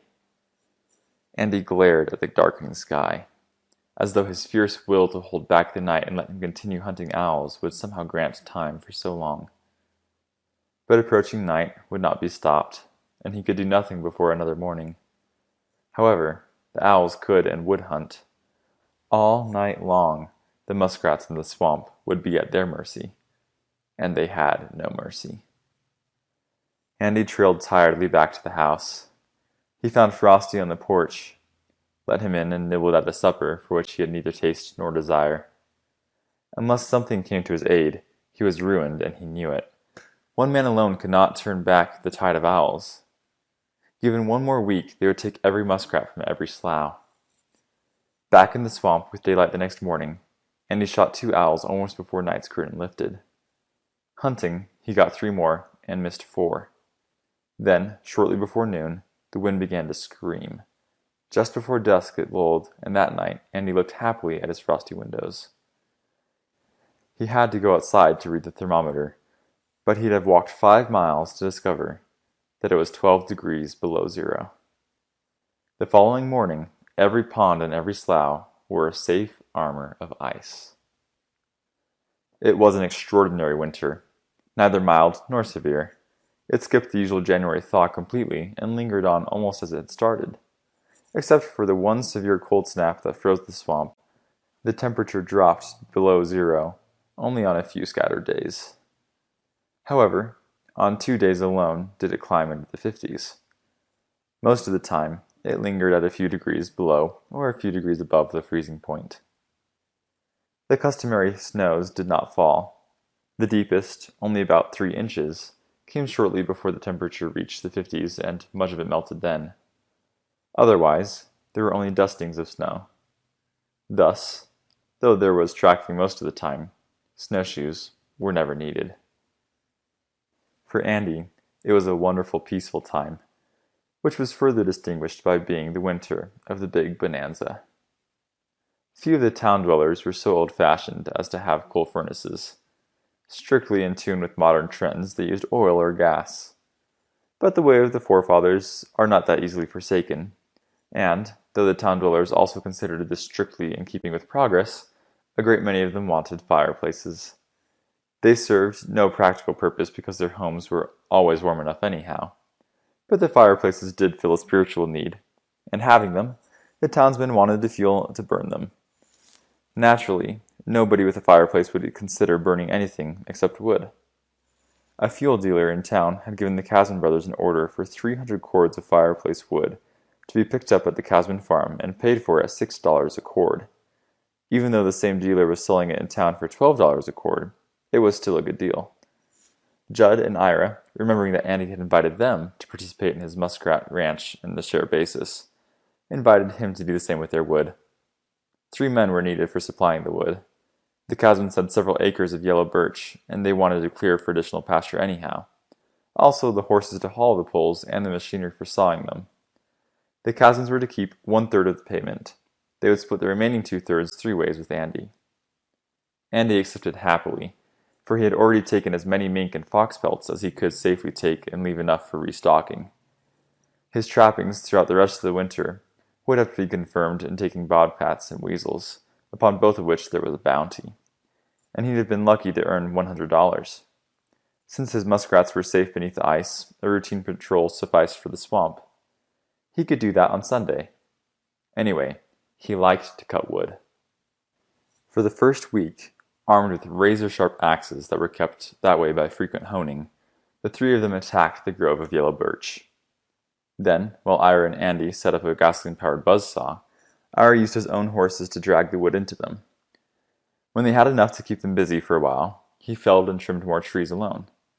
Except for Sundays, which the cousins always observed, even though they did not do it in church. The trio worked hard every day from dawn to dusk. As a result, the wood piled up fast. One afternoon, Annie glanced at the sun, calculated that they could work at least one more hour, and picked up one end of the birch pole while Ira took another. Coordinating their actions perfectly, for they'd been working together a long while, they swung it into the cradle. Ira had taken the saw end, and Andy was just as happy. The whirring saw, kept as sharp as the axes, could scream its way through a 12-inch tree in a couple of clock ticks, and through a man's hand in considerably less time. But Ira, who had been handling the business end of a buzz saw ever since he'd been old enough to work, had yet to receive his first nick. The pair finished the log, took another, and at exactly the right time, Judd came in from the woodlot. The three of them worked to arrange the tumbled pile of wood in neat cords, 8 feet long by 4 feet high, and so well did they know what they were doing that by the time they were finished, it lacked only a few minutes of being too dark for anyone to work. Ira solemnly regarded the results of their day's labor. 20 more cords to go, he announced. We finish early next week. Just in time, Judd said. Breakup's coming, and them townfolk will want them wood then. How do you know the breakup's coming? Andy challenged them. My rheumatiz changed. It won't be much of a breakup, Ira murmured. Ain't enough snow for that. I mistrust 'twill be a puny season for crops, less than we get heaps of spring rains. There'll be water in the swamp, Andy said. Allus some there, Andy conceded. How's your muskrats doing, Andy? Andy hid his instinctive smile. He'd been working with the cousins all winter, and this was the first time either had asked about his muskrats. In the hills, a man's business was strictly his own. I figure the owls cleaned out 5 colonies, Andy said, and probably got an animal or 2 from the others. But since I've been able to walk on the ice, I've found 7 colonies that I hadn't even known about. They're on little bits of slough arms, and I couldn't even reach before. Any owls there now? About the usual winter supply. I haven't been shooting any since the freeze-up, since they can't do any great damage. No sense in shooting anything at all for the sake of killing. That's right, Judd agreed. But won't they raise the dickens when the breakup comes? Not too much, Andy said. Birds will be back and everything else will move more. The owls will scatter. We'll see you Monday. Sure thing, Judd said gravely. Sure thing, Ira echoed. Andy walked homeward, and Frosty met him. For the first week, the big cat had accompanied his partner to the woodlot, and had happily explored new country while trees were felled. But though Frosty did not mind the thudding of axes, he disliked the screeching buzz saw even more cordially than blasting rifles and shotguns. He was happy to stay near Andy nights and to accompany him on Sunday patrols into the swamp. They went together the next day, walking safely on ice and frozen earth. The 5 colonies that had been ravished, and Andy was sure the owls had raided them, were easy to locate. The tops of all muskrat houses protruded above the ice and locked them in, and these 5 had fallen into disrepair, and the winds were scattering them. All the rest of the houses were firm and sound. The next week, Andy finished his job with the Casmans, and, just as Judd had predicted, the breakup followed. It was no violent change, but a soft and gentle thing. One day, the temperature climbed to near summer heights and remained there for 3 days. It wiped out the snow, and presently it took the ice too. Because there had been little snow, and not much spring runoff, except for the thaw, there was almost no change in the swamp. Andy resumed his daily patrols. The owls were still present, and, as Andy discovered when one plucked a rabbit from under his very nose, still ravenous. But muskrats that had been icebound for weeks were frantic for a taste of fresh food. They swarmed out of dens and houses to dig in the mud for anything succulent. Their very eagerness made them careless.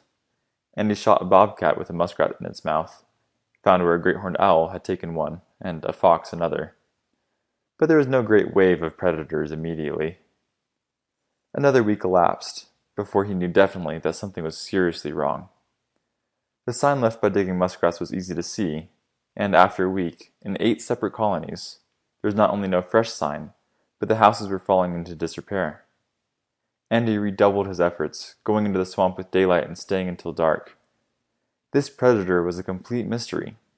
It left neither tracks nor signs, and the only evidence that it had struck at all was another colony that no longer contained muskrats. Andy, who thought he knew everything there was to know about the swamp, gave up. He did not understand this, but Joe Wilson might be able to give him some good advice, for Joe was very wise. An hour before dark, Andy packed up, climbed the path leading to the road, and struck out toward town. He had walked no more than half a mile when he saw a horseman coming toward him. It was Luke Troll, whose eyes were cold and whose smile was colder. He passed without speaking, but for a full 2 minutes Andy stood rooted. Then he turned slowly back toward his house.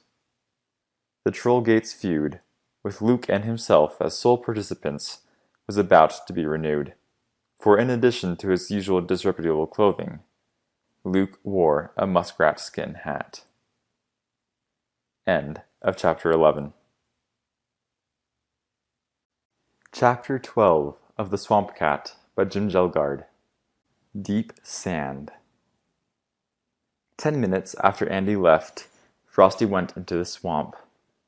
He had his full growth now, and his 12 pounds were distributed perfectly over a near-perfect frame. Lithe muscles were under exact control of a brain that, naturally fast, had been further sharpened by the dangers to which it had been exposed. Because he was very sure of himself and what he could do, Frosty disdained to hide from even the great horned owls, unless he felt like it. He would fight anything, anywhere, if fighting seemed the wisest course. But he would hide, if hiding best served the ends he wanted to achieve. He was never guided by anything save his own intelligence, and he met each situation according to circumstances. Not especially hungry, tonight he was in the mood to accept a tempting tidbit should one come his way. Most of all, he wanted to wander and explore, for his feline curiosity never had been and never would be satisfied. No matter how many times he went into the swamp, he always found something new, or some new aspect to something old. And he had prowled the swamp so much that, though the rabbit or muskrat that lived its whole life in one comparatively small area might know that area better than he, Frosty grasped the overall picture more completely than anything else. He knew the favorite grazing grounds, sleeping places, and playgrounds of the deer. Every muskrat colony, and Frosty knew of 2 which even Andy had not yet found. He had visited time after time, and he was aware of the exact number of muskrats in each. He was acquainted with every mink, fox, bobcat, raccoon, and coyote in the swamp, and he could go directly to their home dens, or the place where each individual preferred to hunt. He knew the trees, or copses of trees, which the great horned owls preferred, and where the grouse were inclined to roost. Frosty was familiar with those places where rabbits and mice were most abundant. He had trod every safe trail and visited most of the hiding places. Knowing all this, the swamp still fascinated him because it was never static. There is always change. And, next and abreast to his partnership with Andy, keeping aware and abreast of those changes was the most important business in Frosty's life. The first night Luke Troll entered the swamp, Frosty had known of his presence a half-hour later. Luke's trespassing angered him greatly, and he would still harm the man if he could find a way to do so. He had not discovered the way, and it was far from prudent to attack even a hated man, unless there was every chance of winning the fight. Because he did want to discover what Luke Troll was about, Frosty followed him until he knew his exact schedule. He habitually came just a few minutes after gray twilight shaded into deep night. Invariably, he entered the swamp by wading a shallow, hard-bottomed slough 400 yards from Andy's house. His equipment was always the same: 5 number 1 traps that he carried in his left hand, and a club clutched in his right. An empty pack sack hung loosely over his shoulders, and there was a knife in his belt.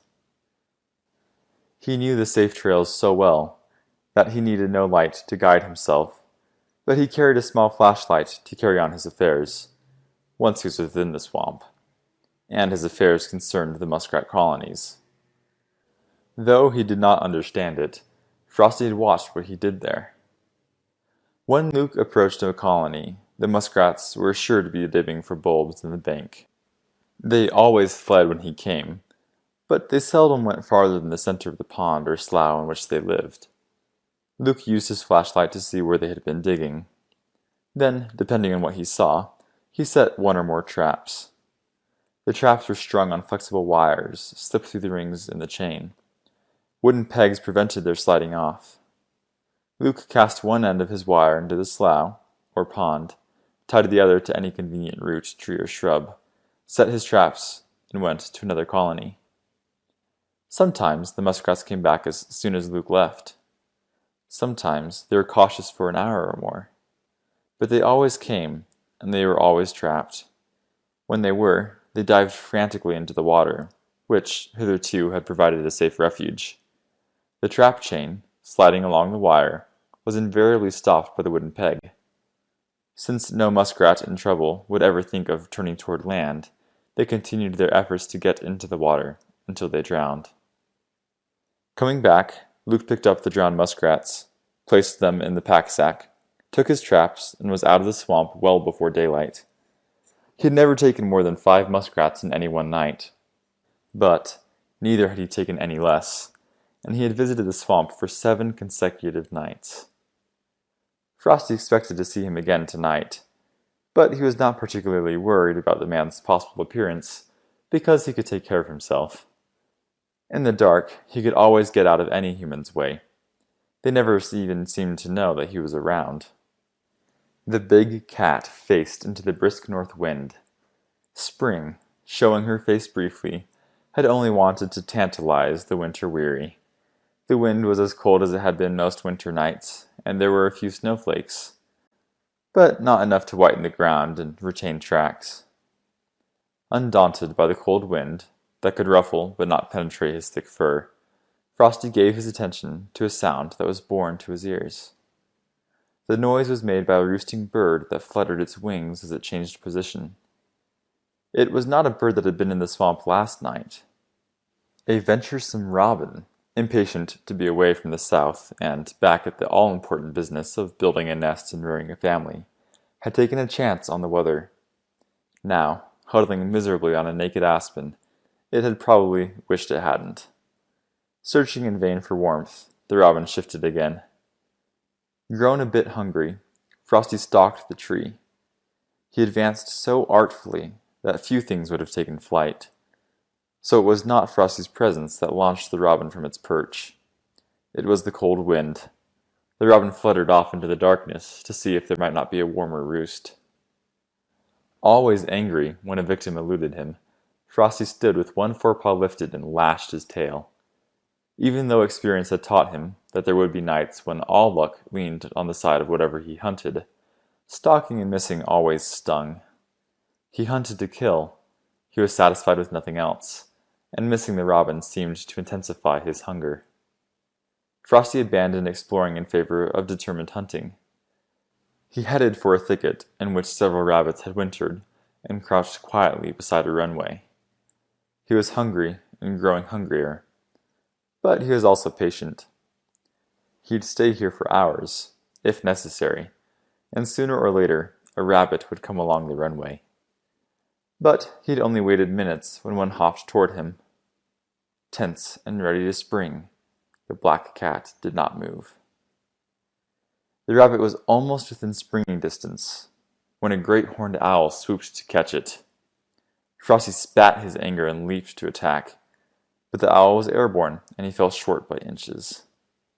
There came the sounds of thumping feet as the other rabbits, finally aware of an enemy in their midst, told each other about it and sought the safety of their burrows.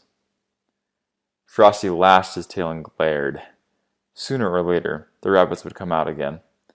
He would get one if he waited, but he was too hungry to wait. He set his course toward the high knob upon which the hollow sycamore grew. There were a few rabbits in the scrub there. Frosty laid his ambush, waited, made a kill, and started to eat. Almost as soon as he begun his meal, he stopped eating. His ears informed him that Luke Troll was coming. Unwilling to abandon his hard-won dinner, Frosty held perfectly still. Luke set his traps, went on, and Frosty finished eating. He washed himself thoroughly and felt a little sleepy. He'd have a nap before prowling any more, and since he was going to rest, he might as well do it out of the wind. The hollow sycamore, in which he'd slept several times, offered shelter. Frosty padded to the hollow and entered. He halted abruptly when one of Luke's muskrat traps snapped on his front paw. But he did not panic. Frosty touched the trap with his nose and tried to take a bite from it. The steel was hard and unyielding. If he continued to bite it, he'd do nothing except shatter his jaws. Therefore, he would not bite. This was a time for planning. The pain, severe enough for anything at all, was 10 times as excruciating to a cat's complex nervous system. Frosty still refused to panic. He could not fight this thing, so he must outwit it. He looked at the water and shuddered. Then he heard Luke coming back. Dragging the trap with him, Frosty crawled into the sycamore. He crouched, and mounting fury served to counteract pain. Luke reached the knob. His light flashed once and went out. Frosty stayed quiet, hoping to escape detection by doing so. But if Luke came near him, he would fight as hard and as viciously as he could. And he walked slowly back to his house because there was no need to hurry. Whatever he did from this point on, and he intended to do much, would be carried out in black night, and it still lacked a couple of hours until darkness. As he walked, Andy saw almost everything in a clear light. He should have known, and he blamed himself for not knowing, that the mysterious predator could be none other than Luke Troll. He had been lulled into a false sense of security by Luke's failure to come raiding all autumn and all winter.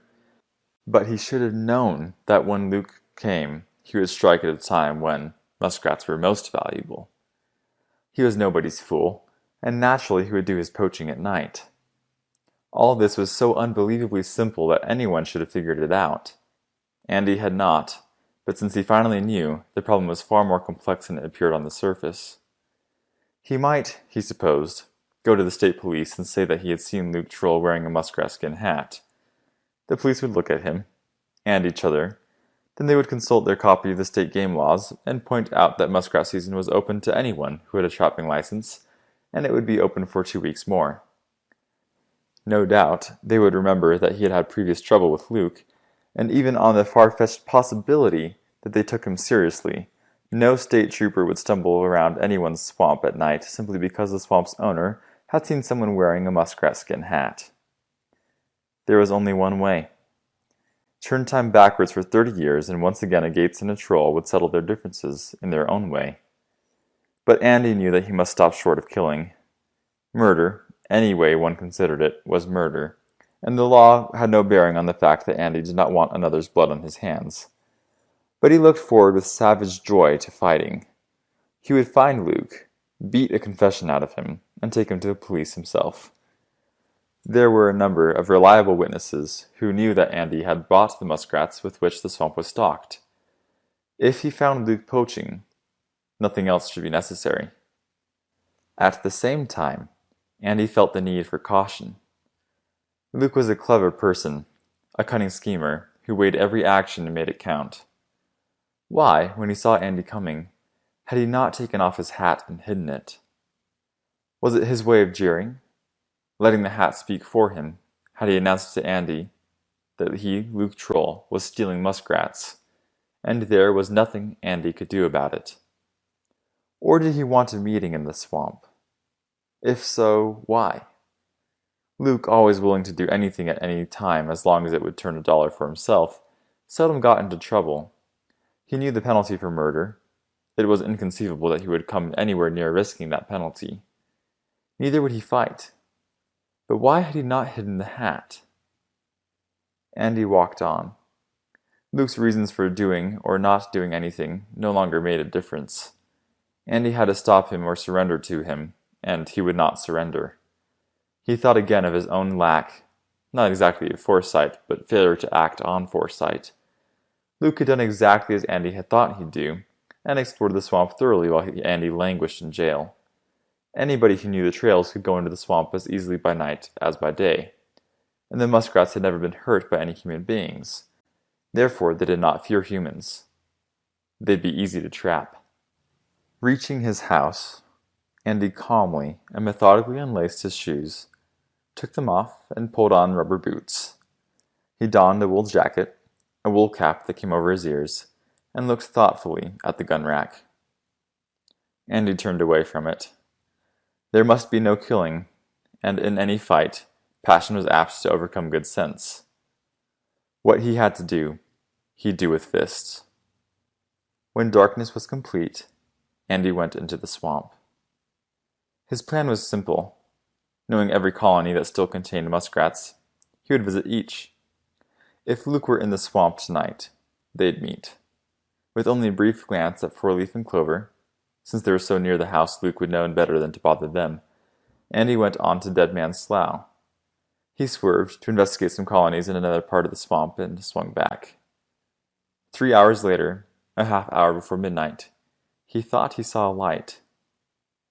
Andy stopped in his tracks and fixed intent eyes on the place at which he thought the light had originated. For a second he turned his eyes away, then glanced back. There was no light now, and perhaps there had never been any. His imagination could be playing tricks. But Andy turned away from the course he'd set himself, and went directly toward the high knob upon which the hollow sycamore grew. He thought he'd seen the light there, and there were still muskrats in that slough. Nearing the high knob, he stopped to look and listen. But the north wind, still carrying a few snowflakes on its screaming wings, drowned all other noises, and there was little light. Very cautiously, Andy continued to advance. He climbed the knob and leaned against a small aspen. There was a sudden, jarring pain in his head, and a galaxy of bright lights danced before his eyes.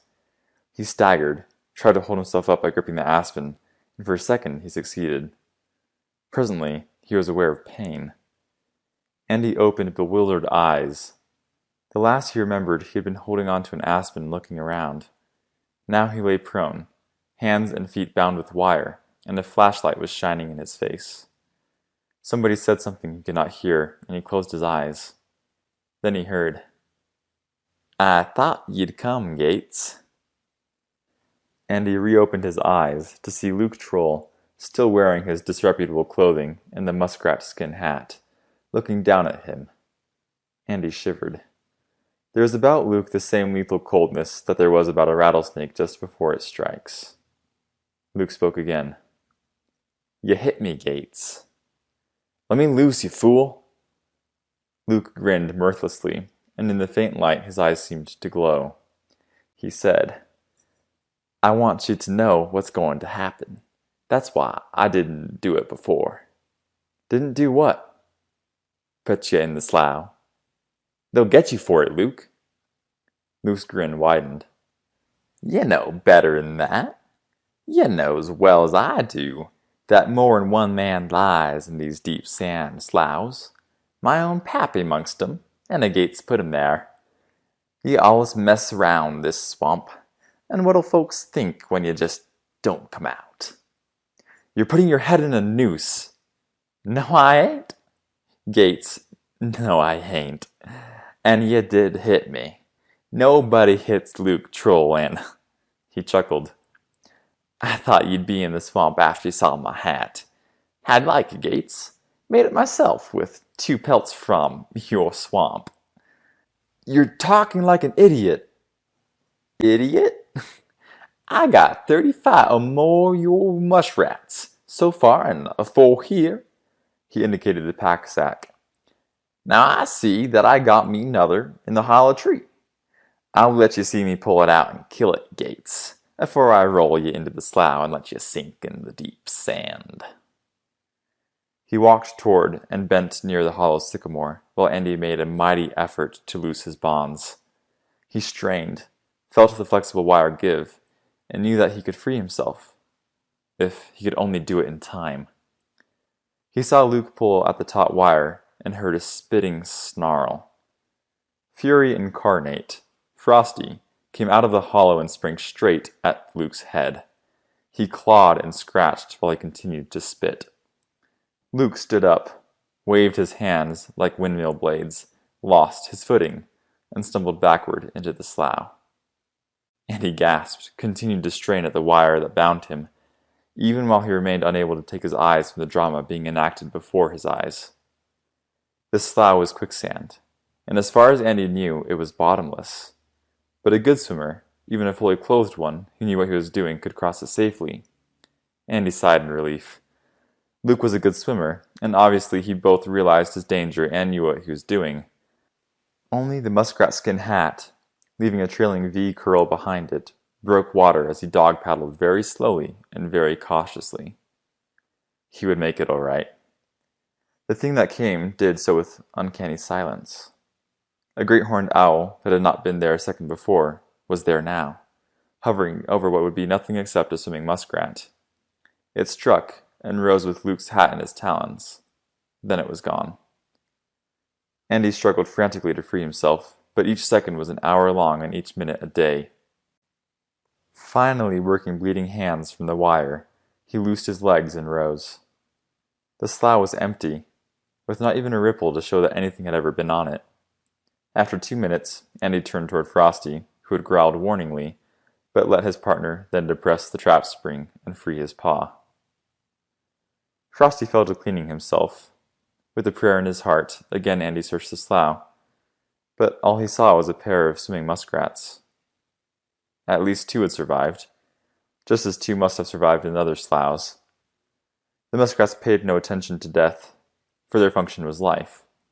They would build houses, dig dens, and eventually they would overspread the swamp. The muskrats dived, and only bubbles rose. End of chapter 12.